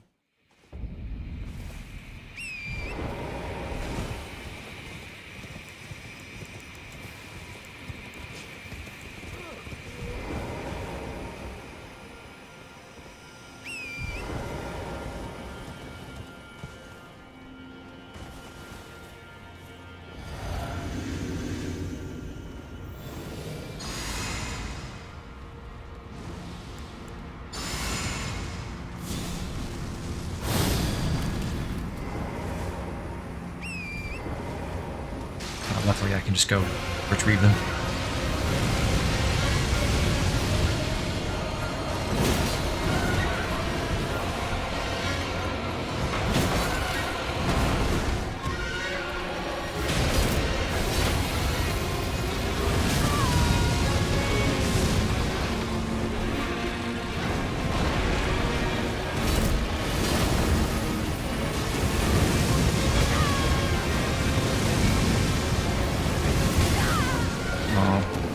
Window.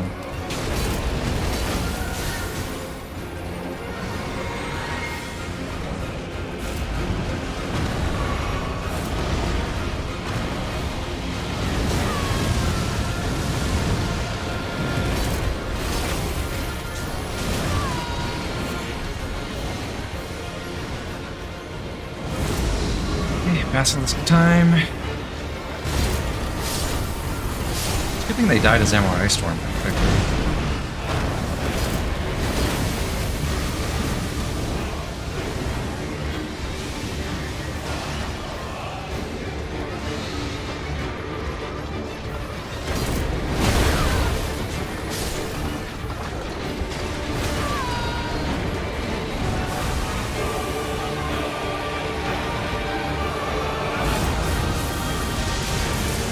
Yeah, right in phase.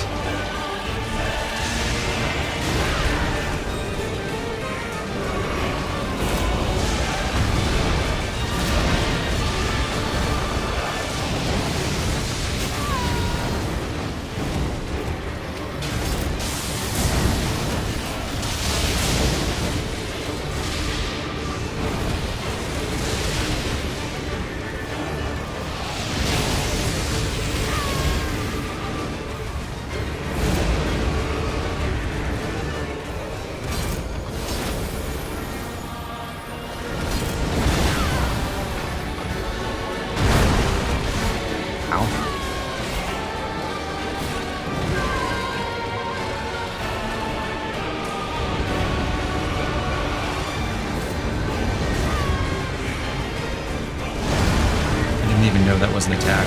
The tornado thing. I thought it was just an animation.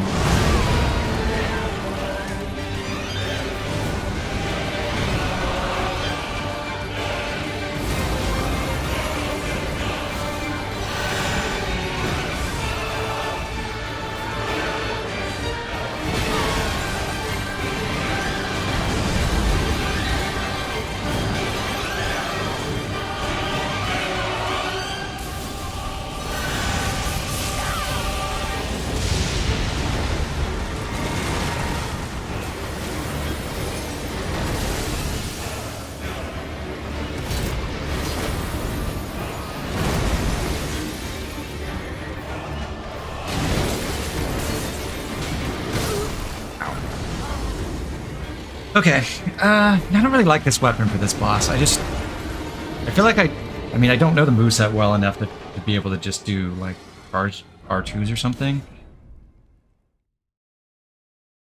And the Ice Storm gets me a free Frostbite pretty quickly, but it's not that good to use over and over again, I feel like. So let me try... What else is good?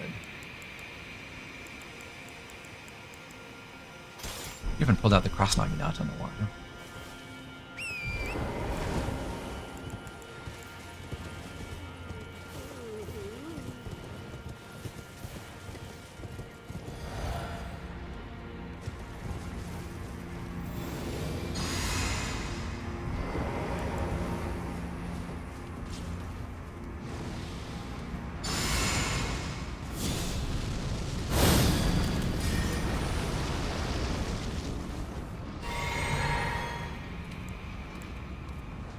Should be able to get us some bleeds really quickly. Or I can get immediately owned.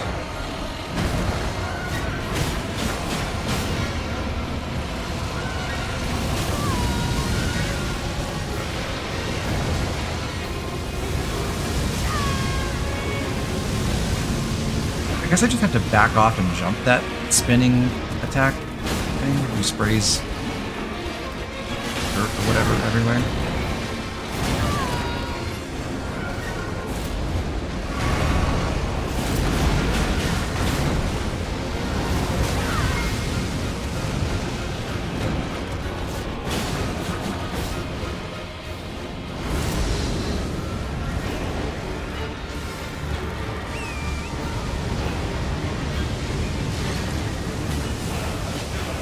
Ugh, horseback spear moveset.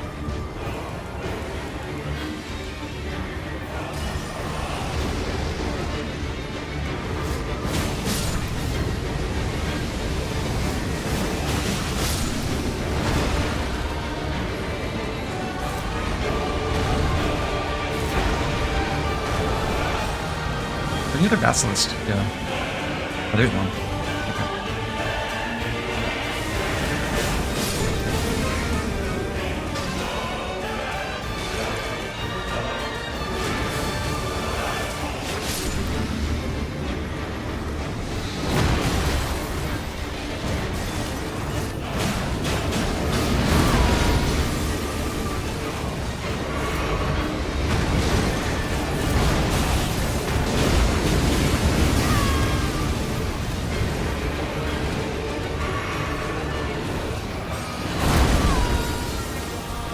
Nice. You probably jump the stomp. Yes.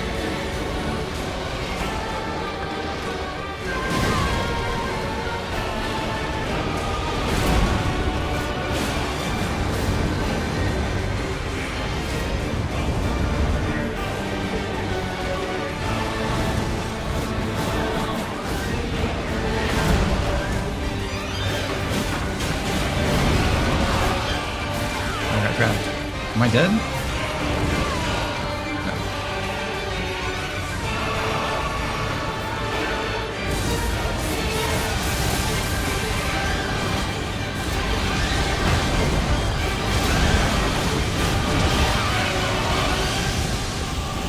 Come on, one more bleed.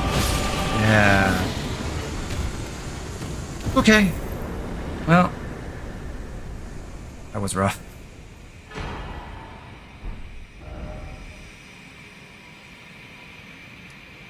Next stop, though, is basically our...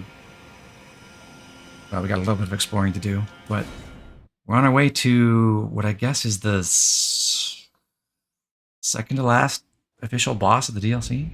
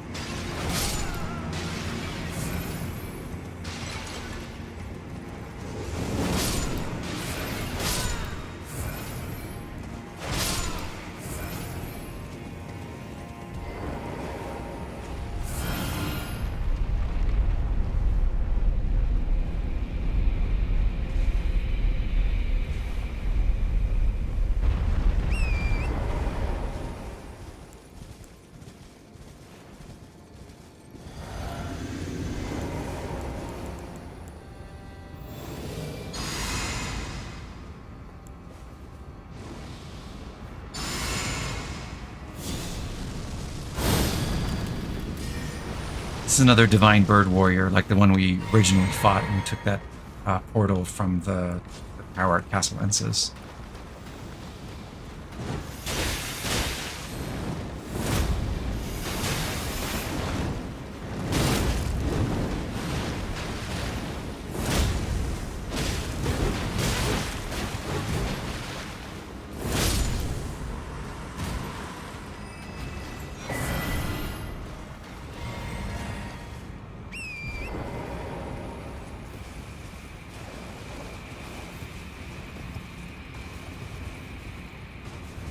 Coming over this way, we'll get to the ceiling cairn for one more spirit spring. This is the only one that's even remotely out of the way. You have to go a long distance to be able to unseal, or you can just break it open with Market Shackle or Moog Shackle from way down below. And that's what a lot of people do. Once you've unsealed it, you can use it to jump up on top of these structures and pick up some loot.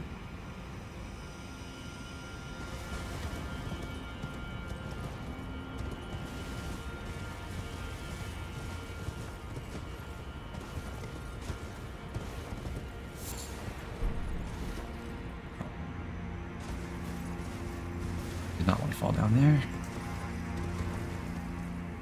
Yet anyway.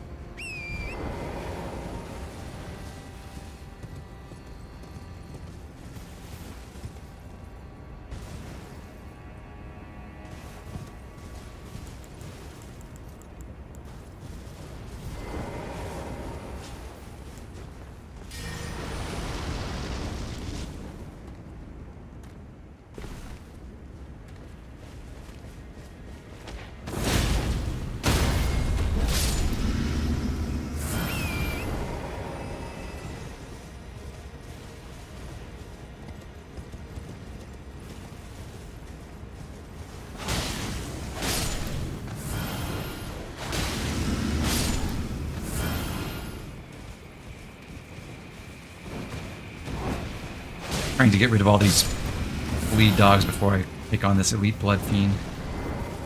He's kind of scary when he's got friends.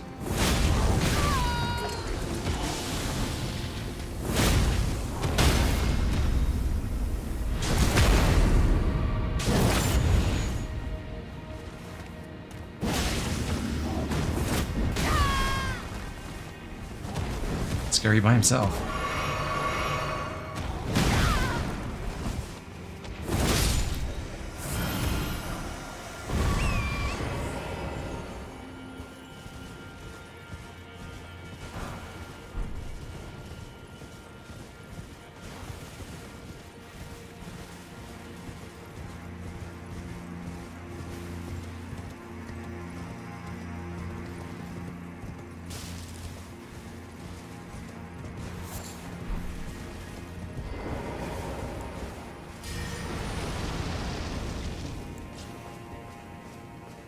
Against these non-boss enemies, Bloodflame Blade honestly probably isn't doing a lot for me. It looks really cool.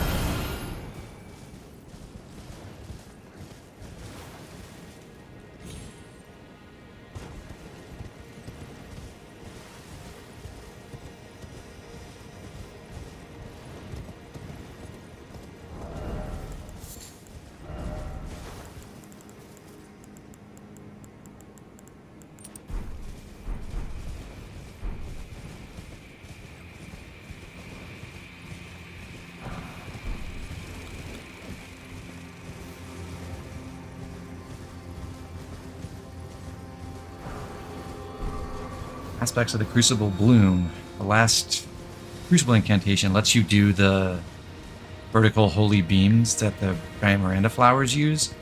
I've never tried it, but I've heard that that spell is not very good.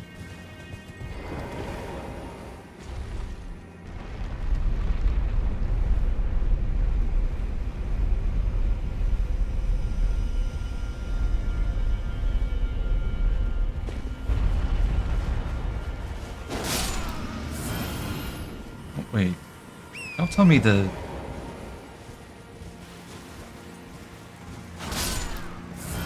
The guy who Did the Shadow Undead with the pot despawn up here for some reason? Does putting out respawn them? I don't think so. Do I have to go back to the Grace? Ugh.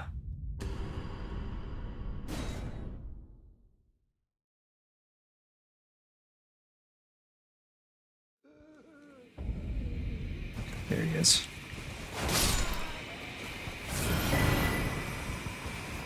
Alright, crisis averted.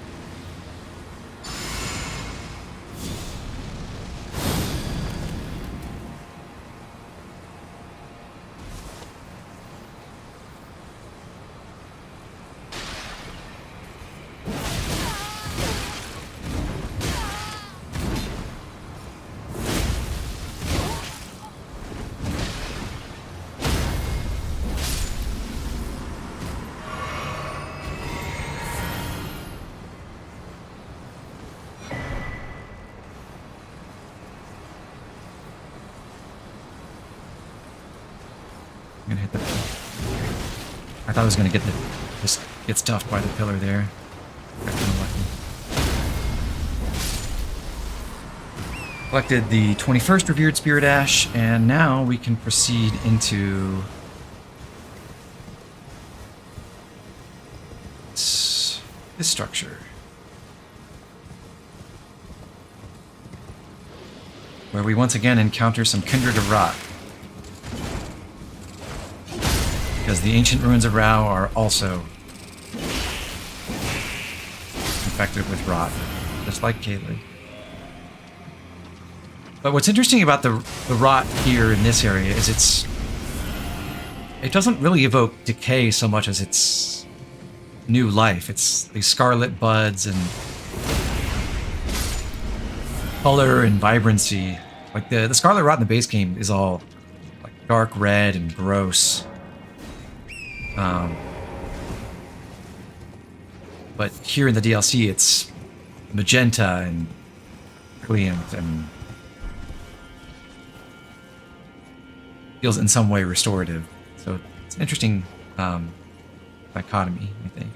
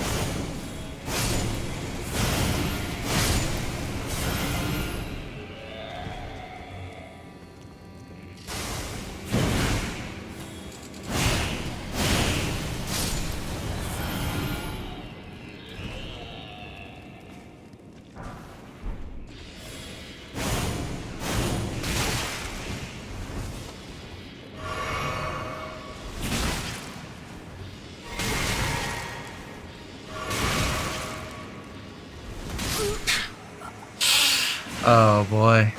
Dying to a single generic Kindred of Rot. Ooh. That'll teach me to dodge. Well, I guess I am going back to the site of grace after all.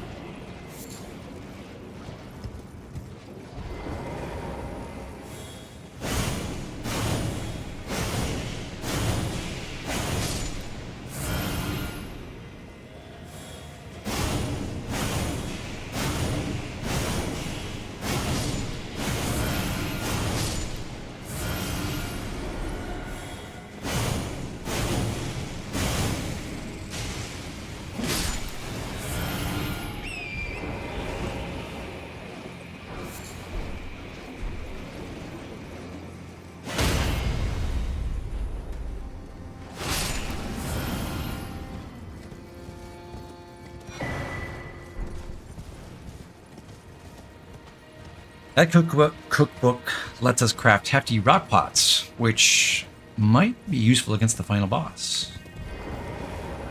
And we can also reach this shrine across another invisible bridge. This lets us convert the Sword of Darkness into the Sword of Light.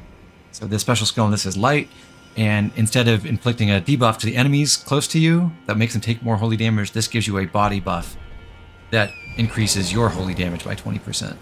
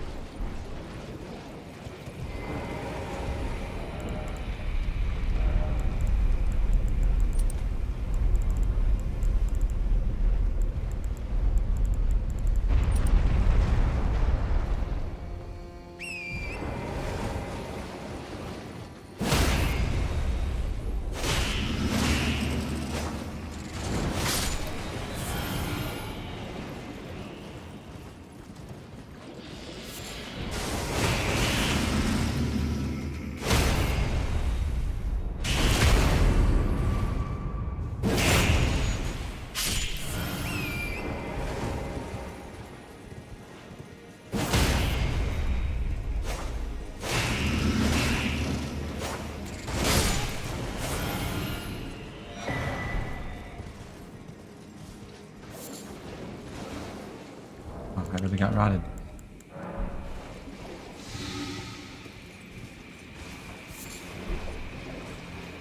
Now, since I didn't summon Ornstein against Mesmer, if I did and talked to him afterwards, he would invade me here. But because I didn't, he's not going to show up at this point. He's going to be in the second to last fight before the final boss.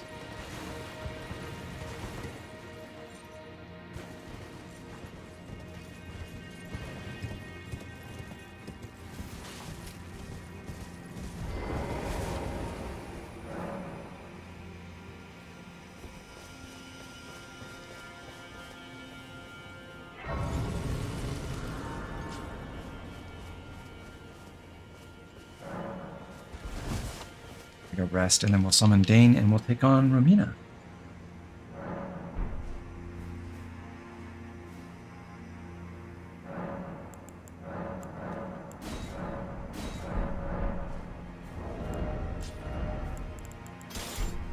going to use the flamberge for this.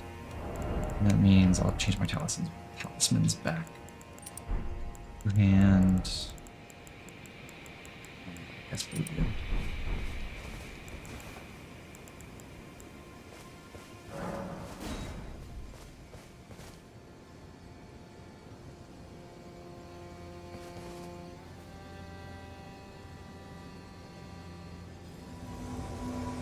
Hello, friend Dane. Pleasure to see you again.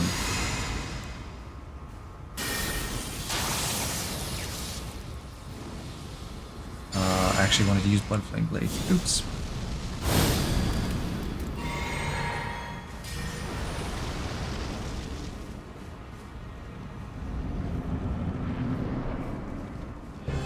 I feel like Romina deserves a cutscene. She has an interesting moment in the trailer for the DLC, but doesn't have an actual cutscene to show off her whole deal. Got the Rolana problem.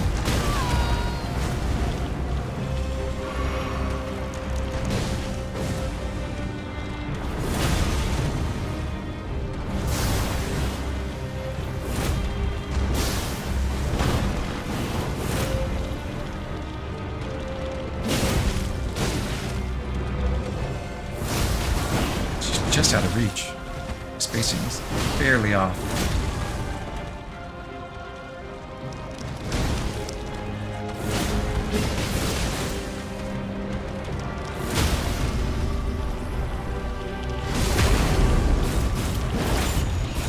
Was it bleed? Is that a bleed? I think it was a bleed.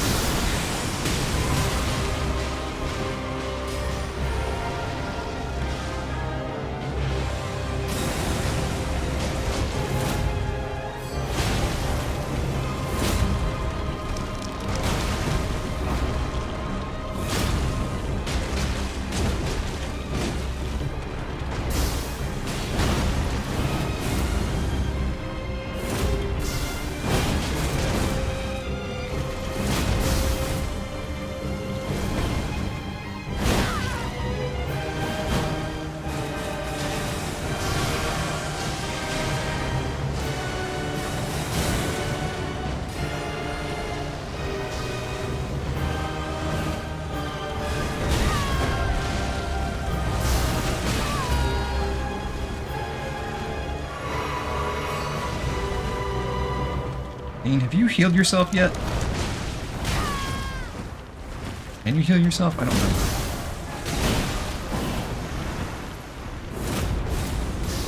So many missed impaling thrusts. Oh, was that like 5 or 6? Dane's dead.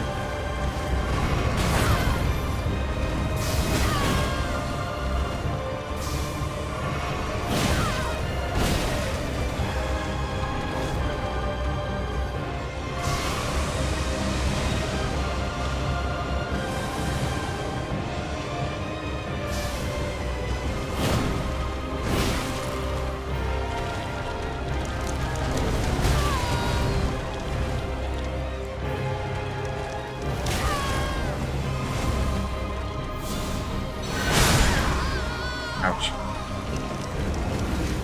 Okay, well, I think Impaling Thrust is not the move for this fight. It's just, at least I'm not good enough for it. I try to use it from too far away. Well, what else?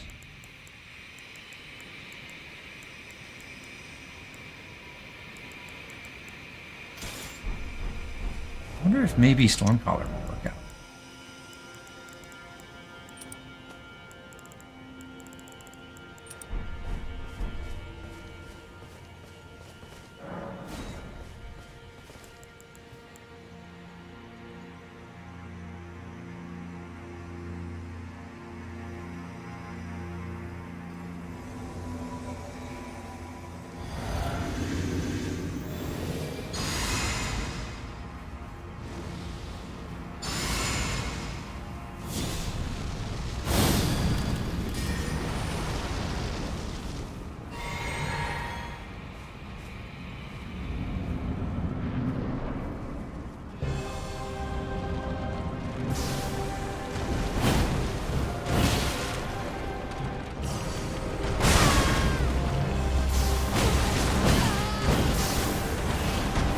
Would just be really helpful if I knew Romina's moveset.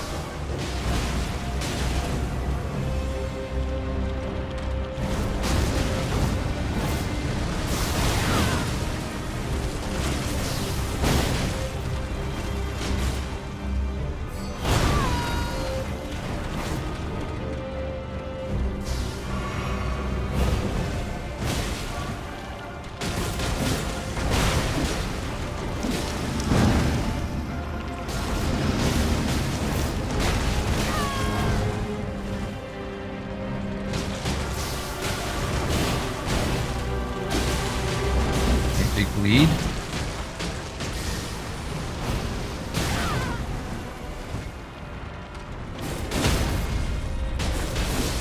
That's break. Not back to the post.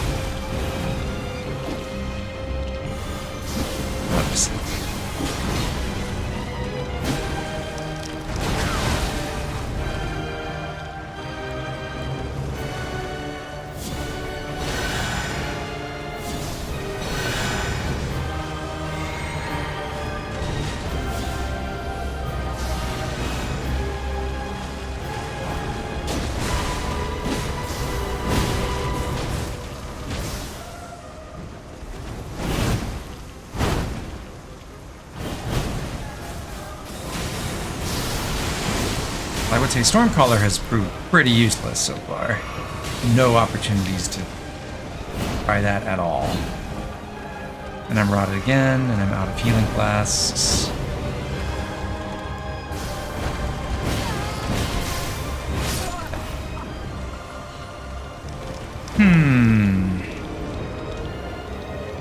It's not feeling great.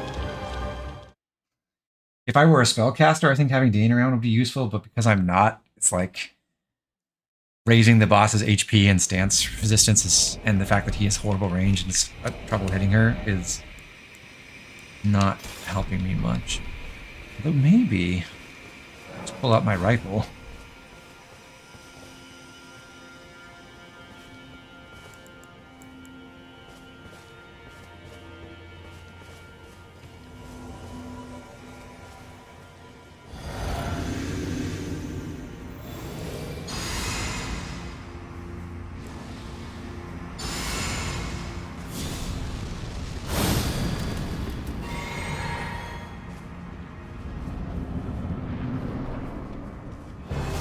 Swap talismans around for this.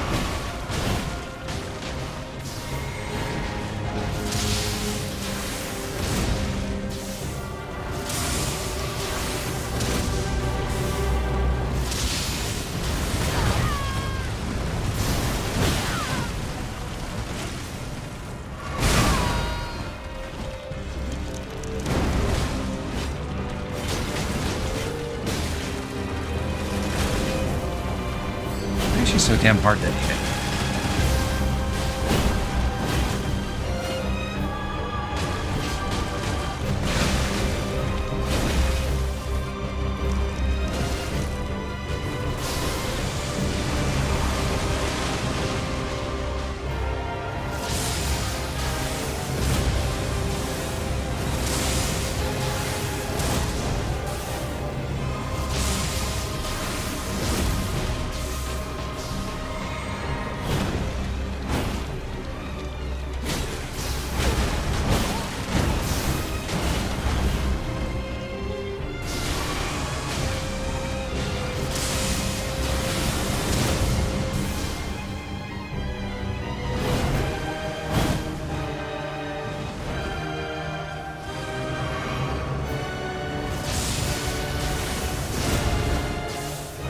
doesn't work great either. The tracking on Ancient Lightning Spear is not so good that I can count on it to hit Romina at a distance.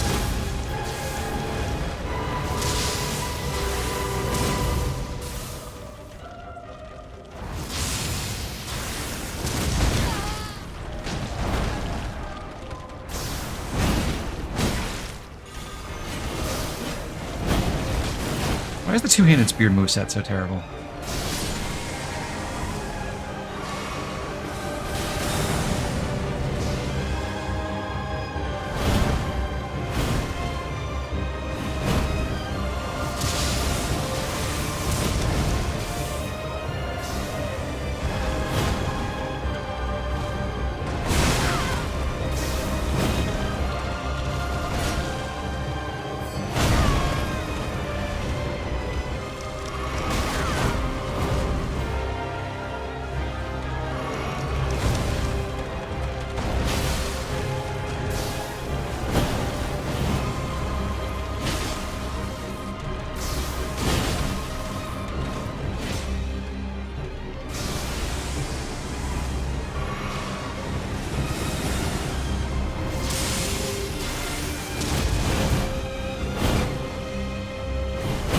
Didn't even get hit doing that? Oh, that's interesting.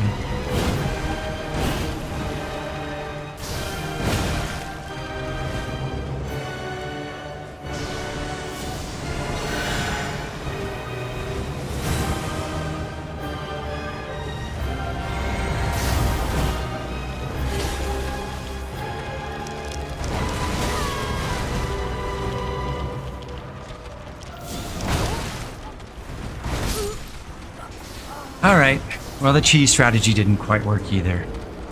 Bad.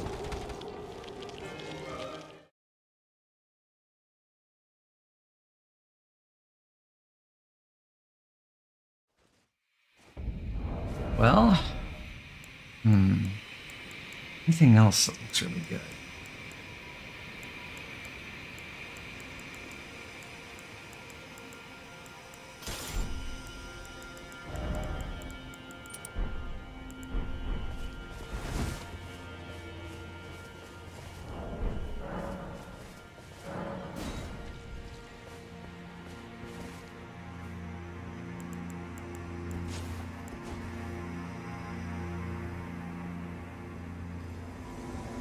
Funny, I've not really struggled on Romina before. But I guess on my other runs I've had like really stupidly strong spells or weapon skills. And I just don't know what my best option is for this fight.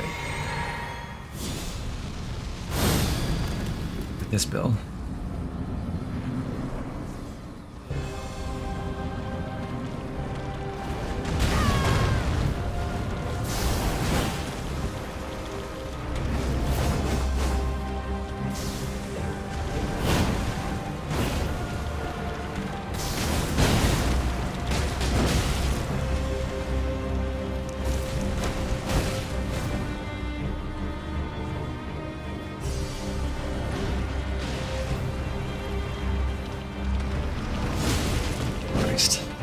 I haven't landed a single attack yet because I've been trying to use wing stance and just knocked out of it every time.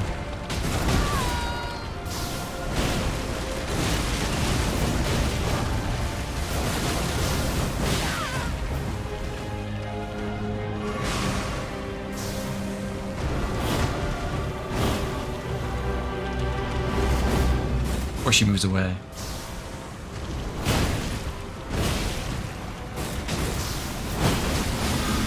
Hey, a hit, finally.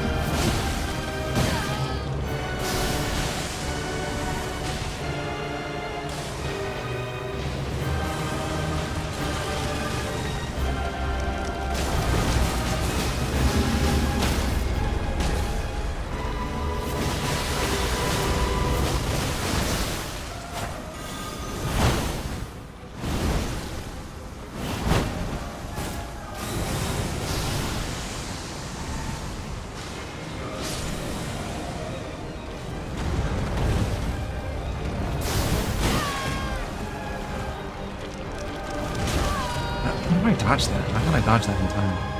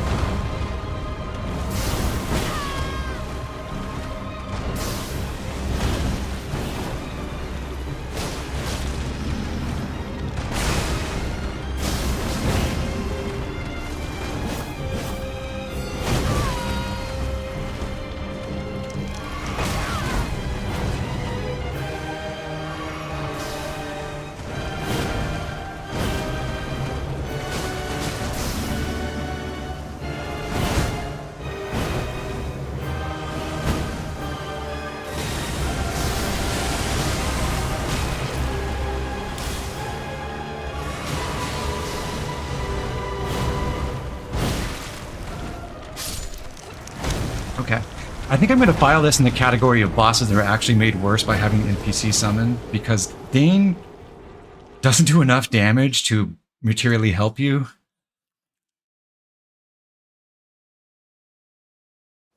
And as punishment for summoning him, it takes more stance damage to break the boss's stance.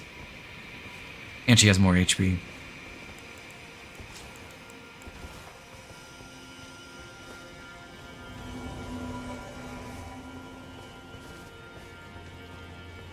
Probably not the case if you have ridiculously strong spells to cast from range and just only care about your AI companion holding aggro for a minute.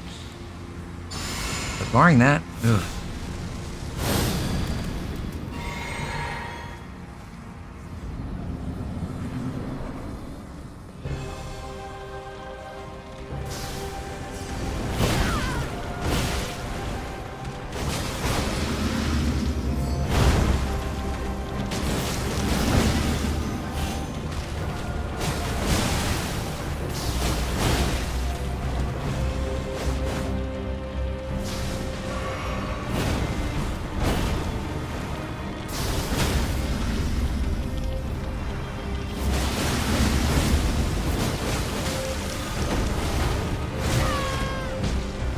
Triple spin? Ugh.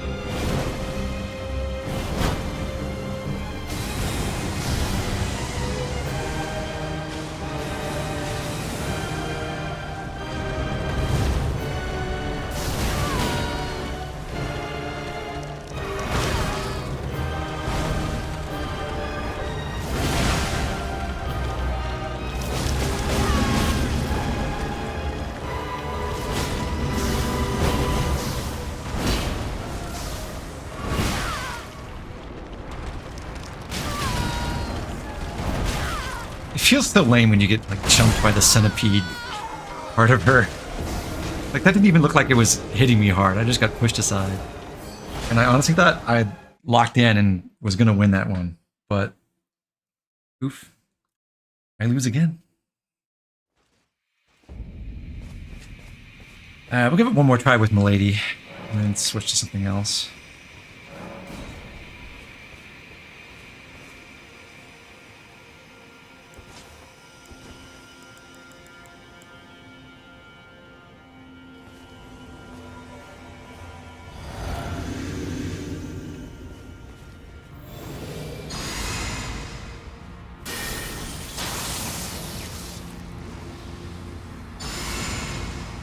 I'm being honest though, I'm genuinely surprised how much of a struggle this is being, because I've never had more than like 2 attempts against Romina before. Just kind of folded against whatever I was doing to other characters. Which took me along for the ride.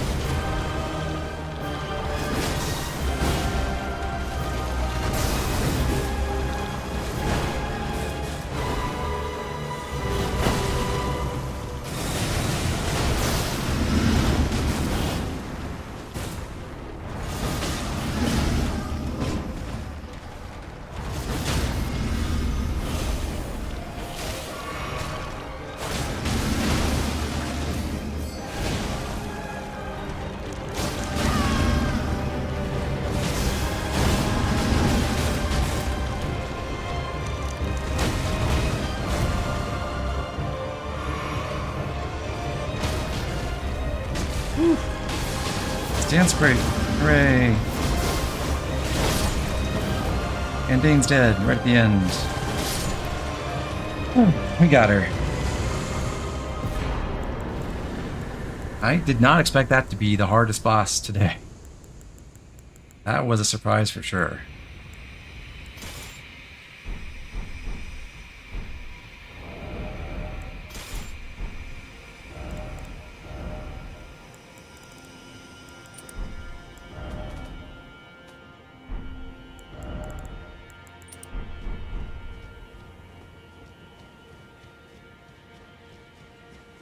We got all our runes.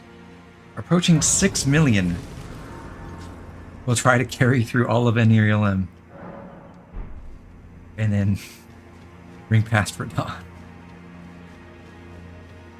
They're so gonna disappear. That's never gonna happen.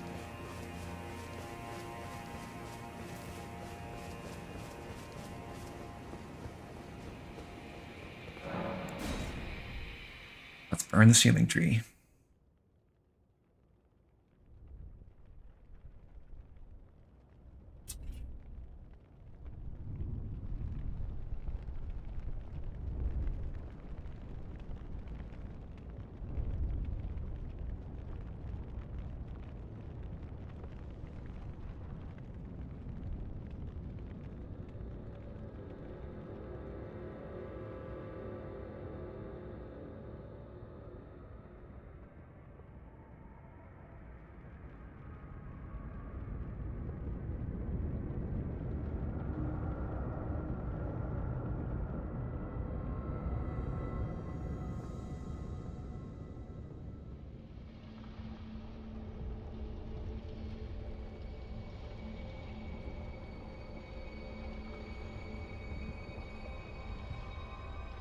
Hornsent Tower is finally revealed.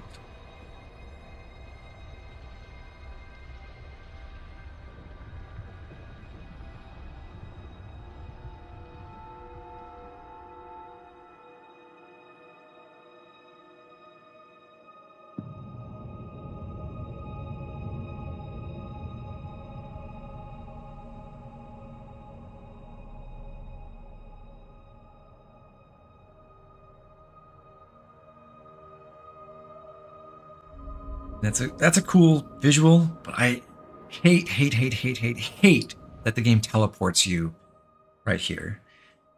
You should have to climb through Bellerat and approach the giant staircase in the front and get the view from there. It's so much cooler than just appearing on a walkway on the outside of the castle like this. What is this? This is your opening shot of the brand new final dungeon. You're just on this gray ledge. Ugh.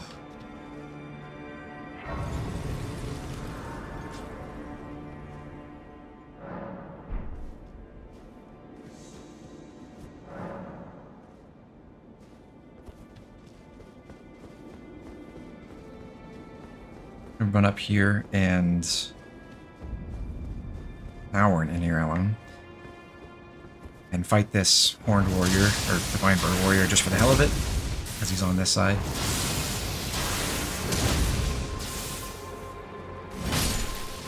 But I'm going to come back the proper way. First up, back to the round table hold. We'll turn in our remembrance.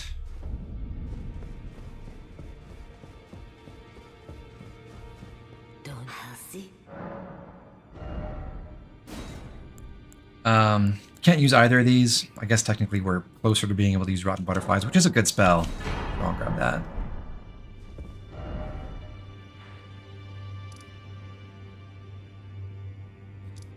And also, before we go to the final dungeon, we want to stop by Templetown Ruins, because there's a painting we got way earlier in the DLC that we can finally collect the reward for now. Since Inner Alum is visible, we can, and the painting featured it, now we can go see where the artist's soul was.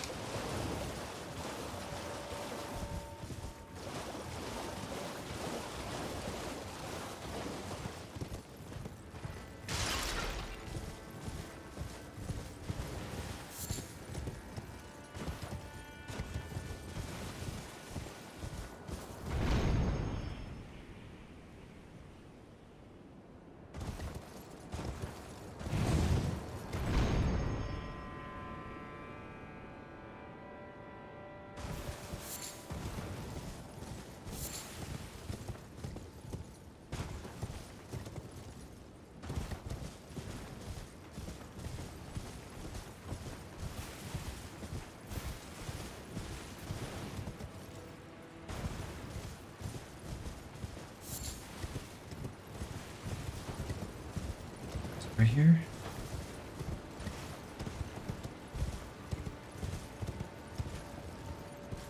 A little farther down. Right. Okay, so there's our artist, and he dropped the spiral tree seal, which boosts spiral incantations. So with that, I'm going to warp to Theater of the Divine Beast. Boss room in Bellerat. Call the elevator back down.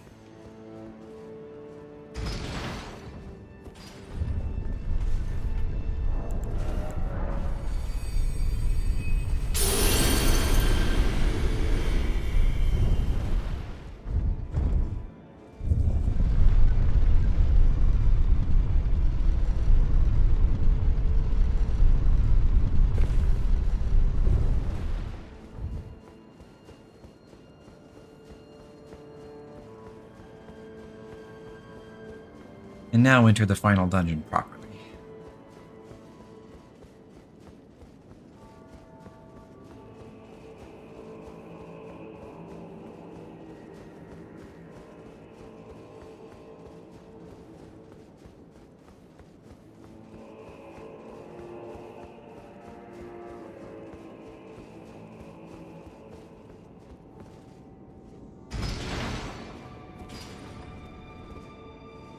Funnily enough, because the game doesn't expect you to come from this direction for the first time, you have to call the elevator down for you.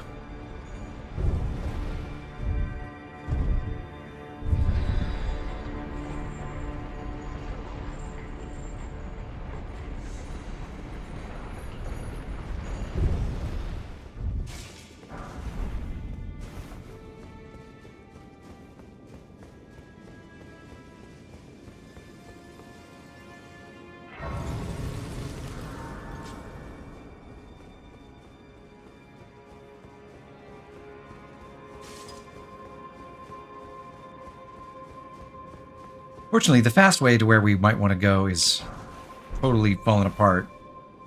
I see a curse blade over there that we will eventually fight. But that means we have to take the long way around, climbing up through here.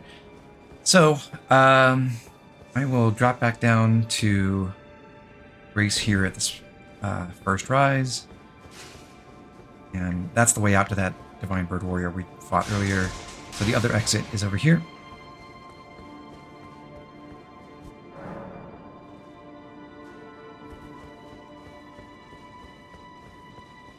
Brings us to the courtyard of the trees. And we've just crested 5 hours on this stream. I think what I'll do is wrap things up here. So we'll clear this dungeon next stream, and then take on Promised Consort Radon, and then hopefully, if that doesn't take super long time, we'll be able to move on from there and go back to the base game and finish off the last 3 bosses there as well to wrap up Elden Ring. So thanks for watching, guys. I will see you next time. Have a good one.